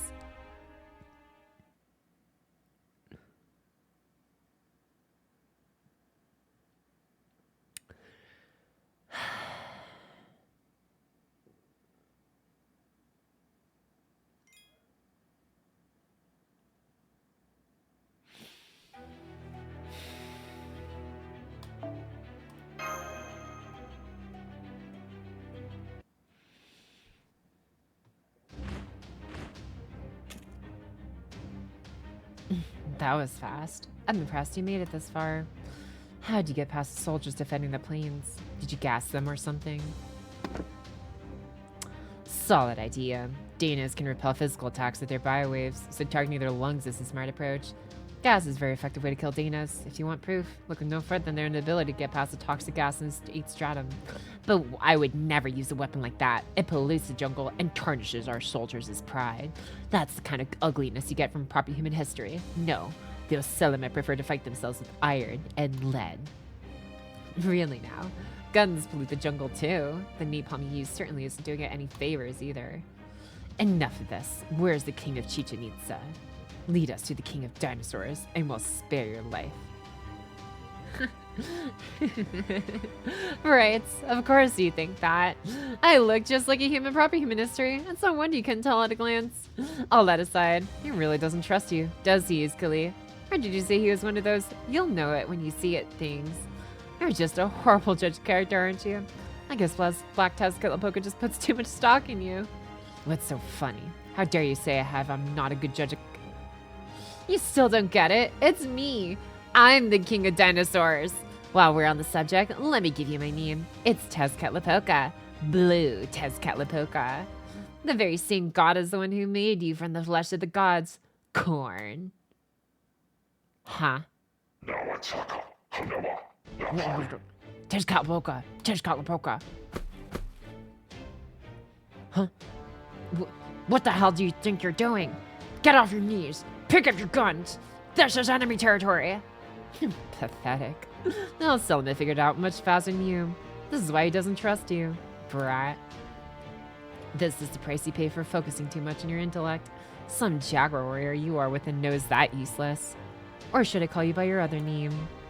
The name you were born with. The one only you and Tezcatlipoca know. This can't be right. Are you actually Tezcatlipoca? No, that's impossible. Why would our god help the Danos? You kidding me? Don't blow a gasket at me just because you were a poor student. We're the god of war worshipped by all warriors and all tribes. You think there's any chance we'd only help one side? Huh. We're giving now Selamet, the Danos, proper human history, and this Lostbelt a fair shot. Then they take the shot we've given them and use it to try to kill their enemies. That's how Tezcatlipoca does things. You spent all that time with Black and still never got that, huh? Just, wow. He's the worst of all of us, you know. I mean, what kind of god says, if you're going to war, give everyone the same weapons, parents, children's, lovers, everyone, and act like it's the coolest shit ever? I swear, that god's got both too much and not nearly enough heart. Anyway, you're a specially chosen pet project, right? The 1 year Tezcatlipoca. In proper human history, the Aztecs would choose a young man to embody Tezcatlipoca as a component of their worship. This exceptionally wise, brave, and handsome young man, and then be given a divine proclamation to become a vessel for Tezcatlipoca. For 1 full year, the man would be made to grow stronger and more beautiful than anyone, while also being treated to banquets and entertainment that even kings and nobles could only dream of.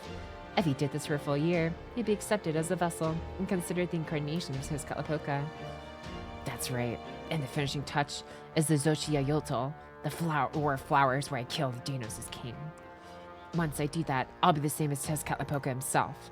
That's why he was kind enough to come along for this battle and lend me his support. And what did Lalak say about all this? She give you her blessing? Here, I'll give you a divine proclamation. I'm not even gonna ask which of those two gods you believe in. I'm not gonna try to change your mind either. I'm just gonna say what should be blindingly obvious. Trust the words of the god you believe in. Especially if your two gods are saying each saying something different. Shut up, shut up, shut up, shut up. Tezcatlipoca ordered me to kill the king of dinosaurs. The word of God is absolute. I can't refuse him. But I also can't kill a god. That would be an unforgivable sin. So why would Tezcatlipoca order me to do this? It doesn't make sense. He's testing you. Not as part of the Tezcatlipoca trial, but to see whether you've got what it takes to be a vessel. Can you kill a god, an entire world, in pursuit of your goal? That's the important question here. I'm not going to fight this either way. It's your choice. If you decide to kill Tezcatlipoca, you'll have my forgiveness. No, come on. Time's wasting. You should hurry up before Caldia gets here. Go on. Let's see the fruits of your year of training. Very well then. Let me ask you this. Tezcatlipoca, which side are you on? You mean as far as the whole Danos and Ocelame thing? No, I mean, are you a god of proper human history or this Lostbelt? If you're a god of proper human history, you're my enemy and I'll kill you. If you're god of this Lostbelt, you're my ally and I'll spare you. Yes, that works. That lets me obey Tezcatlipoca's orders and still kill another Tezcatlipoca. So it's okay for me to shoot you. Now, answer me, Blue Tezcatlipoca. Not that I even need to hear you say it. Since you're aiding Caldia, you must be a god of proper human history. What did you say? How dare you? I'm a god of this Lostbelt. The Tezcatlipoca is on this Lostbelt side. You think I'd even give those proper human history idiots the time of day? No. No, you don't dare turn away from the truth, Iskali.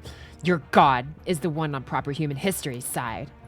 Why else would he bring in guns of all things? Why else would he build freaking Mexico City? Listen, Black Tezcatlipoca never had any intention of protecting Mitlong. Not for one damn second.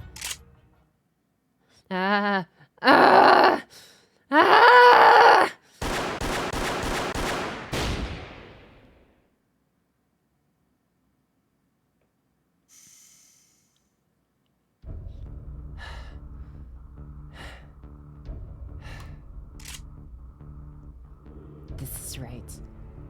It has to be right. The king of dinosaurs is dead.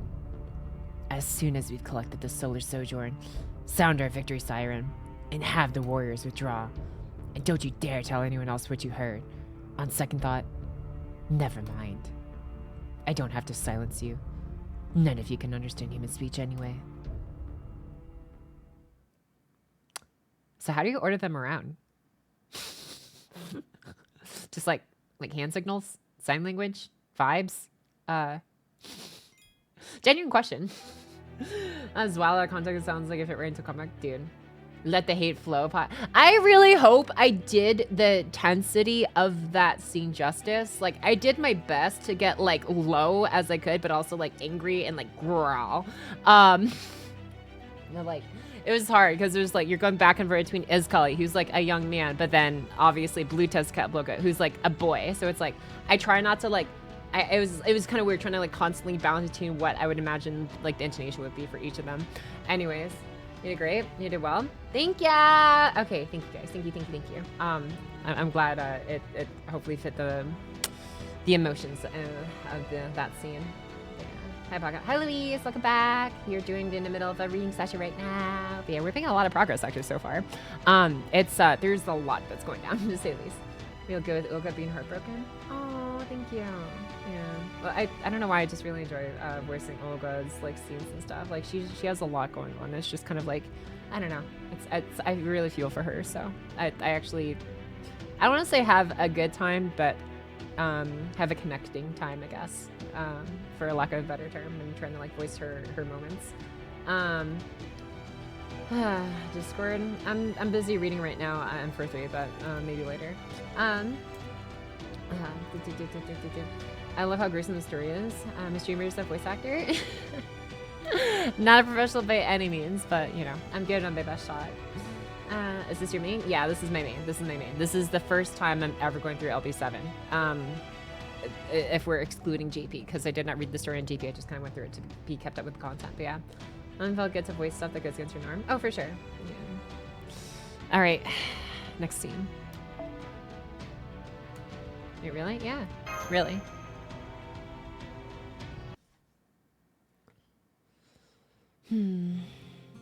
Seven Lostbelt field report, day XX.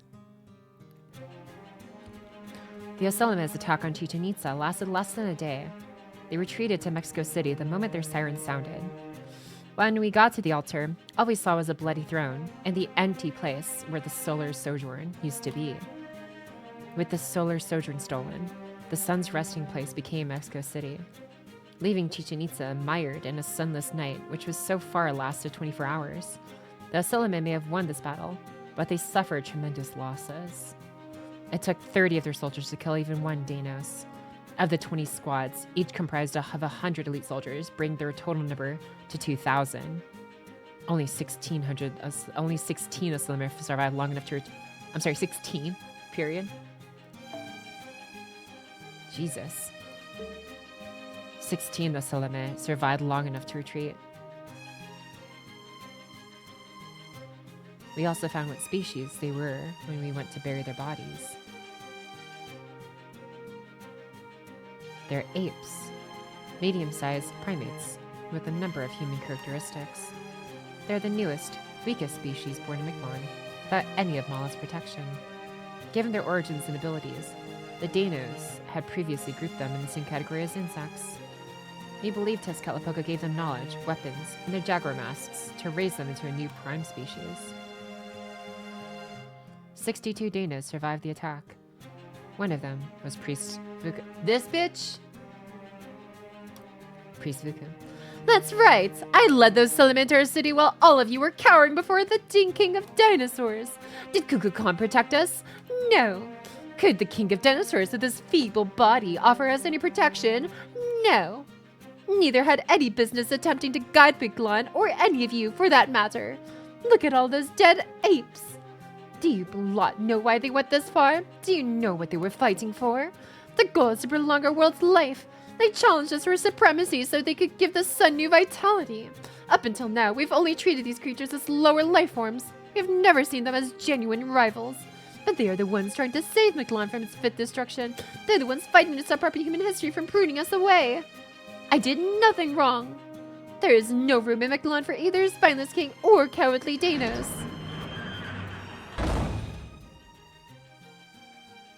Priest Vuku was charged with treason and thrown in prison. But even knowing the extent of his crimes, the Danos bore him no hate. I had no idea Priest Vuku was so dissatisfied with things. I wonder what could have happened to make him help the Oselome, even knowing how dangerous they are. The very act of flying across Miquelon skies was always disrespectful to the sun. It's no wonder he lost his mind. What a shame. There's just no understanding pterosaurs. I still can't believe those Oselome were actually animals all this time. I thought they were from proper human history. It turns out they're from Miquelon. I knew them before they became Oselome. They were just dumb animals. In fact, they can only survive in groups. It's incredible how much they developed in such a short time, even with Tezcatlipoca's help. They have survival instincts we don't have, and a purpose we lack. And our strategy for survival is right, but I guess that also means we can't understand how they think.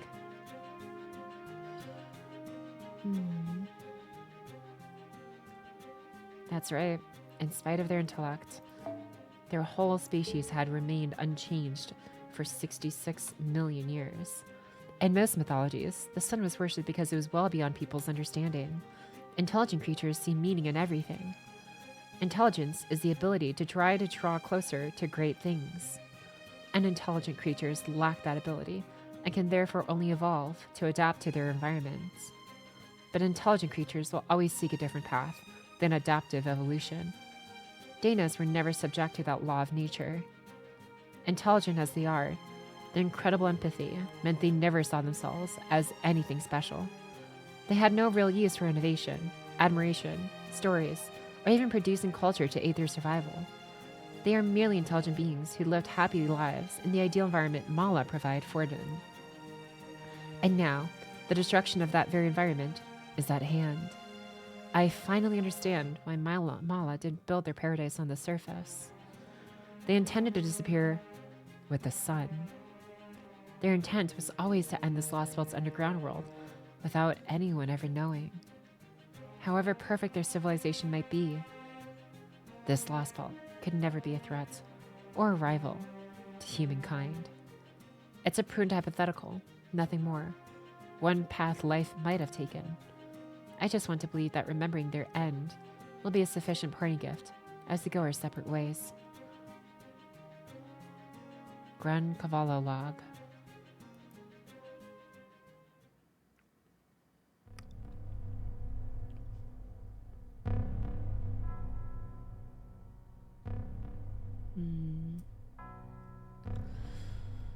The Dinas are showing signs of altered thought patterns. It appears to be degradation, but it has nothing to do with extinction.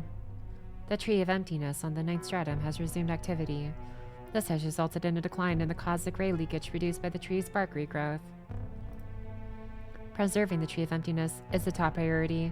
We forbid anyone from entering the ninth stratum.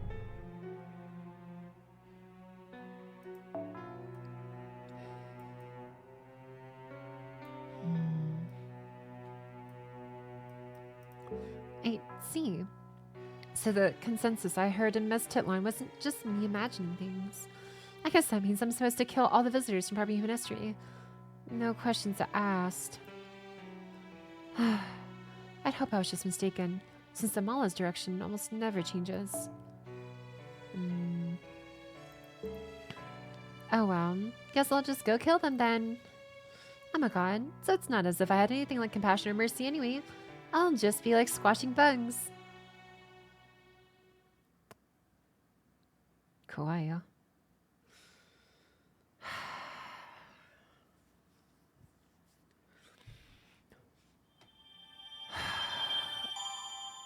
I'm torn. I'm a little bit torn. Epilogue? What do you mean epilogue? Is this like epilogue to like what?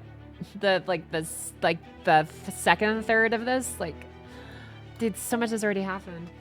Guess who's live hot? What's up, Dandy Man Cat? Welcome back. You joined right after some pretty big story revelations in yeah, the story I've been reading right now on stream the last 3 hours or so. But welcome back. Google kills as we get a game over FGO. No way, dude. I'm trying to determine, can I make it through these last 4 arrows in the next 40 minutes? Because I do have something I need to do. But then I want to say yes. It's only 4 arrows, so I think it's possible. So I'm going to continue. I am going to continue. We're going to get through section 16. That is the plan, okay? We're not stopping just yet, because I think I can get through this. That's the massacre, bro. Act 2 of Elvis has 3 parts. Okay, that makes sense. But yeah, plus I also kind of want to see the conclusion, I guess, to this part 2 out of 3 moment. Viku, we see another way that Dana's worldview feels like for this. They don't think like that. Conflict breeds innovation. Yeah, true. Well, it's an India fault. Yeah. So if you work being a coster, so just do some vocal lessons and it works. Honestly, it'd be cool to be a VA someday. But yeah, I don't know. Part of me also kind of just wants to start like writing my own visual novels or something, and just like post them on YouTube and voice actor them myself. Well, maybe not all of them because there's only so many different voices I can do. And got 3 PS core just for safety. Why 33?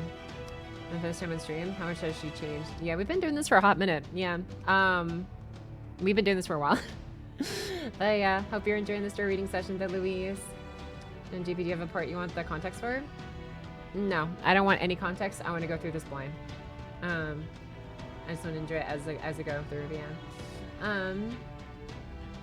Epilogue's a good place. Hell yeah. All right. Here we go. Section 16. Section 16. Lostbelt 7. Epilogue.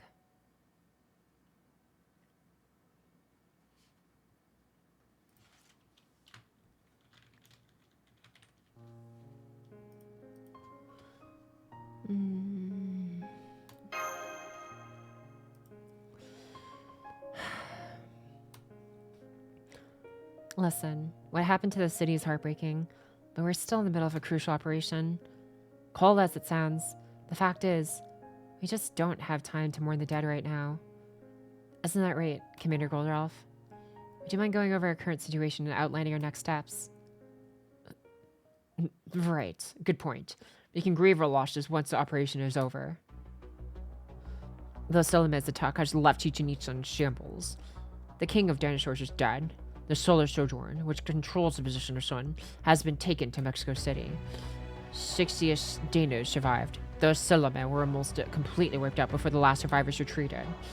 In regards to the Solomon, we now know that they are neither human from this Lostbelt nor soldiers from proper human history, Tezcatlipoca trained. They're apes native to Mictlan, a species of primate extremely similar to humans. So the war between the Solomon and the Danos was not a proxy war between proper human history and this Lostbelt. Rather, it was a competition between two species trying to survive within the confines of Mictlan. Vicious though those Solomon may be, they are not directly opposed to human history. Well, I suppose this Collier is an exception there. He clearly has it out for us. Still, I think Collier is probably... But never mind that murderous lout for now. Here's the real problem we face. We, too, have suffered many losses as a result of this battle. Queen Skya thought she would show off by heading out to defend Chichen Itza alone, then found herself completely outmatched in a fight against Tezcatlipoca. Luckily, Pakatok rescued her and brought her to the ICU, where she's currently, licking her wounds. I think at this point I should remind you that I'm supplying all my own magical energy. If I had Master help, that things would have gone very differently. Her, if she says so. Granted, there's no one in Chaldia foolish enough to provide such a dangerous servant with magical energy. I trust you all agree? Good. Moving on. The Dano Nikers who went out to defend the border from the Osalamar are missing. However, Seventh did give me a message for Pakatok and Kyrielite before he left. Don't worry about us. We'll turn things around in overtime. That is all.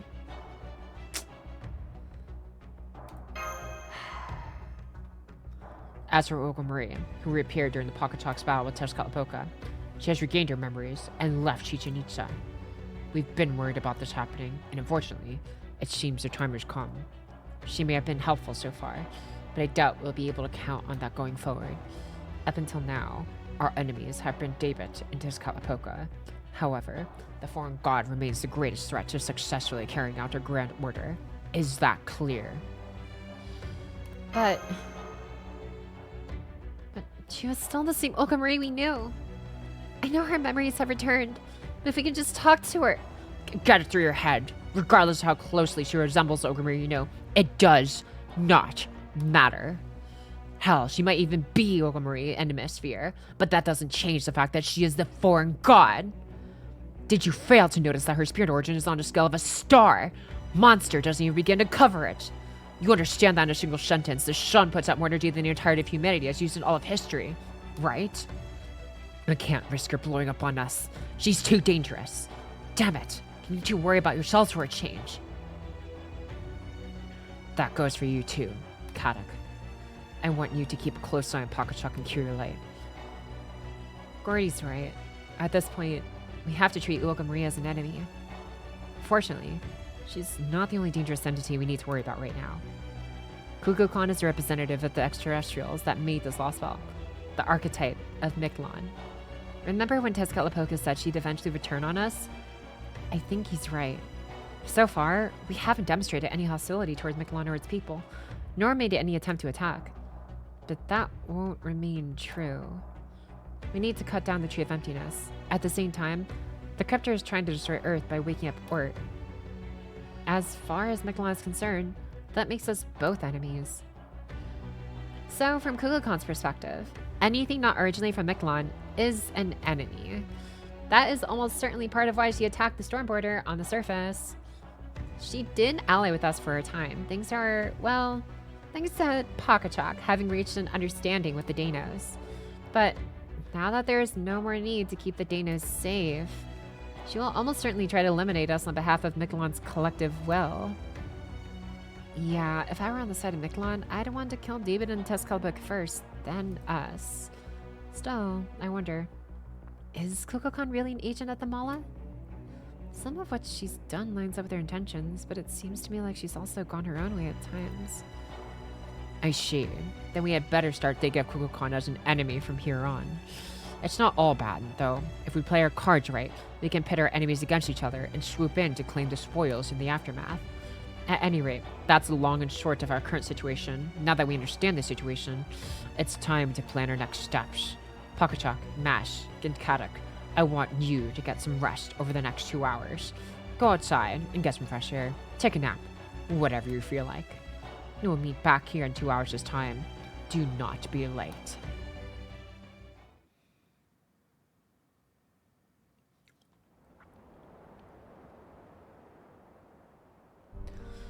I should have known it would still be dark out. It would have been evening in Chichen Itza about now. Guess you two aren't the only ones who wanted to go outside. You two gonna do anything in particular? I wanna check on the dinos. Wakchan's alive! Oh, hey! Are you all done with your talk? Oh, Wakchan, you're okay? Oh, I don't suppose you know where the Dano Nikos brothers and Tebu are, do you? I haven't seen the Danos and Nikos bros, but Tepu said he was going back to his house for a while. The other Danos are all gathered at the Zocta Shrine. Maybe you'll find the Dano Nikos bros there? Hey, thanks, Wakchan. Mm. You idiot. Don't you realize they've got to be mourning? Hey, wait up, damn it. Outstairs like I should... Shit, there they go. Well, guess I'll just go take my lumps with them. Hold up, bro. You're coming with me. There's something I want to ask you. Where'd Olga go? In fact, what exactly is she to you guys anyway? I asked Tepu, but he wouldn't give me any details. Is this something I'm not supposed to know? Alright, I'll tell you. Consider it thanks for protecting the border while we were being held captive in Mexico City. Thank you for the reset for 37 months, Lampy. This will be a good chance to reevaluate things, Wakchan. See, that woman you've fallen for is actually...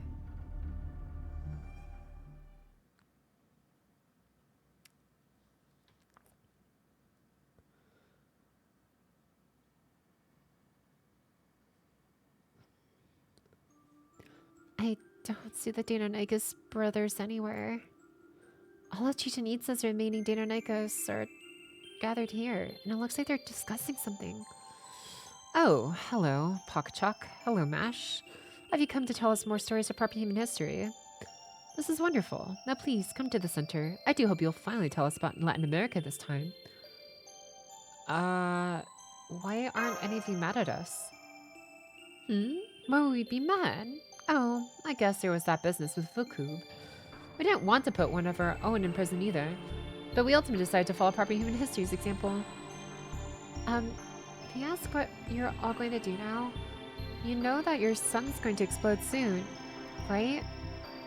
And if that wasn't enough, your friends and family have been killed, and your city's been destroyed. You may not be responsible for the sun, but the rest is all because of the knowledge from David. No, from proper human history. You have every right to blame us for this tragedy, and yet... Hey, what do you think you're doing making Mash cry? Shit, Tom, knock it off. What, did you show her that crazy math formula you were talking about earlier or something? No, it was nothing like that. Gosh, now what do we do? We didn't mean to make either of you sad, but I guess we did. Your brainwaves tell me you're both feeling guilty. I remember you were worried about this kind of thing before, when you asked us if we hated proper human history. Just you asking us that made us so glad. It proved you always accepted Lostbelts for what they were, even as you fought against them. It also proved you never forgot them. Yeah, for sure. But it was also kind of painful to hear. I mean, you two are still holding on to those harrowing memories even after going through the cycle 6 times now, right? That's too bad. You can't forget the old ones each time. But I also guess that's also why proper human history's got so many stories. Huh? New stories? Because we don't forget? Oh yes, that's the biggest difference between proper human history and us. We don't have any history or any stories. That's why we can accept extinction as a matter of course. It's just never been something we thought of as painful. Talk about being happy-go-lucky, right? Heck, I can only say that now because we finally know how the Lostbelts work. Wait, does this mean... I know it may be very rude to ask this of you all, but... Could it be that Tebu isn't uniquely understanding, but rather that all Dinos are... Well... You mean, do we share similar brain structure and levels of intelligence? Yes, I suppose we do. There have never been any Danos who are so exceptional as to be described as geniuses or brilliant. No, Tepe's mind doesn't work any differently from ours. He just sees things differently thanks to his unusual eyesight. Once we heard your stories, every Danos understood that Mictlan is a Lostbelt, a place of cosmic fantasy. Even knowing that, we still love your stories. Admittedly, they do make us feel lonesome as well. Not me. I just had a great time hearing them. I still wish I could have gone swimming in Atlantis.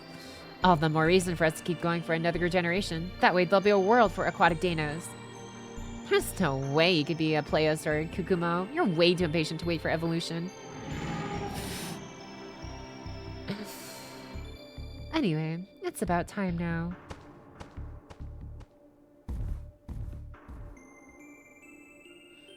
Where are you all going? Are you all heading to the jungle? That's right. Now that Solar Sojourn and the King of Dinosaurs are gone, we have no more reason to stay in Chichen Itza. Good luck with proper human history. We wish you all the best. Please, don't worry about us. We were always destined to die out here.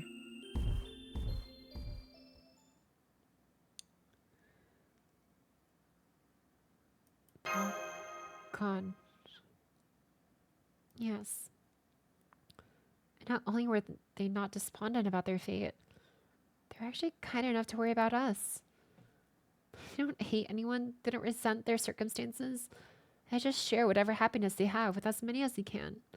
It's wonderful, but for some reason, it makes me really sad too. Even if there is a way to avoid extinction, there's still gotta be something we can do.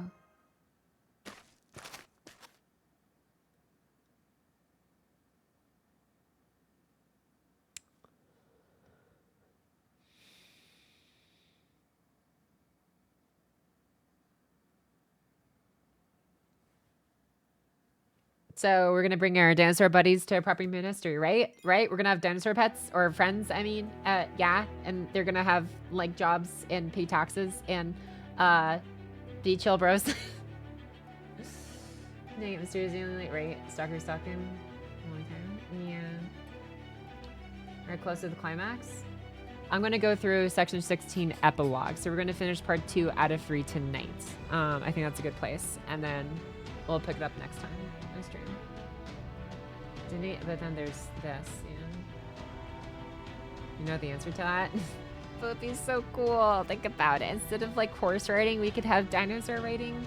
Like that image of Ronald Reagan riding the Velociraptor with an NP7 and the American flag amid a battlefield. Like we could just have that. Like imagine GTA 2, but with dinosaurs. Sorry. All right, let's continue.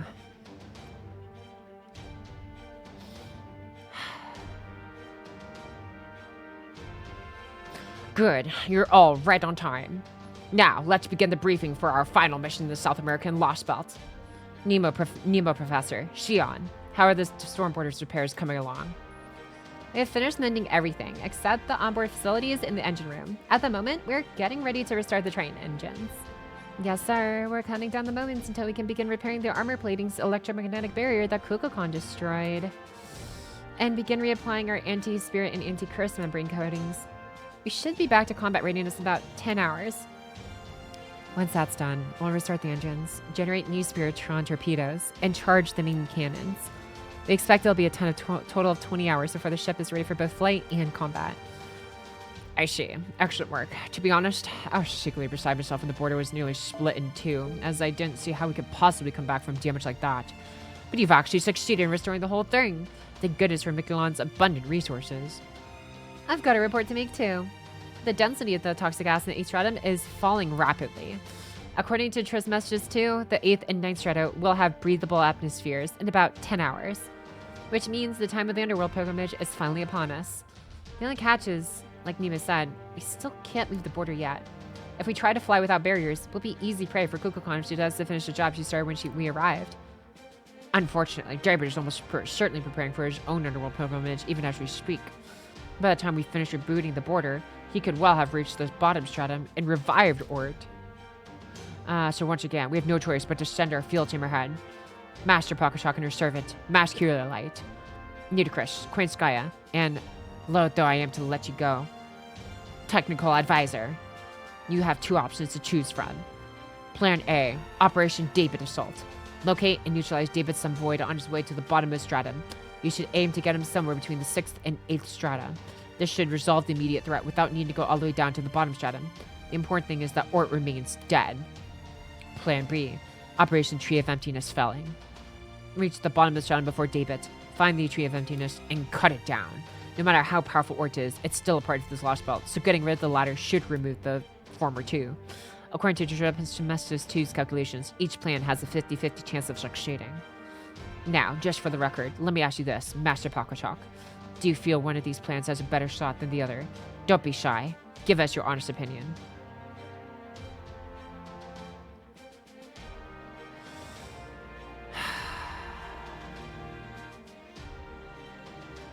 Tree of Emptiness Felling. No, we should go with both A and B at the same time. Cat, are you seeing? There's no reason for us to stick to just one choice. We should split up into a team to strike at David and a A team for the Underworld Pilgrimage. Even if the strike team fails to stop David, they should at least slow him down. That'll buy the Pilgrimage team time to reach the bottom stratum, cut down Tree of Emptiness, and destroy this Lostbelt. That gives us the best chance of success. I'll of course be on the David Assault team.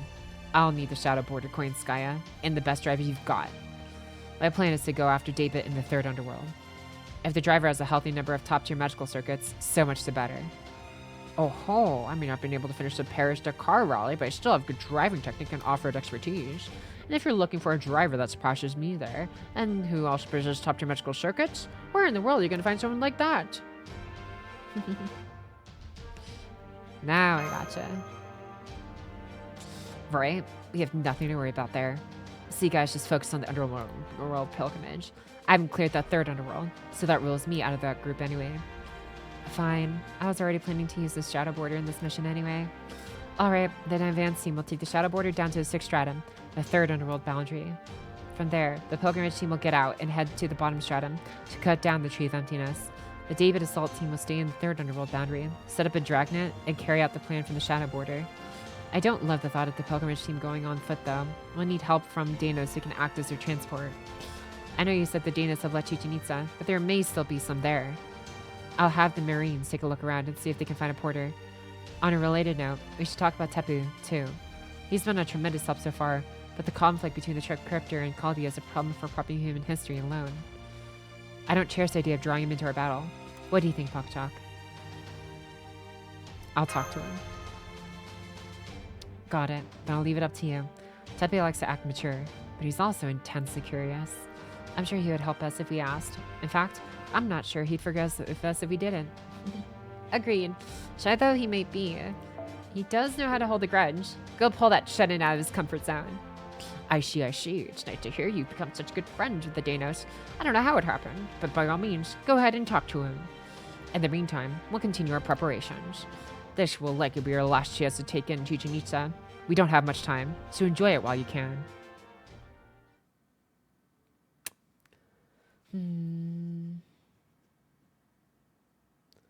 I feel like you're done with the resistance in the post-retracting.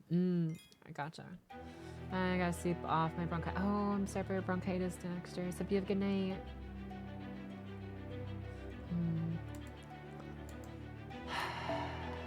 Two more hours.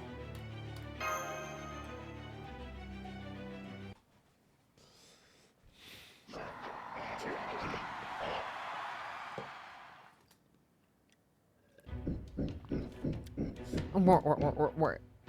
Some hours saying is Meklon.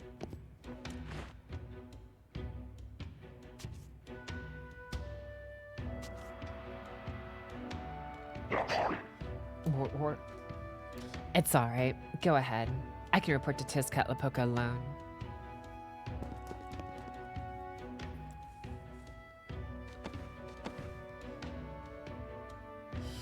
So the women and children who were living in this jungle have all come to the city. But they're not here to celebrate our victory. They've been praying for the husbands and sons who went off to battle to return safely. They love their families, just like humans. No, their love is purer than humans. Only a handful of soldiers came back. The ones who lost their partners must think I'm a terrible king.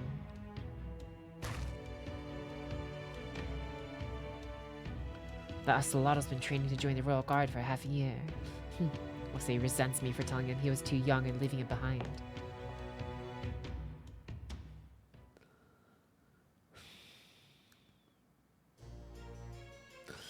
Familial love, familial bonds. The affection which develops naturally from the moment one is born, where there is no need for words. I have nothing like that. I was already fully formed the first time I opened my eyes. My body was made here in Miquelon. It is modeled on the people proper human history. My human mind was shaped to be the king of the Solene. That is who I am. I have no family. There are no others like me. All I had were the impulses I wore on my sleeve, my disappointment in those who refused to obey me, the despair induced in those assigned to me, and my lashing out against all around me. My God said to remember those impulses, that he would make me a god only if my soul was clear and unclouded. Great Tezcatlipoca, despite being a god of proper human history, he discovered the Oceleme.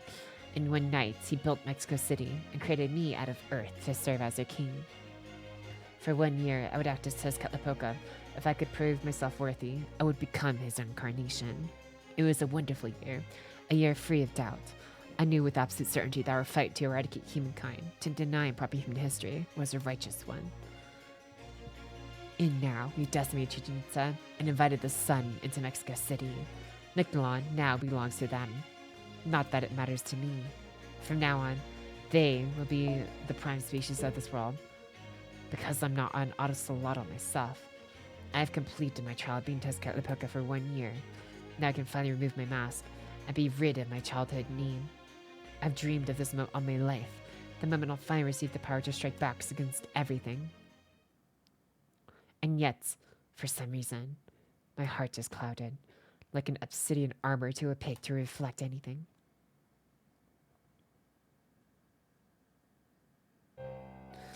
Behold, the sun has moved from the Maya to the Aztec. Now we have the minimum viable model of proper human history in place. Oh ho, the triumphant king returns. Welcome back, Izcalim. Did you kill the other me? I did. I riddled him with bullets. His limbs went flying, his head was torn from his neck, and his flesh was shredded to gooey bits. I see. Good. Only Tezcatlipoca can kill Tezcatlipoca. You and that other me might have been both immortal, but a fellow Tezcatlipoca's weapon will easily do plenty of damage. The conditions were equal. Trust me, the other me had no complaints about dying in battle. What is it? Is there something you don't get? Ah, right. I never did tell you that dinosaurs was also me, huh? But that's only because I trusted you. I knew you were the kind of guy who could step up when he had to. Gods are expected to be fair and impartial. You wanted destruction more than you wanted to win. If you decide you don't need proper human history, then you don't have to let go of the Lostbelt too. Then you have to let go of the Lostbelt too. Understand? If you choose extinction, you can't leave one side standing. You need to get rid of everything to start it all of it over fresh. Yes, great, Tezcatlipoca. I'm honored to receive your divine proclamation. Alright, let's head out. It's underworld pilgrimage time. Get ready to leave, Izcalim. I'm about to make your wish come true. Underworld pilgrimage. Does that mean we'll be going to Miquelon's bottom stratum? That's right. Chico no Hualeon, the ninth stratum, the moon lake where we'll find a real altar city instead of the slapdash replica. The place known as Aztlan, the land of beginnings. It's also where you were born. I was? Then I wasn't born from the earth of Mexico City? That's right. That city is the only place that could have summoned you. Hey, I know. Want to bring along a few of the surviving Oceleme you trained yourself? Yeah, that's alright. This was a hard-fought victory. Even though Oceleme need time to relax and lose themselves in drink. Got that right. No matter how short-lived it is, you gotta savor joy while you can. Okay, time for the finishing touch. David's waiting in the jungle. Let's go pay our respects to Ort's coffin.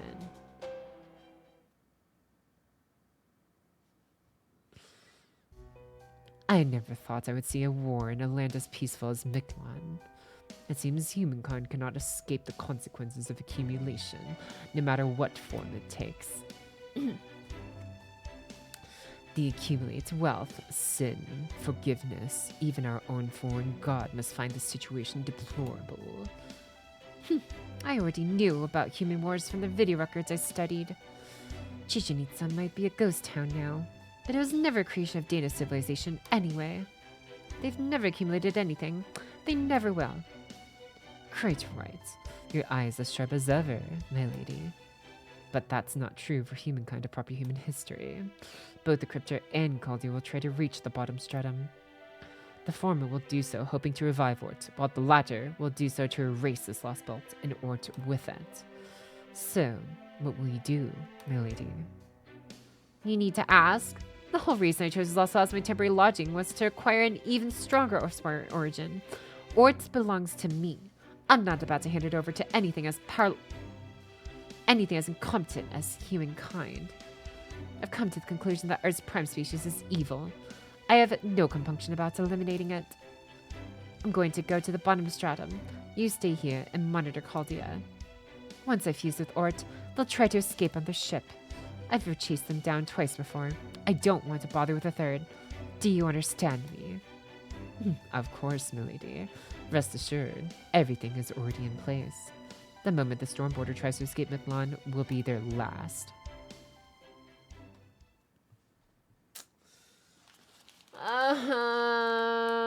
We pissed off Olga.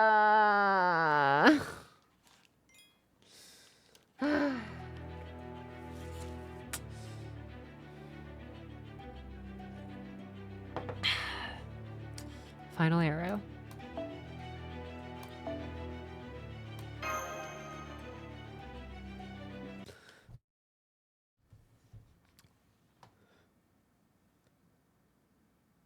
It'll be a dangerous journey, but would you show us the way?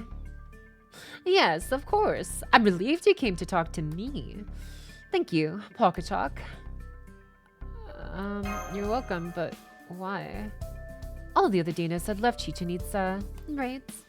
Whether the sun exploding is what destroys Miquelon, or it is the casualty of Ort's destruction of the whole world, the Danas will accept what happens without a fight.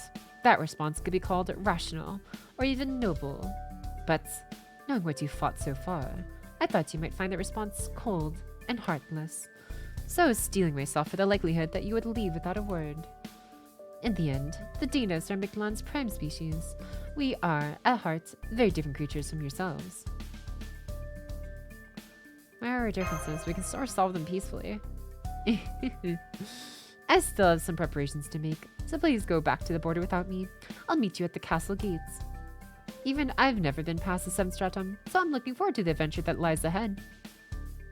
Oh, and one more thing. I have something of a favor to ask of you.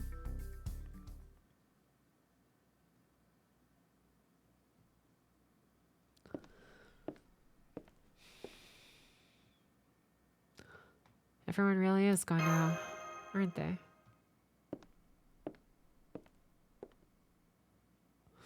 Yep, they sure are. At this point, the sun might never come back. Then again, even if it did, it's just going to explode anyway. So maybe that's actually for the best. That being said, don't you think you should be more careful walking around alone at night? You're the Master Caldia. As far as Miquelon is concerned, as far as I'm concerned, you're just a rare and unusual interloper. But the novelty of that has worn off. So, wouldn't it be funny if I just pruned you here and now? That'd be a pretty disappointing conclusion to the story. Well, I didn't really think you were going to be so unfazed. Man, and I spent all that time practicing what I was going to say before I flew down too. Is what Tezcatlipoca said about you true? Oh, right. I guess he did say something about me not protecting the Danas. Huh. Yep, he was dead on. The sun helps the world grow, yes, but it also makes it burn. Think back. Did I do anything at all, to protect the Danas, even when we were traveling together? That's right, I didn't. Even when Camazotz showed up, or this war was taking place, I just kicked back in the sky and enjoyed the show. Anyway, the sun's going to explode soon, so who cares how many of them die now? The cycle of extinction has come to Miquelon, just like it did in proper human history. There's no point in getting angry or sad about it, or refusing to face reality. Even if the Danos and Sulamit all die out, eventually humans like you will still be born, right? Life will never die out completely, no matter how bad the collapse. But human history has proven that. So I was thinking, why don't you all just leave now that your ships are almost repaired? I mean, there's no point in you sticking around for Mictlan's collapse, is there? Not until we visit the bottom stratum. I see. Then I guess there's nothing more to be done. I am the arbiter of Mictlan. That means I'm obligated to watch over the Danos and Asulame's final moments. To do that, I need to keep this Lostbelt around. Which means both the Crypt are trying to revive Wart and Caldeon its mission to cut down the Tree of Emptiness are my enemies.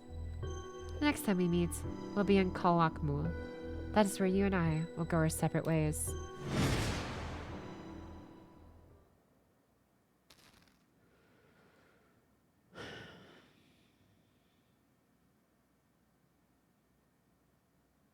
Oh. Okay.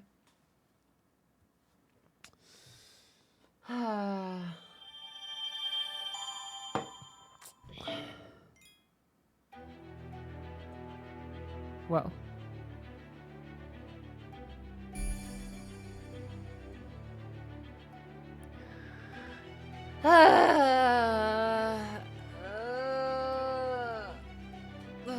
Wow.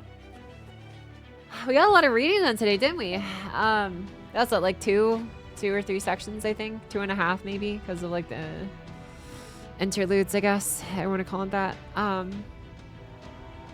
Yeah, that was a I don't know I wasn't sure what I was expecting, honestly, from the conclusion from part 2 out of 3, but man, like, I just I'm honestly looking forward to seeing like how we actually patch our fuck up with Olga more than anything else. Like, if they end this off with Olga Marie just like showing up at the last second and ending up saving her asses and stuff, whether like unintentionally or not, and then smiling at us like Mash did at the end of Solomon at the end of Arc 1, before she like was whisked away by the blinding light and then would just having her shield in the distance. If we had another moment like that with Olga Marie, I'm gonna be upset. In many ways, but also like can we like, I don't know, this is the thing I enjoy about the writing in this the most too, is like I find myself constantly thinking like, okay, where are they going to take this, and like trying to see the predictable paths that this could, like, the story could unfold when it comes to like how the characters how should I say, choose to continue their journey in relation to each other, I guess. And the way he writes this, the way Nasu has written LB7, I feel like it's just, he does a good job at making, there's a lot of possibilities I see, but there's no obvious one that I can pinpoint that feels too easy to just be like, yeah, no, that's definitely going to happen, which I appreciate. It leaves a lot of room to wonder more than anything else, and I think that's just what I enjoy so much about this. It's heavier from your Pocky. Chat has the tissues ready. Bro, no, I'm not ready, man. I've already like cried once during this, like, I normally don't do that very often. Oh man, like the only times I've cried reading FGO's story, if I can remember honestly, was I almost did when Bedivere came to present the arm, to present the, I think it was like the sheath, the sword, to their sword.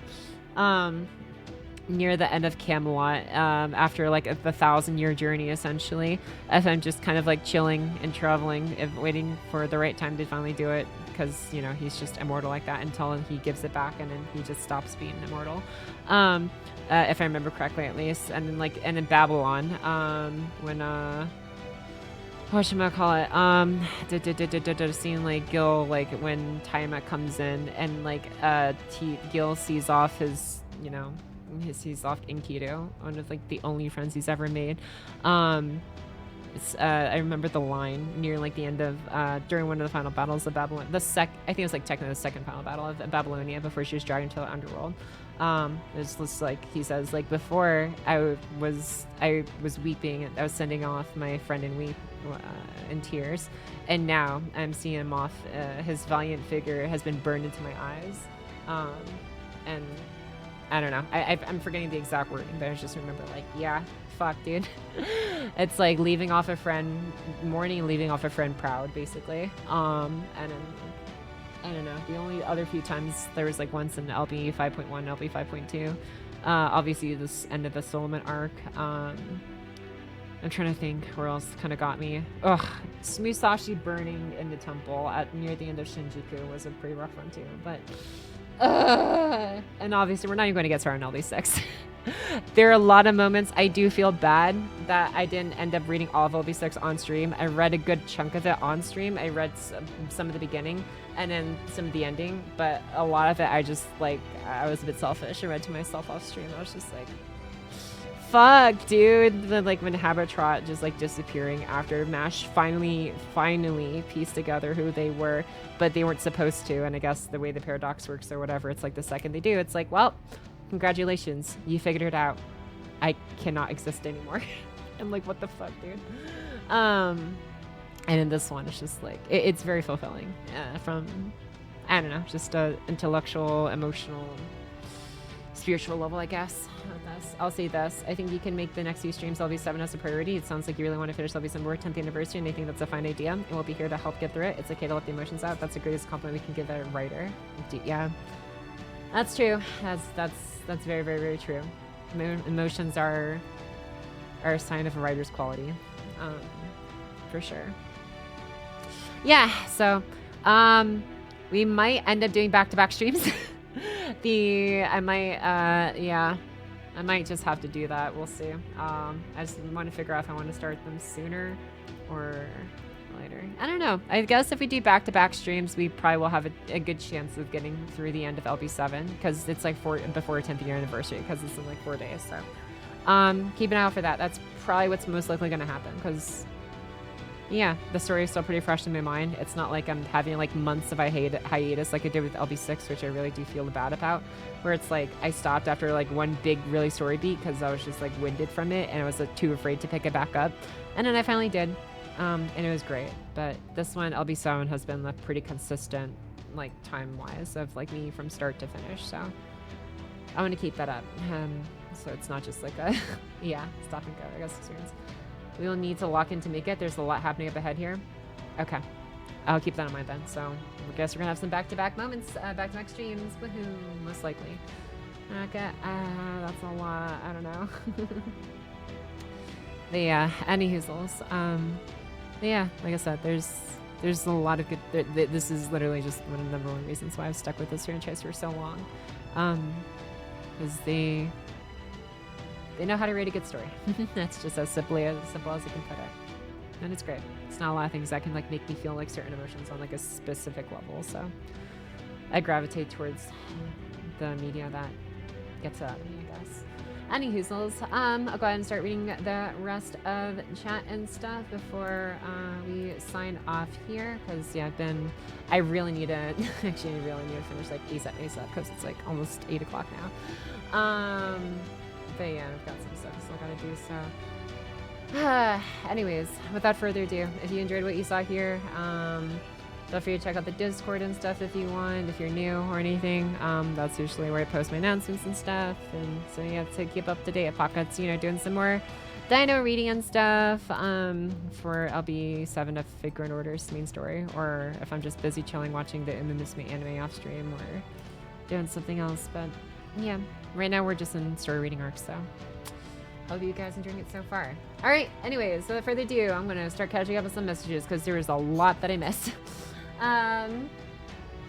See, I love how every loss starts like, here, let's play soccer, and ends a team, we need to kill God. I love it, yeah.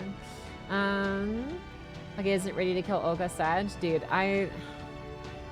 did you just spoil this for me, dude? Don't spoil it. Okay, I hope we don't kill Olga, and I hope that was just a saying. I'm just going to presume that was a saying. But please don't say anything that's like, it could even be like, has like a 10% chance of being a spoiler. I don't want to even like start thinking about it and questioning it because it's going to drive me crazy. So I'm going to point that, yeah. But yeah, wasn't the first or even 20th time Tommy tried to kill us or did kill us, right? Okay, we just read 6 worlds where our footsteps are covered in the ash of dead timelines. Yeah, that's wild, dude. Golden Seer trees, yeah. We're almost at the end. Title drop, right? Oh yeah, that's right. That's literally the title of the Lostbelt. Yeah, I totally didn't even think about that. And I see you getting large up in Tipu. No, it's okay. This will have some Nazi rates. Yeah, really need to get you to read Facing It at some point. Oh god.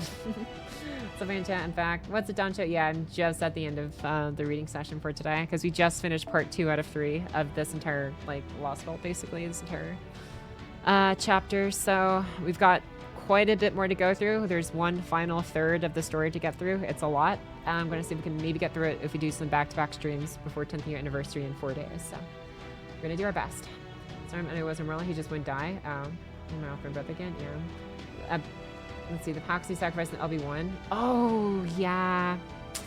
Yeah, that one was actually pretty rough too. Shimosa at Shinjuku.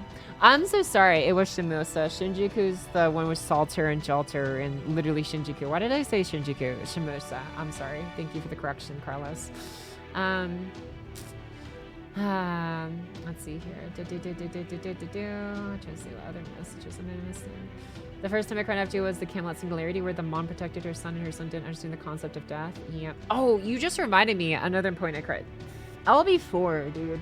I already forgot her name, but the daughter of like the Indian family and stuff that we interacted with the most, that I think was one of the first ones you met, and then like seeing her go from like when you see the cycles like constantly get renewed, but it's like the people that get excised from each cycle are the ones who are like start to doubt the god for valid reasons and stuff.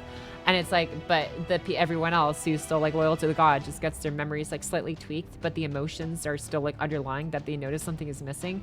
And then when you just see like the daughter just like start to notice like, oh no, like it's like you know, it's like whether it's like the dog or like the father especially, and it's just like, huh, something's missing, and it's just kind of like it's just a little fucked. But yeah, anyways, it's there's a lot. Anyways, we need a lock-in to make it happen. Yeah, there is a part of the upcoming story where that get a lot of people feeling things. So the sea from that Lostbelt had me in a mood. Yeah. Something like this. Let's see. Also, let's see. I enjoyed Storytime with Pocky. Yeah, I'm glad you enjoyed Storytime, Aton. Yeah, I'm glad it was a good time. Like it. Like I said, I know I can't exactly do a lot of unique voices for all these different characters and stuff, but I just hope at the very least the emotions and the intonations that are like meant to be conveyed and felt are done in a way that feels true to what's supposed to be portrayed. But yeah, I missed on most of the stream, but glad you enjoyed reading. Oh, Gucci down, no worries. Yeah, it was well, I say long, it was like 4 hours, but yeah, I'm glad I got some food midway through. Really, honestly, I was a little tired at the beginning of stream. I was like starting to wonder if I was like gonna have to make it a short stream. I'm glad I didn't make it a short stream. I'm glad I got food. That was such a big help.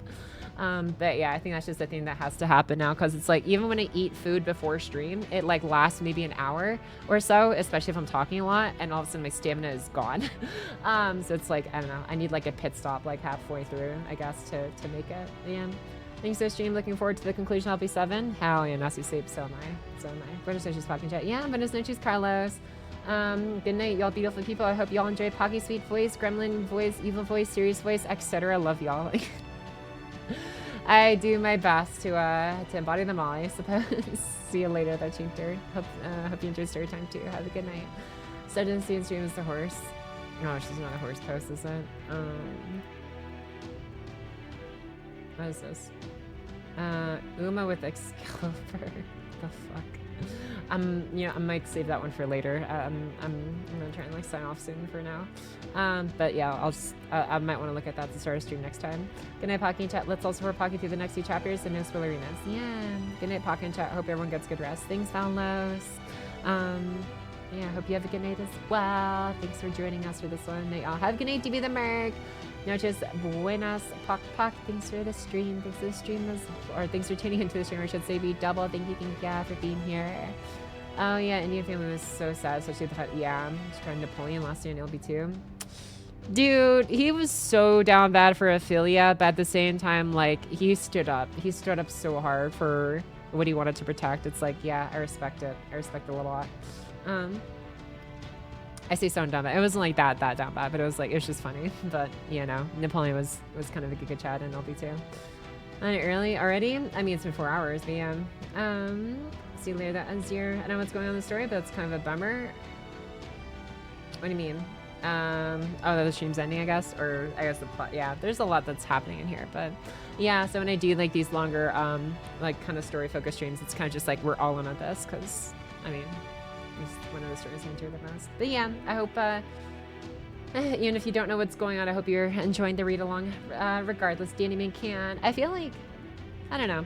I think like with FGO stories, especially, like I don't think it's super important to understand the premise of like, you know, servants or Grail. I say Grail wars. There's not really much Grail war going on here. There's more war than Grail. Like, yeah, sure, we get a Grail at the end, but it's like not really touched on a whole lot, to be honest, for the most part, especially after like the first arc.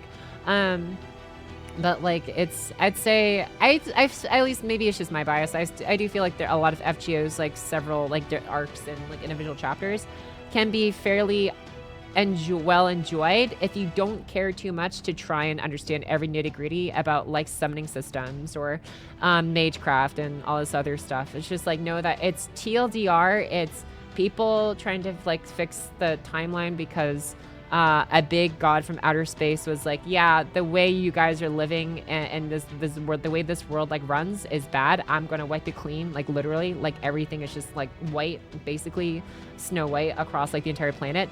And I'm just gonna remake it in a better image for myself because you guys don't know what you're doing. So I know what I'm doing because I'm better than you guys, haha. And we're trying to be like, no, this is like a world worth protecting. We have our flaws, but it's like still worth it and stuff. And that's like the TLDR. So you're going through these different chapters, which is like trying to protect the original timeline of human history, if you want to call it that, just to keep it simple.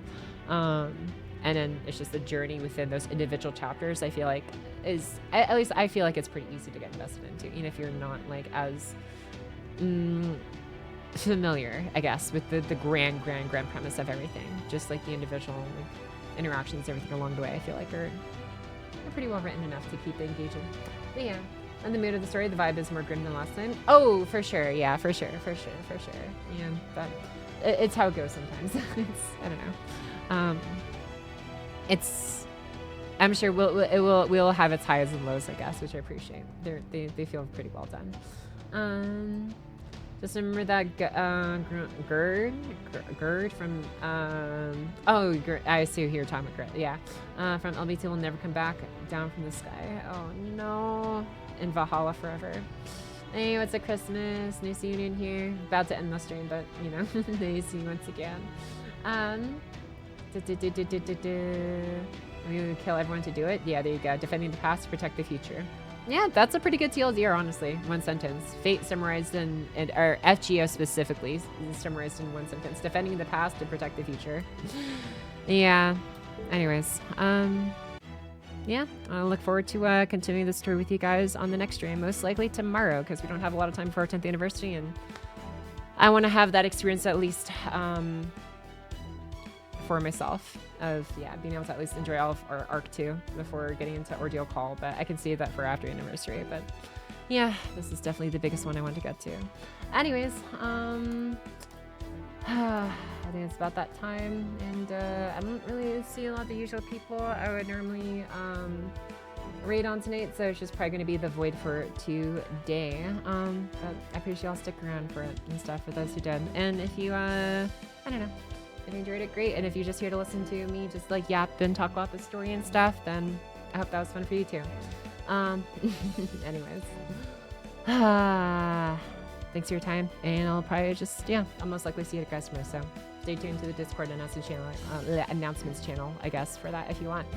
Until next time, y'all, bye-bye. Bye-bye.